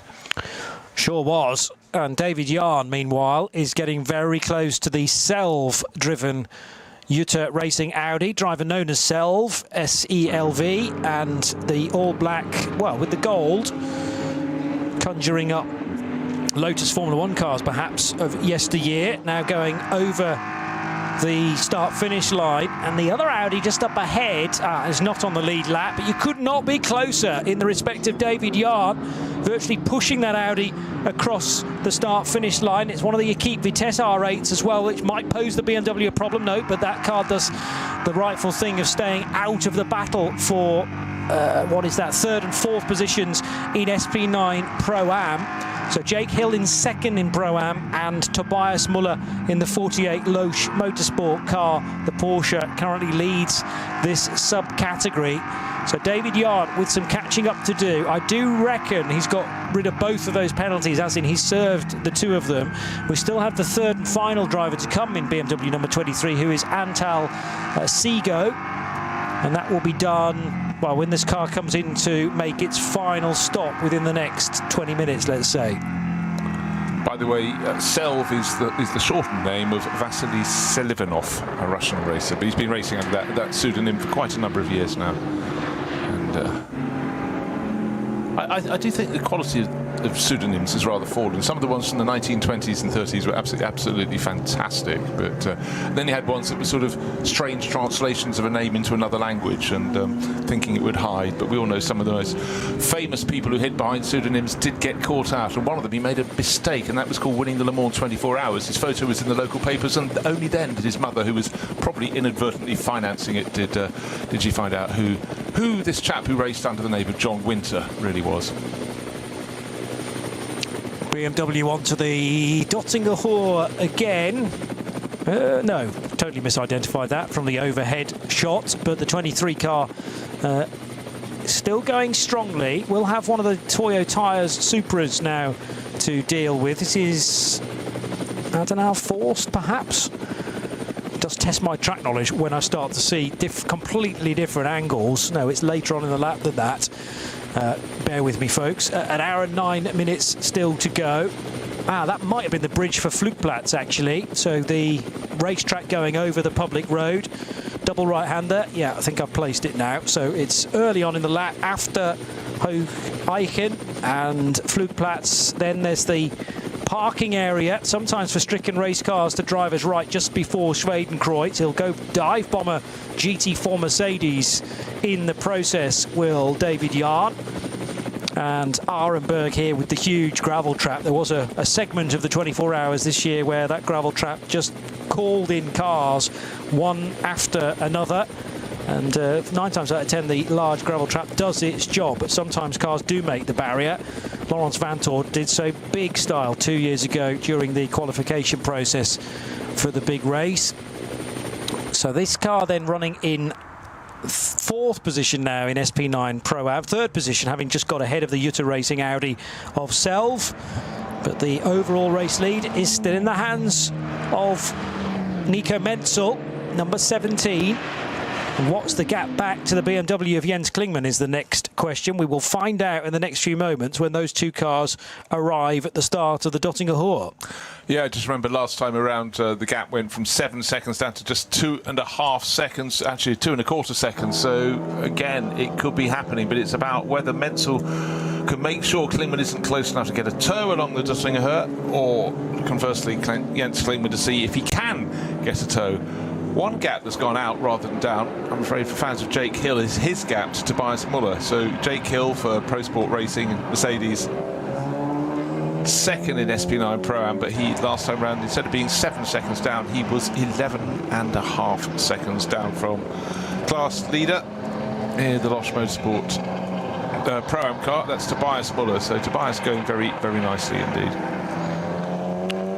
Yeah, the 28-year-old from Euskirchen, mightily experienced though around this place. First Nürburgring 24 hours, I reckon, was in 2017, so he's almost had a decade of experience around here, beginning in a Cup 5 BMW, then moving swiftly the next year onto a Cup 3 Porsche with Mühlner Motorsport. So currently driving with Black Falcon and the 48 Losch Motorsport sponsored car, sharing with Dylan Pereira, who was 4 wheels on the grass during his opening stint. Patrick Assenheimer, who's driven AMGs in the past as well, but now with the GT3R Evo.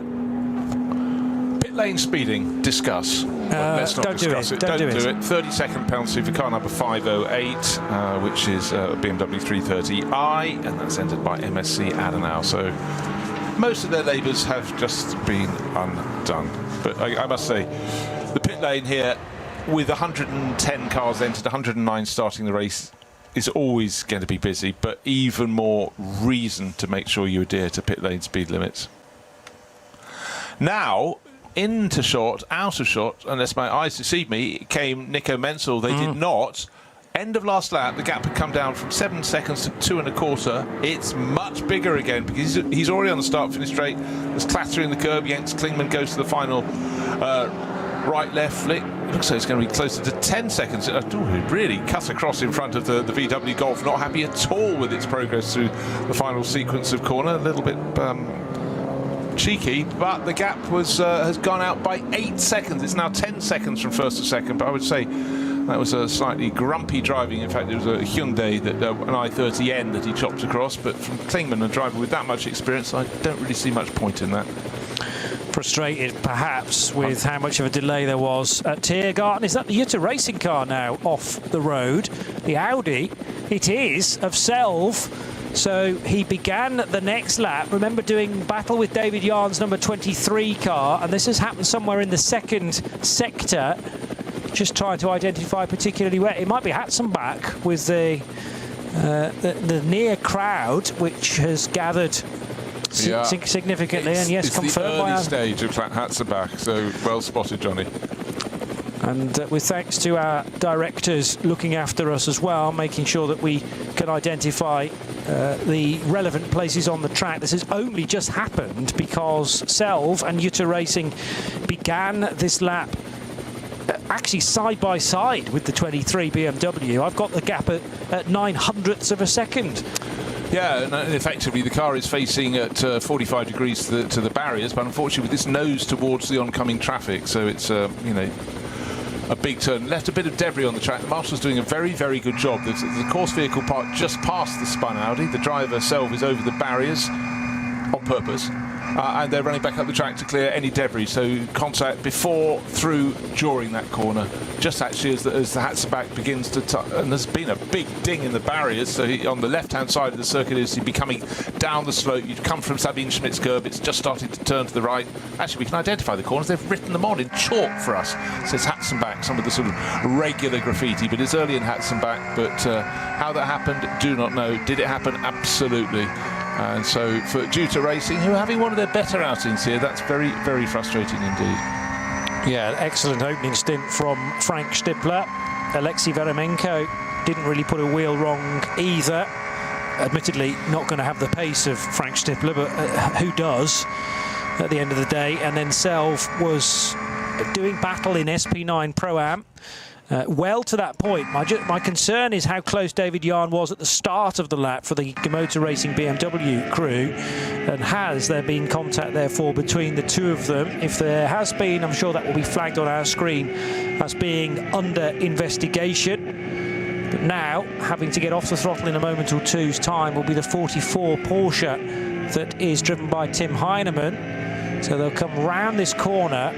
And no, we're already past the scene actually where the Juta Racing Audi has left the track, because now Hocheichen and the slight rise between Kiedelbacher Hohe and Flugplatz, and Heinemann has a long think about a move down the inside of the Aston Martin, which is not on the same lap as car 44, and he's able to get safely through.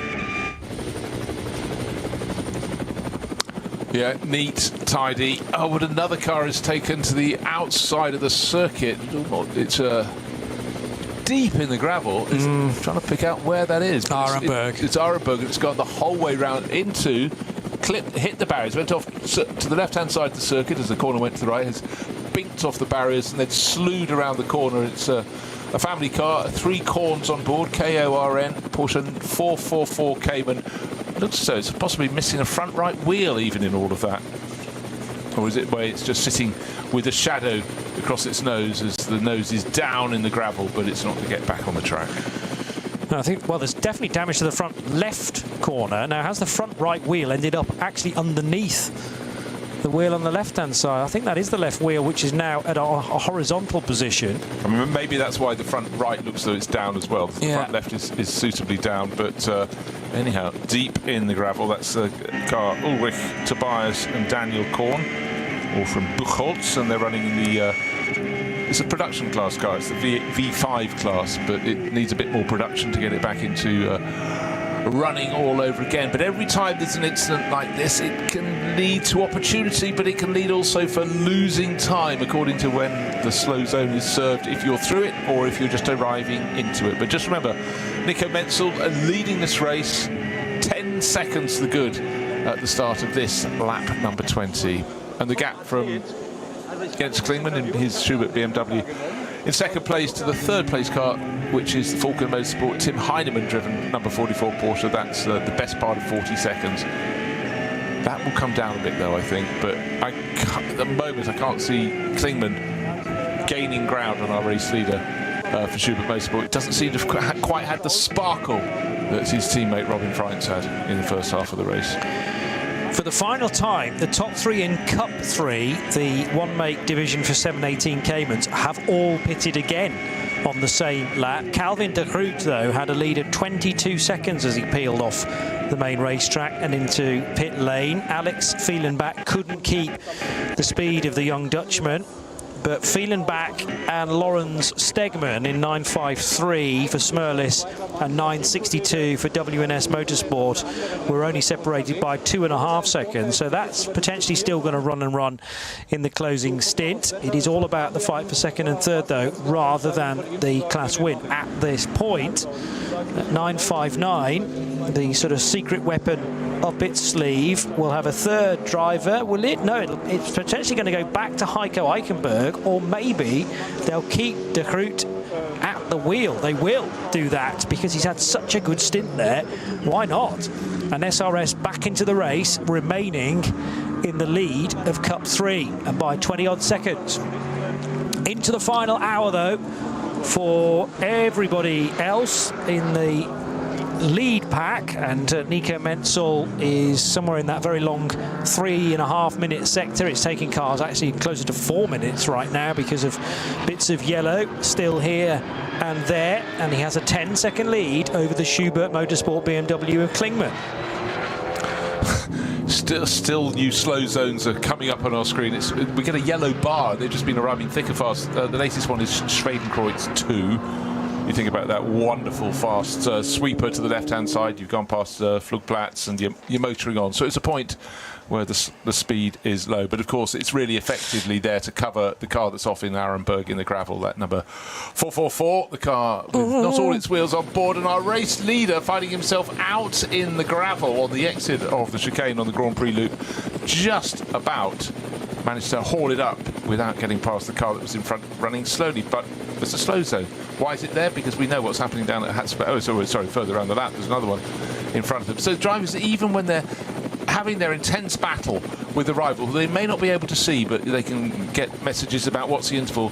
They've still got to work their way around back markers and still got to sort out slow zones, and some drivers react rather faster than others, but this one's been here for a while because we've already got the car that has gone off, I think, being put onto the back of a flatbed. But for now, the little set Cooper in front is absolutely entitled to be where it is. As soon as they get to a green flag, which they have, they can now accelerate. But around the outside, Nico Menzel, will there be a gain for the chasing Jens Klingmann? You'd suggest perhaps just a little bit will come their way.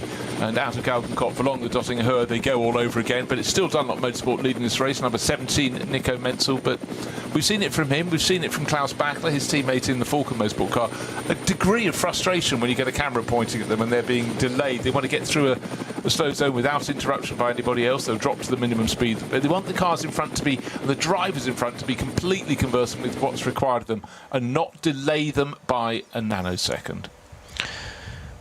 Menzel gained a second in Sector 1. He then lost 4 seconds in comparison to Klingmann. However, then Klingmann dropped 8 seconds to Menzel in the third sector. So 10 seconds might become 15 by the end of this lap. There was also a harem-scarum moment for Tobias Muller a moment or two ago in the number 48 Losch Motorsport Porsche. He's still the leader in SP9 Pro-Am.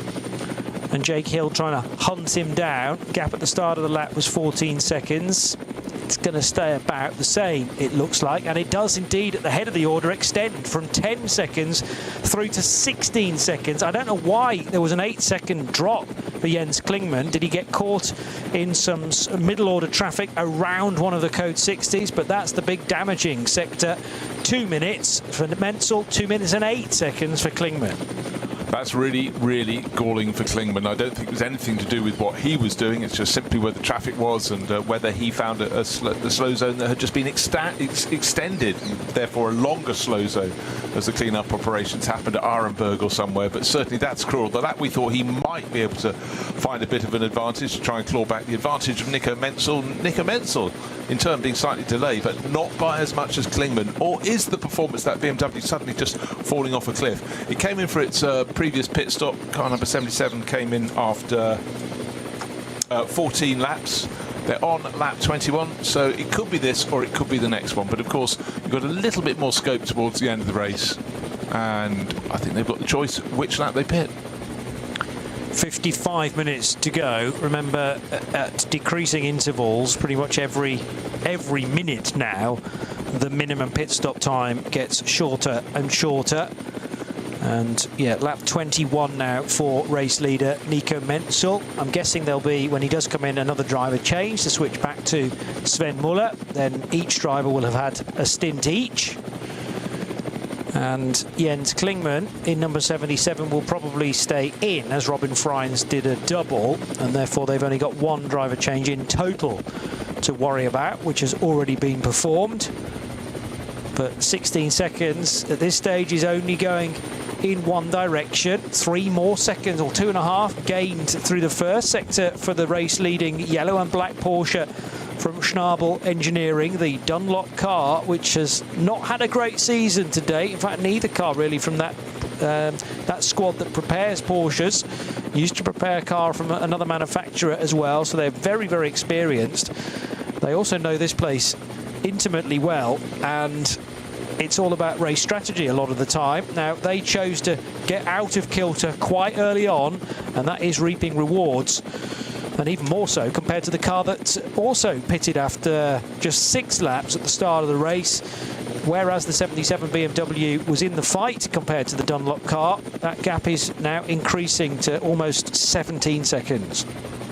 I think we can safely say this isn't going to be a distance record for a 4-hour race. We've had a lot of slow zones through the course of this, and still that stricken Porsche Cayman is in the gravel at Arenberg, hasn't been moved. There isn't a flatbed truck close to it. Soon after the corner, there's a footbridge that goes across the top of the circuit, and just after that, the green flag was waved, so our race leader, Nico Menzel, was able to floor the throttle, due in at the end of this lap.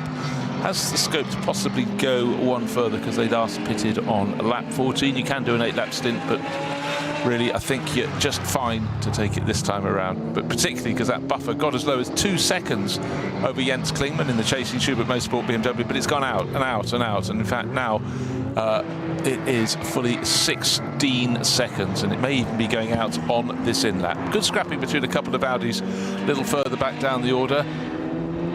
In 11th place overall, it's Tim Stantler. No, he's not in an Audi, sorry, I beg your pardon. It's car number 18. Moving around on the track, just trying to have its own battle at the front of the field. But this became an early, it's the alternatively fueled car with Frösser at the wheel. It's the Audi from Juta Racing flashing its lights. Well, that car ahead of it is the Max Cruiser. Again, alternatively fueled car. That's the number 11 for Christoph Lenz and Christian Kohlhaas, Nico Otto. And a bit of confusion there because they are having to lap a BMW at the same time. So it was a wider approach for the number 11 Audi, which is being driven by Christian Kohlhaas.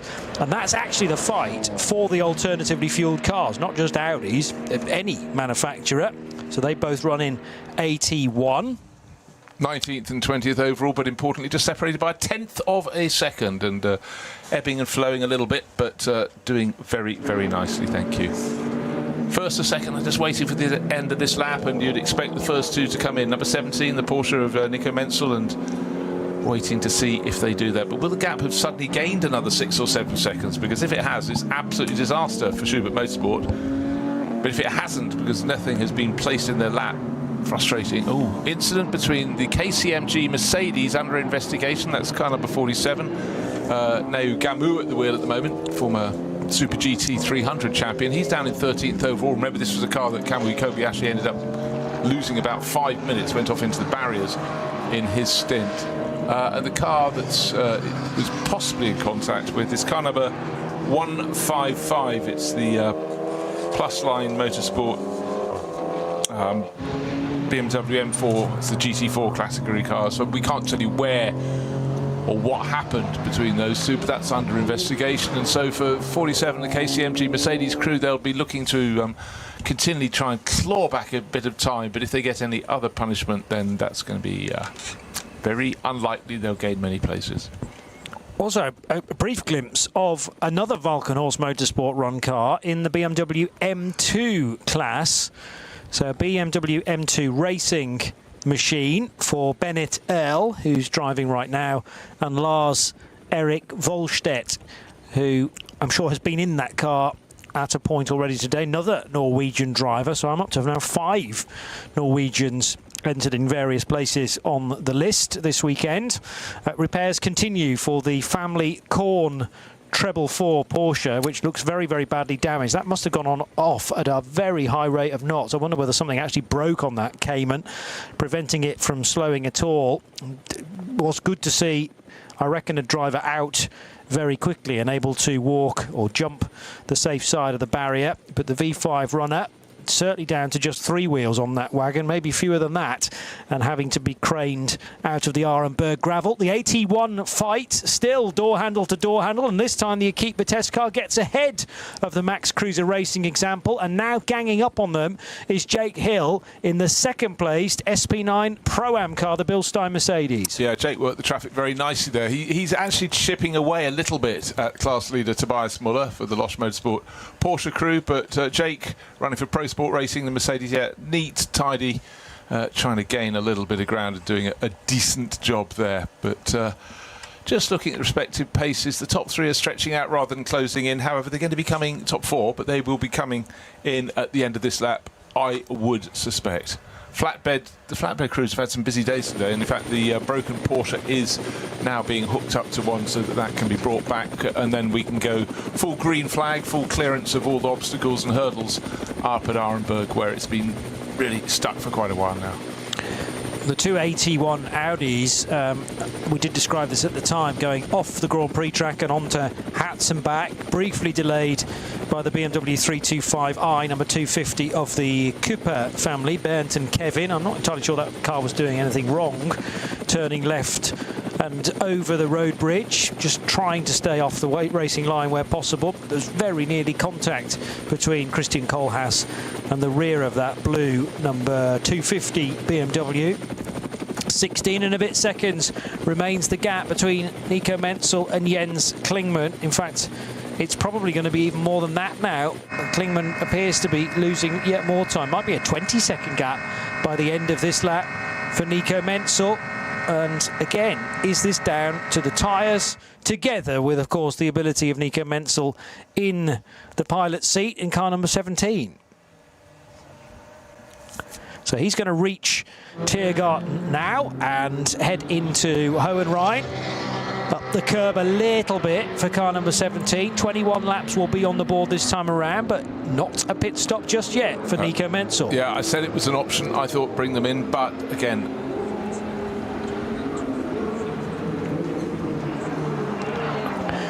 so there is now concern about those two Audis from AT1, about there being yellow flags out going into the Hats and back. So we were looking at that in fine detail, and I have to admit I had not seen the yellow flags just the other side of the barrier, but certainly concerned that an illegal overtake had taken place there, because of course you're not allowed to overtake anybody regardless of whether it's a car on your lap or not.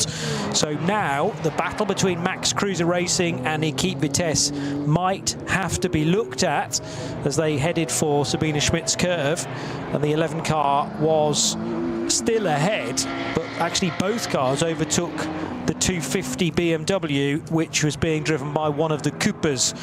I can't tell you whether it's Bernd or Kevin, because the timing screen doesn't tell us differentiate between family names, but it's certainly one of them.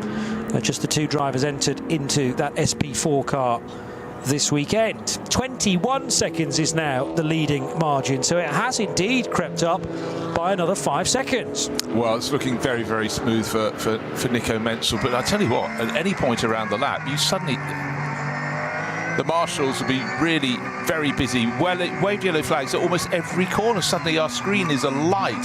Plenty around Versailles, some at Callenhard, and certainly some still at Sabine Schmidt curves as the track drops away down towards the point at which we had the Juta Racing Audi facing backwards on the track. There is some debris in the middle of the circuit. It'd be quite nice if that could be swept clear. Does look as though they've moved that Juta Racing Audi away from there. But for the drivers, it's this element. You just want to press on. You want to chase, particularly if you want to chase.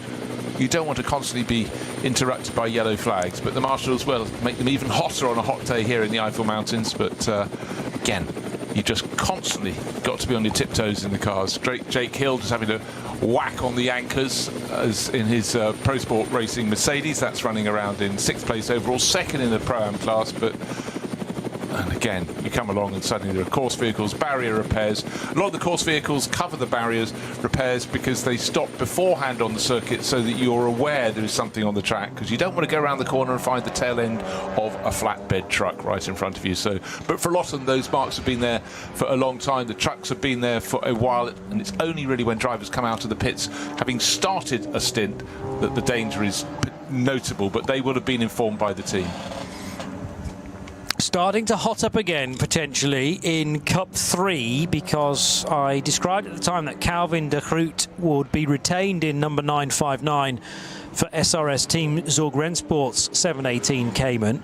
But he was 7 seconds slower on the last lap than the chasing Oscar Sandberg for Smerlis and Moritz Oberheim. Well, Oberheim wasn't as quick as the Sandberg car. So that's making the distance between those three Cup 3 leaders about equidistant now. But I reckon something like a 15-second gap, first to second in Cup 3s, maybe come down to 7 seconds. Going to check that at the end of this current lap, which will be lap 20 for the all-Cayman class. The 900 Porsche heading through Sabine Schmidt's curve now for Benjamin Hites. And this is one of the Cup 2 runners in 9th position. But Cup 2 is led by Nico Bastian now in number 904. So the Mühlner Motorsport car back to the front.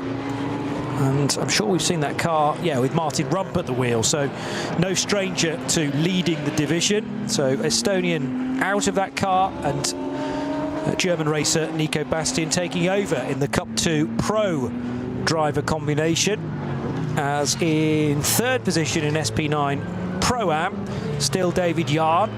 And by my reckoning, this 23 car has now served all of its, well, it had 2 penalties and it's been in to serve both of them. Yeah, by my reckoning, it's actually catching Jake Hill's Pro Sport Racing Mercedes. So Gamota Racing, new name effectively for this year for the NLS, but it's certainly put itself in the limelight today for good reasons and for bad, but going very nicely now. It's back in the hands of its starting driver, David Jahn. Remember, he was the one that seemed to be accosted by the vast majority of the SP9 field in the first couple of laps, but had its own problems otherwise, but in between going very, very nicely. Of course, we've got a BMW M4 GT3 Evo, another one of those further up the order, 2nd place overall for Jens Klingmann, but 21 seconds down. Remember, he got to within 3 seconds when he rejoined behind Nico Menzel's Dunlop Motorsport Porsche, but since then, not a jot. Now, Tim Heinemann travelling slowly around the circuit. This is the 3rd place Porsche. Falco Motorsport waved yellow flags ahead of him, but at the moment he's 42 seconds down on the 2nd place BMW. And still repairs, but frustration for the driver Tim Heinemann. Is this a tyre down or something? I'm beginning to wonder, because he's just waved yellow. He's now been overtaken coming out of... Looks like he's looking to pull off the circuit. This isn't right. This isn't just a code 60. There's a major problem for the 44 car that was the lead in the next batch. Remember, it wasn't going to win the race today, but Tim Heinemann has had to retire the car, just as exactly what happened in the 24-hour race for this car as well.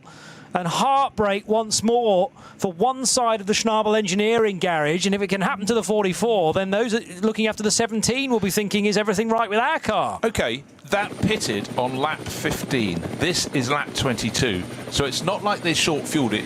It should have been able to do 8 laps. The sister car is on its 8th lap and should be pitting at the end of this particular lap. The teammate car is the Dunlop liveried one.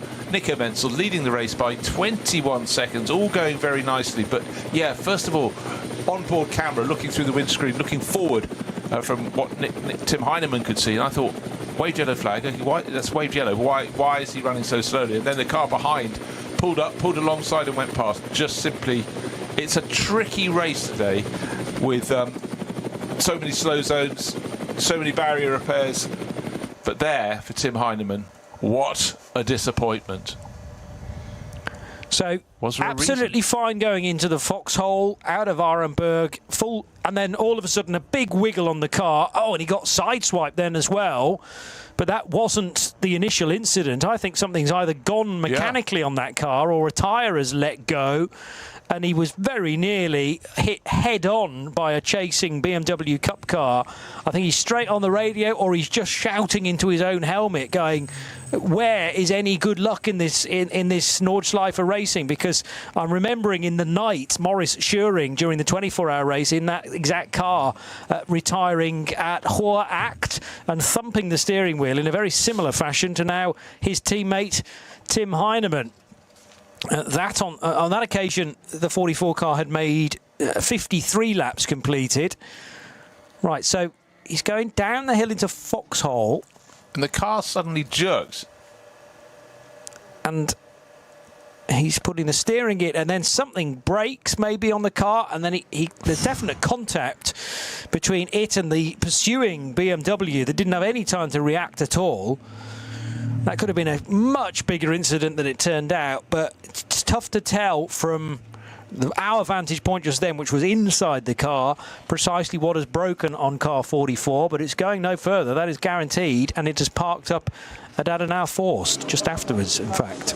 Well, that happened in the blink of an eye, and I think the driver who nearly hit him from behind will not be blinking for a while. The eyes will be wide open. But this is the car that in the opening round, well, the round that got completed, the first round of this championship this year was too cold. The track was icy. The following weekend, Sven Muller, Tim Heinemann went around second place overall, and of course the driver lineup's changed a little bit, but suddenly there for Tim Heinemann, over and out. How galling, perfect weather conditions. It's been a tricky day, but not so tricky for his teammates in that opening round, because Sven Muller's in the other car. He's, well, not at the moment, he's sharing with Nico Menzel. That's car 17, the one in the Dunlop livery. And if you're confused, why are we talking about Falcon and Dunlop? Schnabel Engineering runs the pair of them in their different liveries on the different tyres, and he is due to come in the next 100 metres or so, because Nico Menzel is going to hand over to Sven Muller, one presumes, into the pit approach lane, behind the barriers, down the start of the pit lane goes the yellow and black Porsche.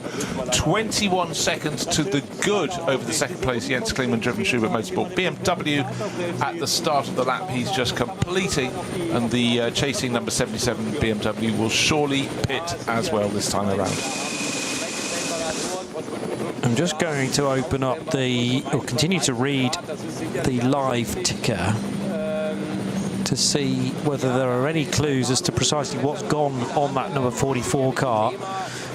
During the opening few corners at the start of the race, remember that the 44 was getting pretty physical with the 23 BMW going through the Goodyear Spanger at the opening stages, but I'd be very surprised if that's many hours later has now broken something on the car. It looked more to me like there was a tyre potentially down, but it may be that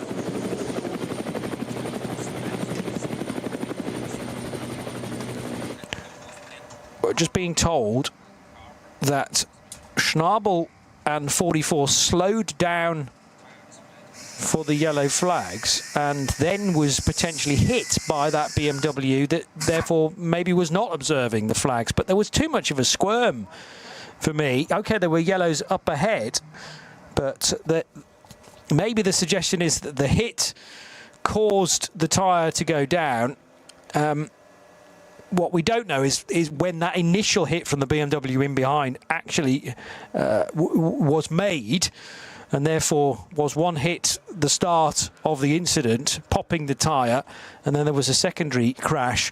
But either way, a mightily frustrating way to retire from the race, because it was on course for a podium. Yes, a long way back from the Dunlop Motorsport Porsche and the Schubert BMW, but still highly likely that car was going to finish on the podium, because the Aston Martin of Valkenhorst Motorsport was at such a distance away. That's brought the Villigomez driven car, 35, back into the reckoning though, Bruce. Yeah, up into third place. Just notice, remember the gap between first and second. The number 17 Porsche from Dunlop Motorsport and the number 77 Schubert Motorsport BMW was 21, nearly 22 seconds. When they came into the pit, the end of lap 22, that had come down to 15 seconds. It really has gone forward and back in a way that is really unusual in this race, but I can't put my finger why Jens Klingmann was losing time gradually. I did say that maybe Dunlop in this temperature is the better tyre to have, albeit on a different manufacturer's car.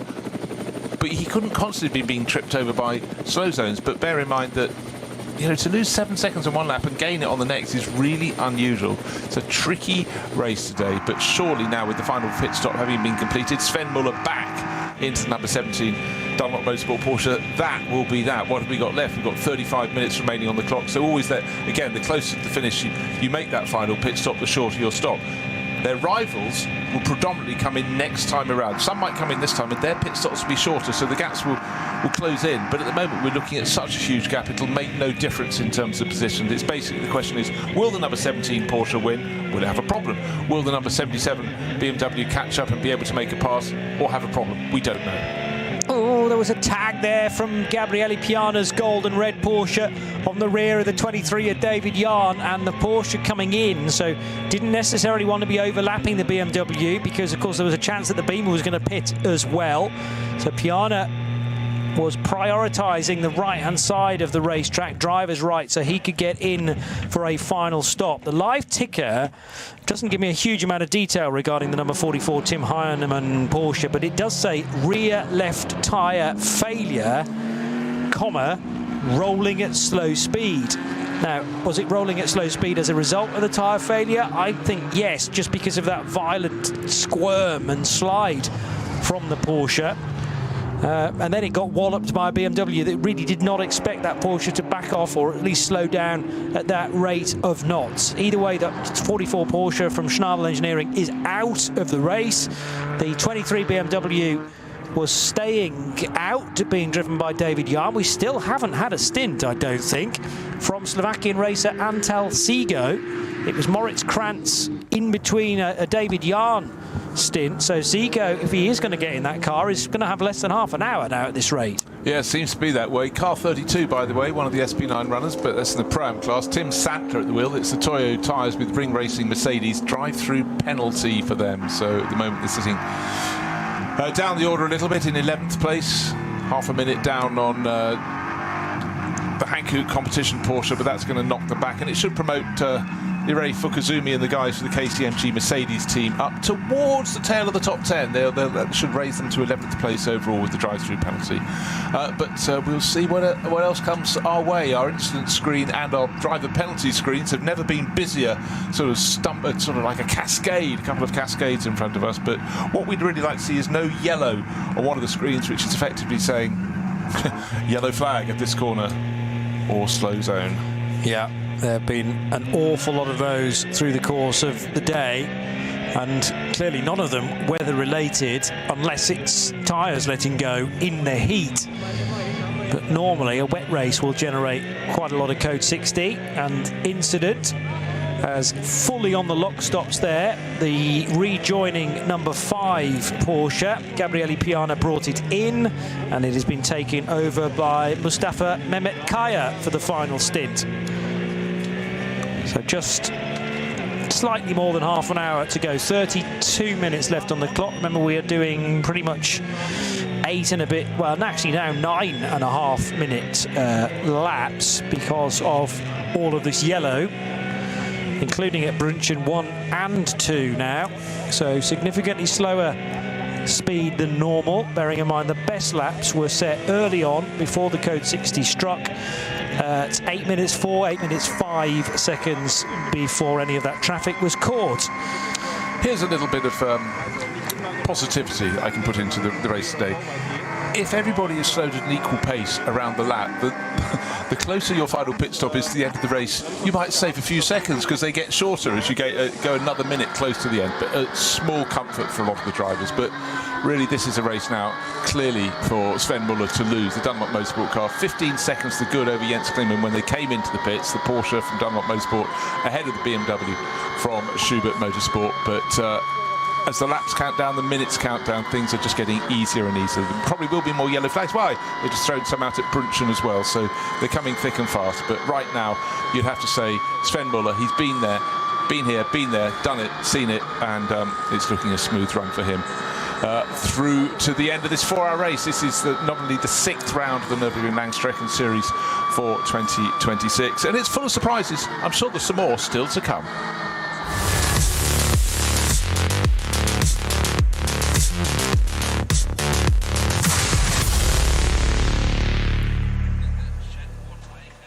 This place. 3:30 in the afternoon. No and escape. The NLS Just 6th race asphalt, of the season adrenaline, continues, and the legend, with a good lead for the green Sven Muller hell on lap number 23 forgets. ahead Never of Jens Klingmann. forgives. Running in the Every Schubert corner, Motorsport BMW, fight. the gap is No currently room for 15 weakness. seconds. The Nordschleife And is no place for Then Matteo Villagomez for Falkenhorst Motorsport, number 35, is running a bit further down, well, considerably further down actually, to the tune of over official 2 partner minutes. of the NLS. 2 minutes and 15 seconds or so is the gap from Klingman back to the Valkenhorst Motorsport Aston Martin, but the Aston done a favour due to the retirement now of the 44 Porsche of Falken Motorsports. Fan favourite, that car, but it's not going to compete any more laps after a tyre let go on that machine. So with thanks to Ollie, who is looking after the TV direction this afternoon. There was another double yellow on the left side at the bottom of the foxhole. Tim Heinemann seemed to slow down heavily. Then there was contact made from the BMW which didn't slow, so was not obeying the yellow flags, and that is what's caused the puncture on the 44 and also the retirement of the Falken Motorsport Porsche. Now I would fully expect a message on the screen therefore from race control to say that an incident involving Porsche number 44 and as yet unknown BMW, possibly a cup car, is going to be looked at. We haven't yet had a message on the screen to tell us that, but I'm sure they'll be checking it because it's meant that it's meant the end of the day for one of our key runners. Okay, let's throw something else into the pot that may be punishment accordingly, but we still have got under investigation from a very long time ago, 26 minutes ago now, car number 77. We've had no further messages. It's not an inconsequential car in this race. It's the car that led early on in the hands of Robin. Second place now, it's Klingman. It's the BMW number 77, Schubert.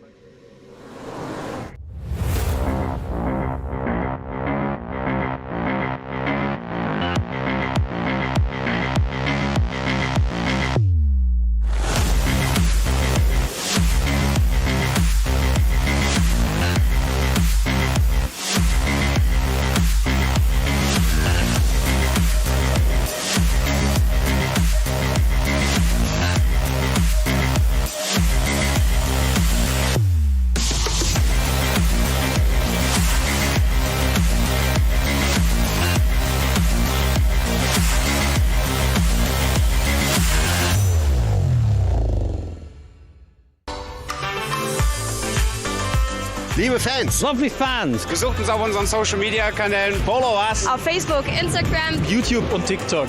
Willkommen bei der NLS.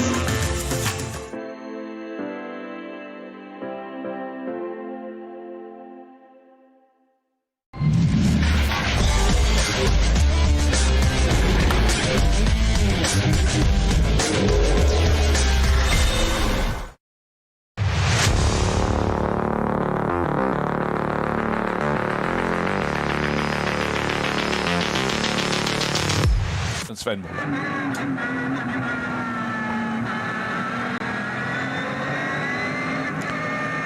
RS1, part of the Radio Show Limited network of channels. We're into the final segment of the Nürburgring Langstrecken-Series race, round 6 for 2026. Remember, next time out on the 1st of August, it's going to be a 6-hour race for the Ruhr Bockelrennen. Still a big chunk of what I reckon is tyre debris sitting in the middle of the racetrack at Hatzenbach. And remember, a couple of corners time is where Selv had his moment in the Jutta Racing Audi, significantly into the Armco to driver's left. It remains to be seen whether there was any contact between the 8 car and another one of the cars. Well, I noticed that car 8 was under investigation for pushing another car. Well, that was before the incident, wasn't it? I don't think those two, the message is necessarily related, because Selv had his incident maybe about 40 minutes ago, and they were checking something about an hour previous to this. Some late pit stoppers as well, with less than half an hour to go, include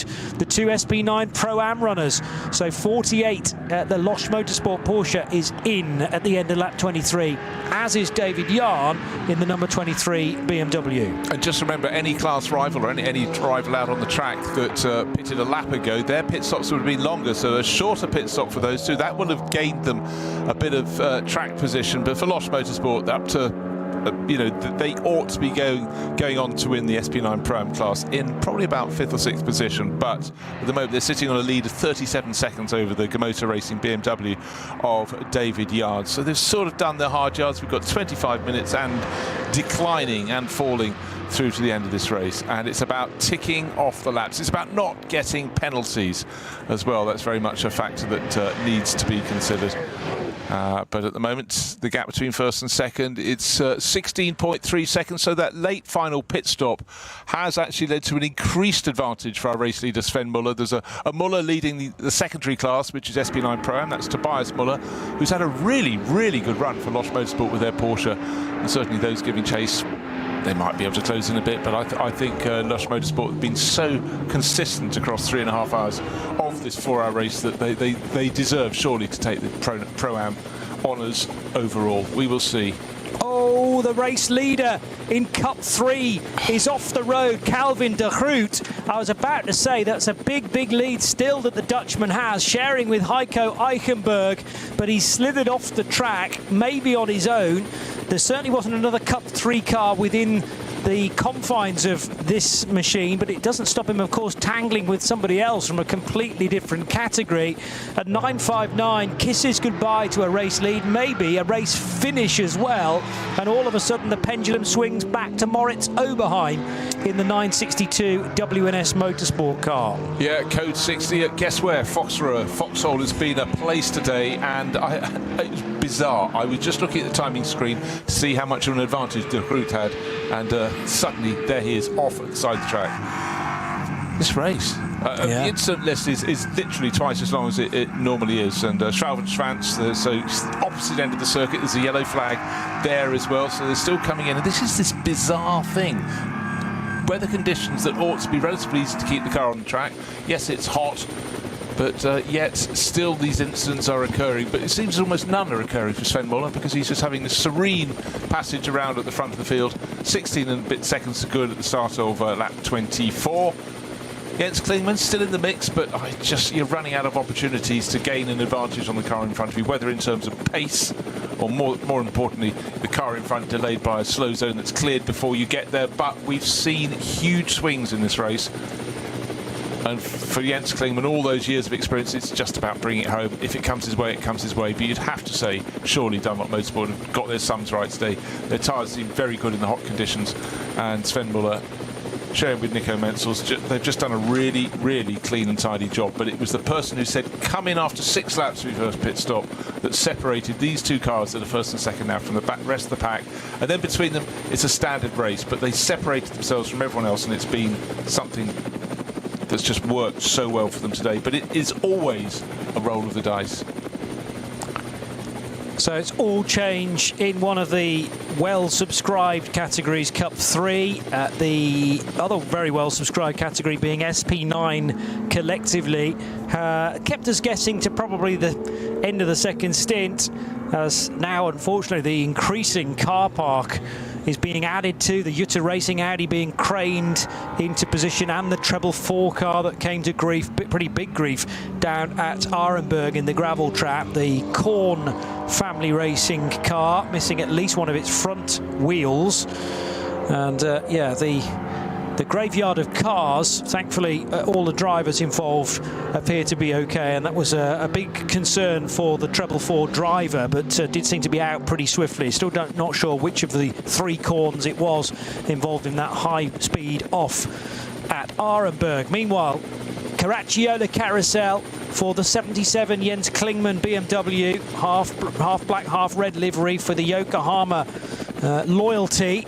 And we do at least have one of the Yokohama Beamers well in the fight. Still 16 seconds adrift of the overall race leader, but that car is well ahead of its near rivals to the tune of 50 seconds. But as we're speaking, that advantage is going to, for the race leader, is going to extend, because Sven Muller looks like he might even set the fastest lap of his race. It's always, every lap is compromised by the slow zones, but in his first timing sector around the many on this lap, he gained half a second. The next timing sector he gained another 1.5 seconds, and so it goes. So he's got the pace, but all of them are, you know, quick, slow as you reach the slow zones, or have to back off for the Yellow flags, just back off a little bit, but again, you've got to react to the cars around you, and at the moment there are still barrier repairs around the circuit. So for the drivers, it's actually much harder than if they can run the full circuit at full, unabated racing pace. Right now, Sven Muller is in a stretch of track where he can do just that, and then you can sort of almost relax into doing what you do. I'm a racing driver, but you need the powers of observation. But still, at this point, Sven Muller is absolutely flying at the moment. But for the first time in forever, it seems, he's got a clear stretch of track in front of him for a sequence of a dozen corners so far, and still waiting for a longer straight to see anyone up ahead. He's going, at last. Because when you start in a field of 109 cars, there are going to be other cars in your passage, other cars from slower classes that just are necessarily going to delay you slightly. But right now, he's enjoying a rich patch towards the end of the lap where all is clear. And actually, maybe it is finally all clear as he sweeps through Galgenkopf along to the Dottingher. Yes, all those barrier repairs are completed. The cars that had been off and damaged them out of the way. So that should be a quicker end to the lap. And I would expect Sven Muller to expand his lead, extend his lead with under 20 minutes remaining. Well, it was an excellent first sector for Sven Muller in number 17, better than anybody else, 1 minute 6.0 seconds. That is the second shortest sector, however, the shortest being the run down the Dottinger Hoor. So car 17, Porsche from Dunlop Motorsport, leading BMW number 77 of Jens Klingmann by 16.3 seconds. That was the tune at the start of the lap. We'll wait a minute or so, though, to find out the updated gap between those two cars. It's probably stayed about the same, actually, looking at the splits. There's the yellow and black car then, underneath the banner that says the first ever ADAC Eifel trophy. And Dunlop Motorsport Porsche, driven by Sven Muller, onto a 25th lap now. Jens Klingmann in behind. The bigger gap is 50 seconds to Tobias Muller, leading SP9 Pro-Am by 30-odd seconds, 37 seconds now over Antal Zigo. So the Slovakian does get some drive time, although it amounts to about half an hour, which is significantly less than his teammates in 23 BMW. Yeah, it was always interesting how people choose to do it in a Pro-Am class, how they want to mix it around. But the AM needs to gain experience, but sometimes they go, should we go for a top result? And I'm going to share in that. And again, sometimes it might be going, God, it's going to be quite hot in the car today. Do you mind doing a longer stint? But, you know, for a lot of these people, they've had to go through the steps to be able to compete in the top class. So they've already gained experience in other ways. And it is such a good thing they have to do that, because they really learn what it's like to be in a car that isn't as fast as the front-running cars from SP9, and to understand how much space you need to be left when you're in one of the back-marking cars, because you're trying one of the back-marking cars when other cars come past. So it is a massive learning curve. And it always used to make me smile when people used to go and compete in the sort of 60s, 70s and 80s at Indianapolis. It's only 4 turns, a little bit of banking after all. I know it's more than that, 2.5 miles of glory. But even if they'd raced in Formula 1, they had to go and do the rookie test and so on and so forth. But here, I think it's far more particular and far more sensible. But right now, our race leader, 16.1 seconds to good. So, in fact, gained nothing on the last lap as it happens. Must have had a slower end to the lap over Jens Klingmann's, or in comparison to Jens Klingmann's BMW. But right now, our race leader, Sven Muller, bottled up behind one of the back-marking cars, waiting to be released from a slow zone. But as soon as he sees the green flag, he flaunts off. There is the green flag. And naturally, he was a bit slow at getting away. I thought he'd just pick it off. He took 2 or 3 seconds and then got going. Temperature hovering around 31, 32 degrees Celsius, even now at 16 minutes to 4 o'clock. So again, if you push your tyres a bit too readily in the early stages of a stint, that will be coming back to bite you. I wonder whether that explains, to a certain degree, some of the higher speed offs if tyres have been crying enough. But good tyre management to this point from both of the drivers in the Dunlop Motorsport Porsche. It says a lot as well for the rubber that they are on today. Nico Menzel and Sven Muller doing it as a twosome, but a driver change every time. That keeps each driver fresh, I suppose, as well. Well, one driver who won't be terribly fresh is Mateo Villagomez, because the opening stint was all Christian Krognes from pole position. But since then, Villagomez has not got out of the car, and unfortunately for him, under investigation from under time in the pit stop for number 35, which is an effective 4th position overall, probably becoming 3rd position overall actually, but that will not be a helping hand. We haven't got a penalty attached to it, but again, just misdemeanors in the pit lanes, misunderstandings, and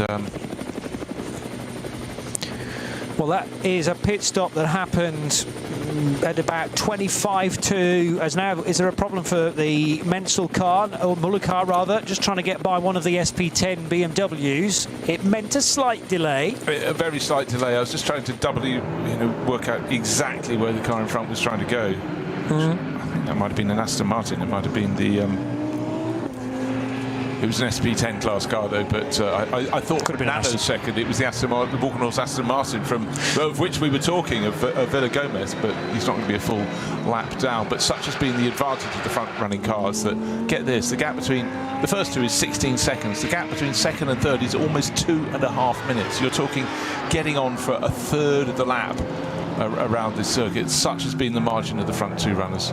Really, really unusual. I'm not saying this is who it was, but I do know that Charles Espenlaub is in action today in an AV racing by a Black Falcon BMW M4 running in the SP10 class and on course for a 3rd place finish as things stand, car number 177. So trying to get as close as possible to the 176 Pro Sport Racing Mercedes and car 170, which is the Toyo tyres with Ring Racing Toyota Supra. So those are the current top 3 in SP10. So yes, the key thing about the number 35 Aston Martin is, first of all, how much shorter on the pit stop was it, and then it will have to come in and serve those outstanding seconds.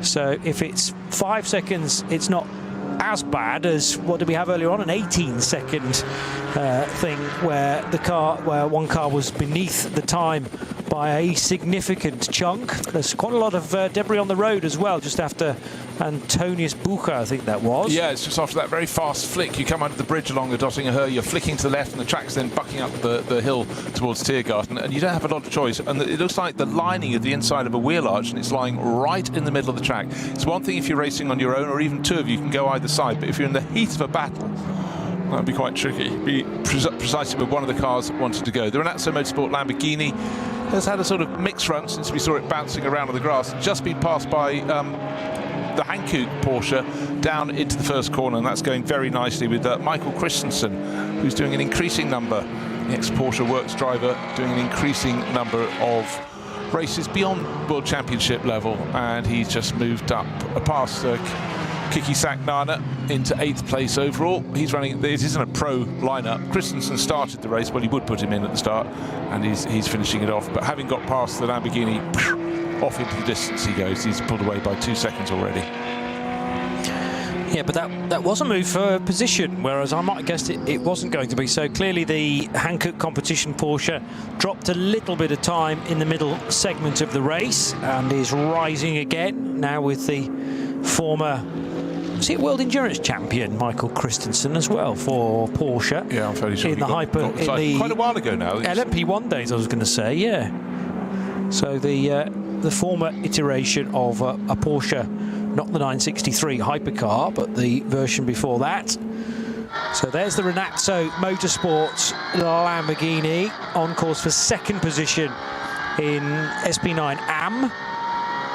900 Porsche, I should say, now back in the hands of Alex Hart, as repair work or recovery work for the 44 Porsche from Falcon Motorsport is ongoing. That wasn't a violent off, it was a bit of a mysterious off, frankly, for Tim Heinemann. Tyre going down, but still trying to work out precisely whether that was as a result of contact or did it cause the contact when the tyre cried enough. Gosh, the years do fly past. Michael Christensen's world title in the World Endurance Championship 2018-19, one of those offset seasons. GTE Pro Champion with Kevin Estre for Porsche. Ah, GTE. GTE, yeah. And then he won the Spa 24 the following year, and the Nürburgring 24. Here we are on the Nürburgring 2021, sharing with that certain Estre again and Matteo Caroli for Manthey. So he's had lots of stuff, but the last few years have been sort of dropped from the outright World Championship Porsche roster, but yeah, lovely guy, but still racing, still doing a very, very good job.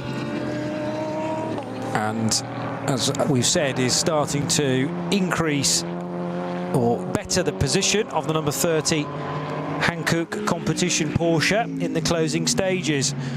The 400 Porsche is not one that is entered into Cup 3. It couldn't be because it's a 911 at the end of the day. Now, how is Cup 3 getting on? Because there was a significant change in the route of that race as well, with the what looks like a retirement for Calvin de Groot.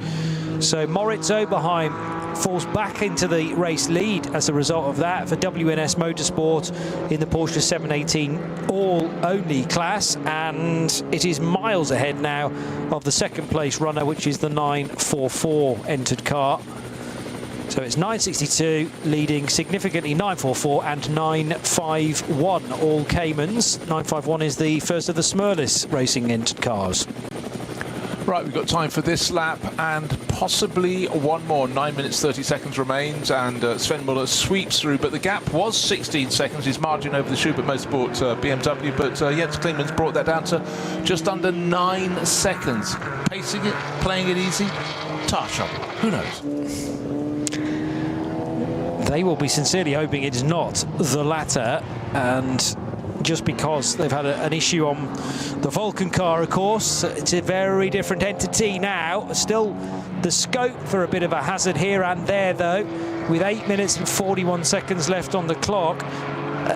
Muller's only got a 9-second advantage to play with, so this might be the final lap, judging on the current lap pace at 8:54, but it's going to be nip and tuck. Yeah, well, there's a new, just as he started this lap, a new a code 60 thrown at Fox Road. That in itself should be enough, but also one now at Metzgersfeld and then Adenauer Forst. Those two between them should mean this is the final lap, and if it's not, it will be by the smallest of segments of a second. So I think that information will be transferred from the pit wall to Sven Muller. Jens Klingmann absolutely flying in his chase. Suddenly he's got the whiff as he turns off the Grand Prix circuit past the dead car park at on the outside of the circuit at Sabine Schmidt's curves. All he can do is chase, but yeah, the code 60 seems to be coming with increasing number around this lap, and in fact he's just entering one right now.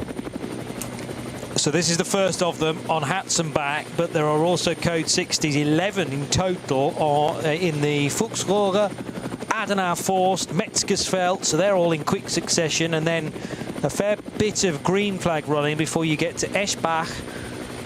But also adding to that, the Hatzenbach approach now, and Hoher Act at the top of the hill after you've climbed away from the carousel. So all of the team managers, the chief engineers, will be on the radio, where radio coverage is possible to do it, by the way, because the nature of this track means that it's very difficult to cover pit-to-car radio in good reception in all places, but there'll be a quick blast of the radio to say this is where you're likely to have to slow down. Back up to full speed, though, at Kittelbacher Hohe for Jens Klingmann for Schubert Motorsport. No danger from behind. 2 minutes and 23 seconds is the advantage for the second place SP9 Pro car over the SP9 Pro-Am leader. That is still Tobias Muller in the 48 Losch Motorsport car that he enters with Patrick Assenheimer and Dylan Pereira.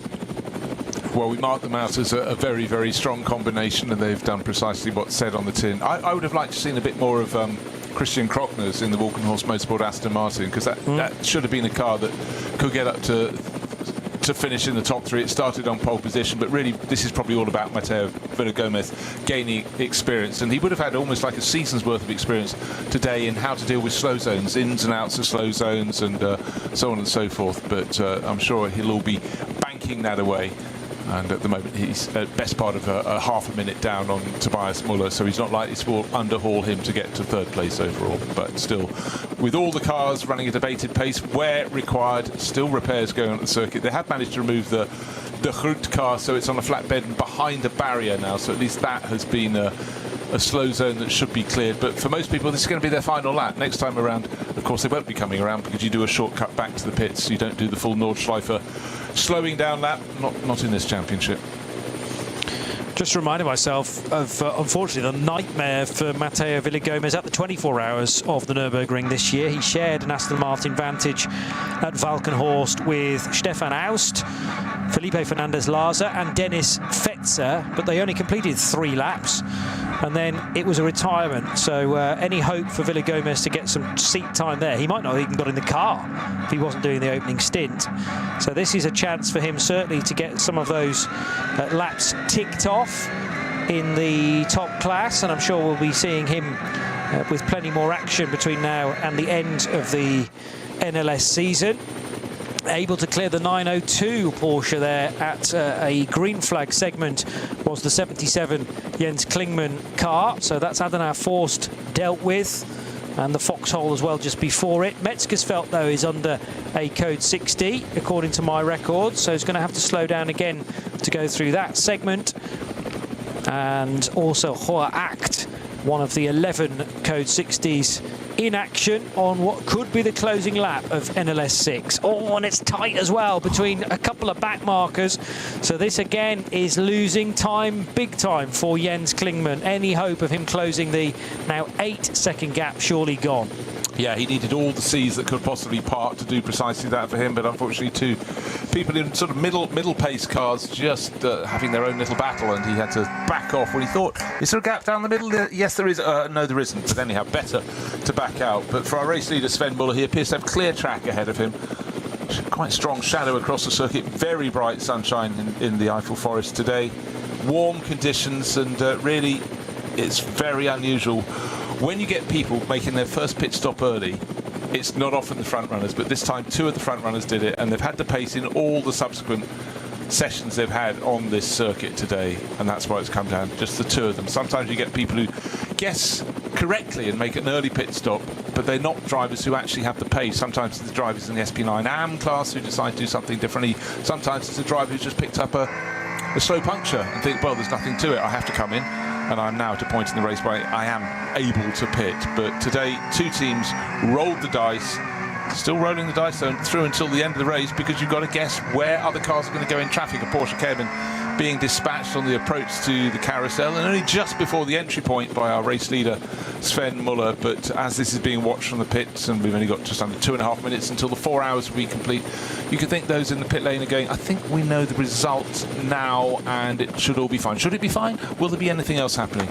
Still code 60 at Adana Forst, that was a while ago. Has that been cleared? Doesn't really matter to the front runners because they've already got past it.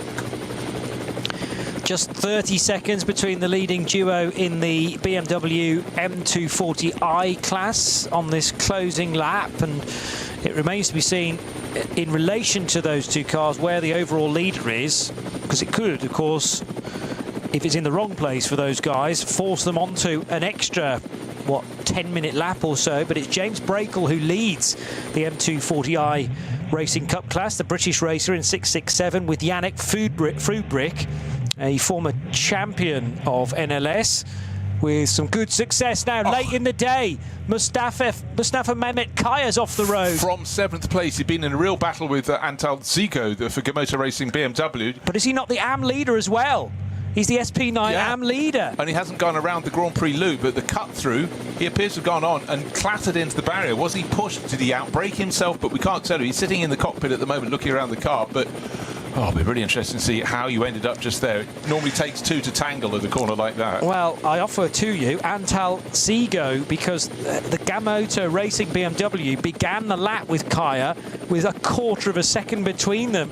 So have they gone into that corner, the Goodyear Spanger, side by side, and the race began with some contact to the 23 BMW. A different driver on that occasion, and I was arguing that David Yarn was the innocent party. Well, has the BMW of Seago tried to move up the inside of Kaya, and it's all gone very, very wrong then for the Black Falcon Porsche.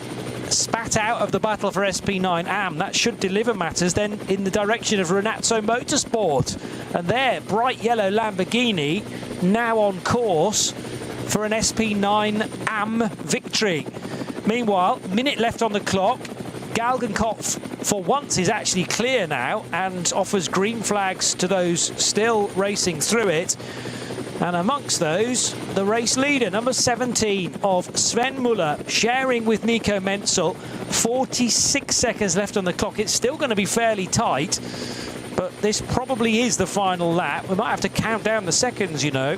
He's got 9 seconds to play with. If he just wants to blend off the throttle, a bit of lift and coast into the final corner. I'm sure they're on the radio keeping him up to date. 25 seconds still to go, Bruce. It's tight, isn't it? He's got a great big clock in the front of the car with enormous hands so he can tell, or a digital clock, but it's going to be super tight. Do not accelerate, do not accelerate. 12 seconds, 11, 10, 9. How much fuel is on board is the next thing as well. He might have to go round again at this rate. 5 seconds, he's over the line already. There will be one more lap. Final lap, this is called. My word. And he had 9 seconds, you know, so he could have got off the throttle and maybe shaved 3 or 4 of those and ensured that was the race finish. Maybe too much of a dangerous game to play. Was it last year or the year before when a Red Bull apt Lamborghini Huracan played games like that and in the end kissed goodbye to the race victory after the Manthey Porsche swept by to the win? Right, it was the BMW and Mustafa Mehmet Kaya. Oh, Kaya's lost it, though, completely. He braked far, far too late. There was no contact that I could see with the BMW. He was trying to get the place back again and, unfortunately, skews off the racetrack into the tyre wall. And I'm not sure whether that car is actually rejoined yet, number 5. No, it has remained where it is. It hasn't completed the first timing sector. Oh, it has, but very, very slowly. So it might be trickling back. But the thing about going on to the final lap, the race didn't start bang on 12 o'clock. It started effectively about 35, 40 seconds after that. And so if his clock was set to thinking I'm taking it 4 hours from precisely midday, that wasn't when the race started. And what was the margin we reckoned at the end to do the extra lap? It was about a dozen seconds, wasn't it? Yes. Well, what's the gap between first and second? That's an interesting one. 9.6 seconds. So actually nothing particularly gained by Jens Klingmann in that. Pretty much even Stevens, but dearie me. And also, as soon as you get going down towards Hatzenbach, once you're onto the Nordschleife, you've got to go in this really, really slow zone. And you that will help with the fuel. It will help with the fuel. Okay, so car 17, its last pit stop was after 22 laps. We have got... No, he'd be fine on fuel. Okay. Well, actually, it depends how much they chose to put in. Well, exactly. Because when you're mapping it to the end of the race, then you don't want any more fuel than is necessary, just purely because of weight. But I'm sure a team like Schnabel Engineering will not be leaving anything to chance. Yeah, but 50% of their running stock is out of the race already, which is Tim Heinemann's car. They had a problem, as you mentioned at the start of the broadcast today. They didn't get the Dreams in the Nürburgring 24 hours. Both their cars in trouble early on, but sometimes you're looking for things that could maybe possibly happen, but I'm sure this one, best part of 10 seconds advantage. It's stop and go with the slow zones around the circuit, but I don't know. It's the nature of the beast. And ironically, so many times across the years, across the seasons, it's the circuit that attacks the cars because of the weather. Today, in dry, albeit hot conditions, it's been the cars that have attacked the circuit. And that's put a very different display on things. And I do say it's very much harder, tougher, particularly when they're hot already in the car, to be going in and out of slow zones. Just your concentration, it's like, going out for a run and you go, I'll run at 100%, I'll run at 80%, and just chopping and changing. I don't do running anymore, by the way. And but for those behind, suddenly in the last 2 laps, the last sort of 15, 20 minutes, there's been a real shuffling of the pack. I'm still looking to see if any more driver penalties or car penalties are coming. The main one that's going to affect anything near the top is the car in 4th place overall, still under investigation for undercutting its pit stop. That's Mateo Villagomez, Walkenhorst Motorsport. Aston Martin running 3rd in the SP9 Pro Class, 4th overall, dropping away from the pace of Tobias Moller, who's heading surely for victory in SP9 Pro-Am in 3rd place overall in his Losch Motorsport Porsche. And still cars in trouble. There is a Cupra missing some of its bodywork at the back. The left corner has been given a bit of a thump from driver's point of view. So at the start of this lap, maybe someone used it as a braking point. Maybe that was going into a slow zone.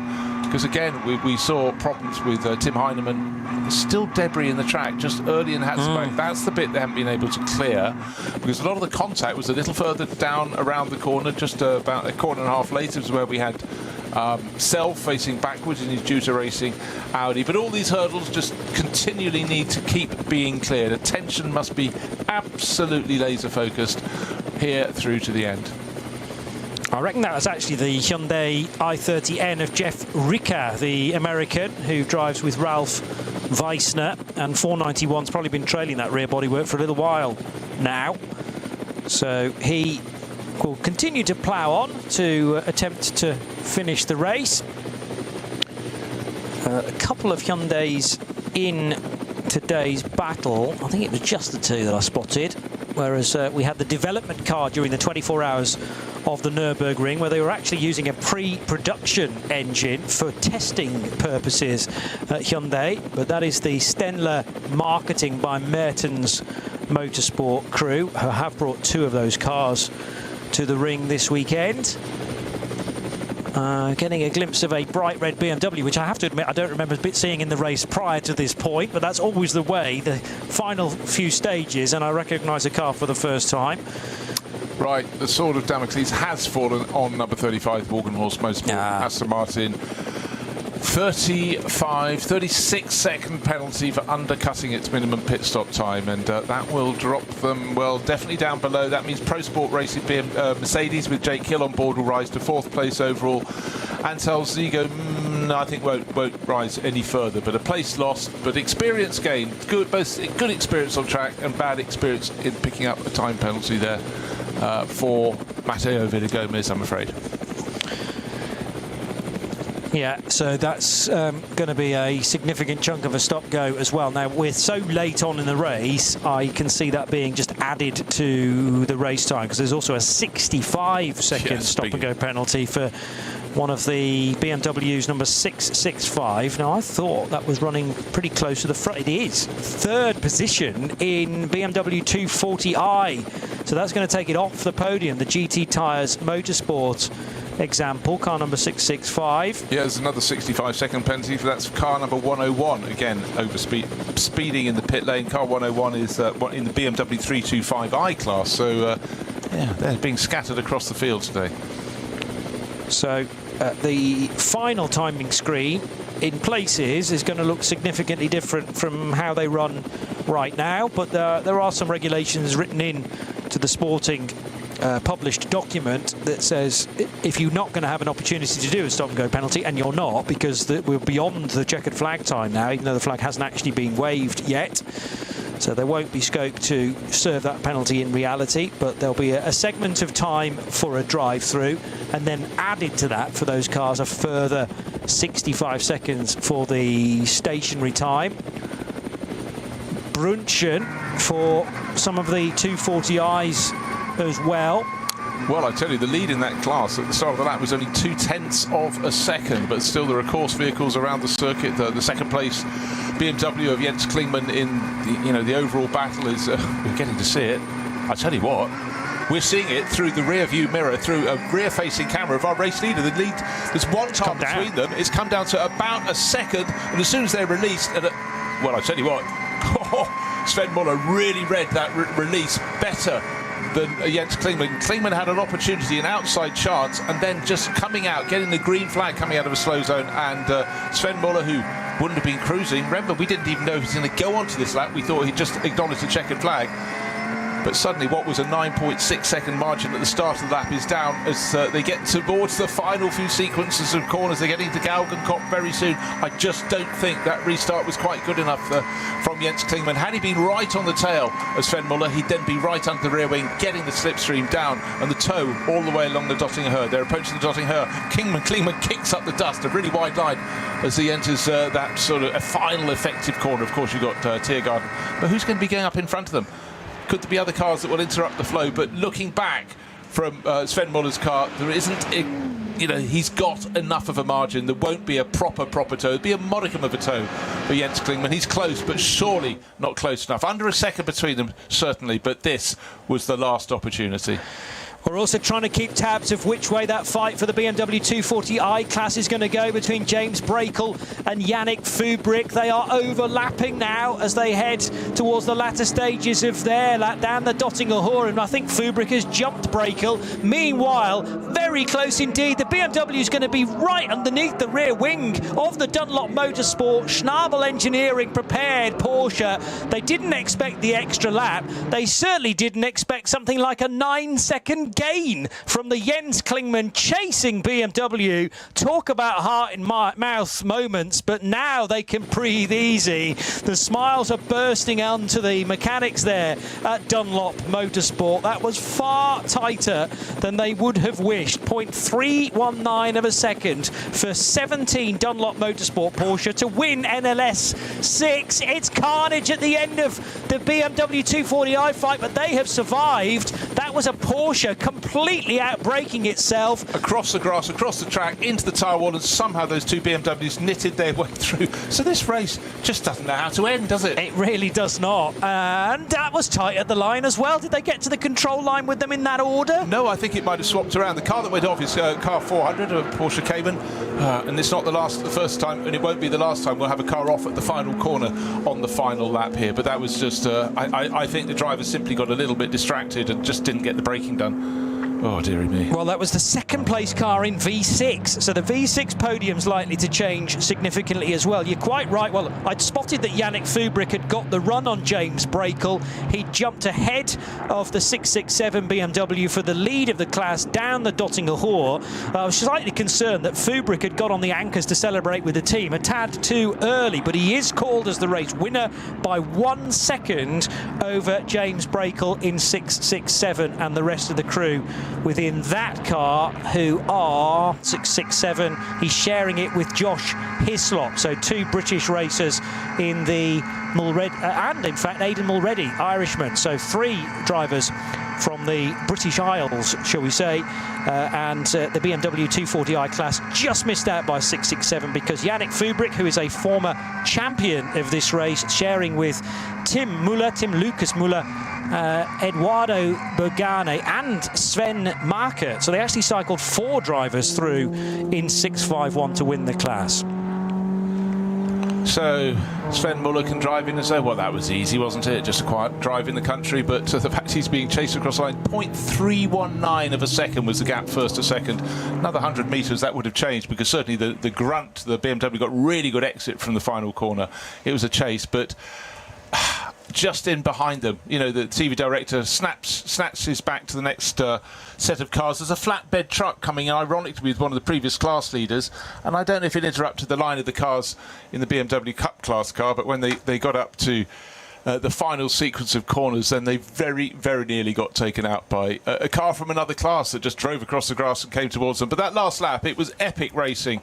And for Aidan Mulready, an Irish racer who was in that lineup, you know, he's gaining experience quickly, and didn't take a class win today, but he certainly would have gained a lot of experience. He very kindly visited us in our booth, didn't he, during the Nürburgring 24 Hours. He's a pilot from stateside, half Irish, half American, but coming to do his racing in Europe. You've chosen well, Aidan, and no class win today. Or is there? I haven't looked at all the timing screens to see if anybody else has picked up penalties, but it was proper racing to the flag, but so nearly interrupted by someone else having their own element of fun. So that was Fubrick with the much tighter line through Galgenkopf. There was lots of dust on the road though as well.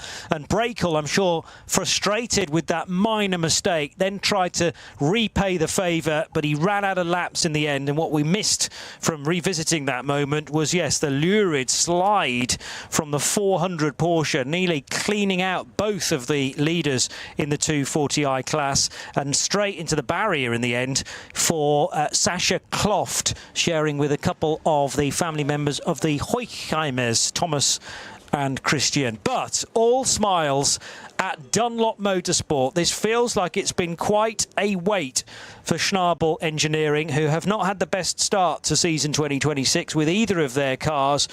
But it was quite a decision to go in completely different directions with two Porsches. One the Dunlop car, one the Falcon car.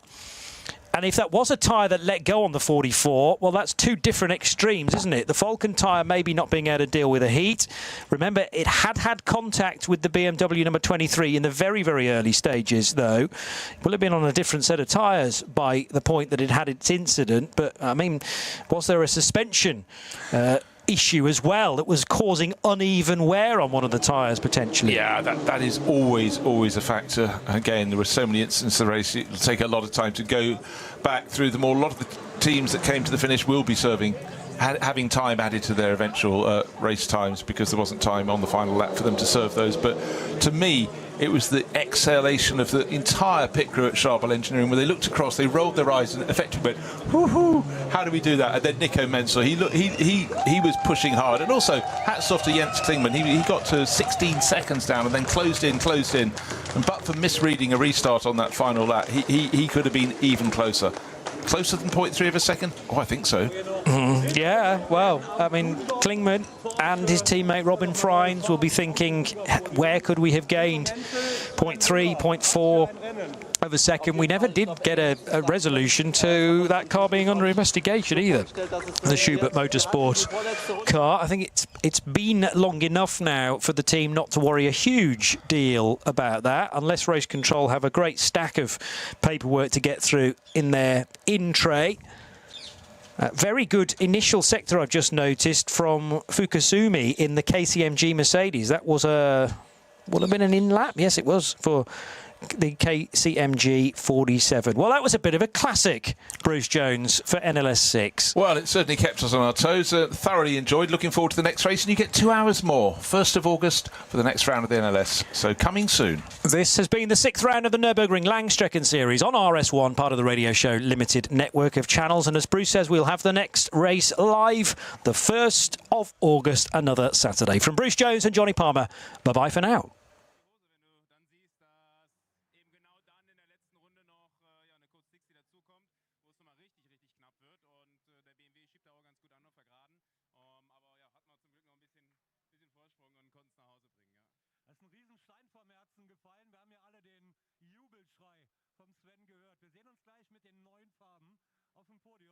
Ich gehe mal zu den Herrschaften, die hinten an diesem BMW lehnen, der, wie die beiden sagen, richtig angeschoben hat.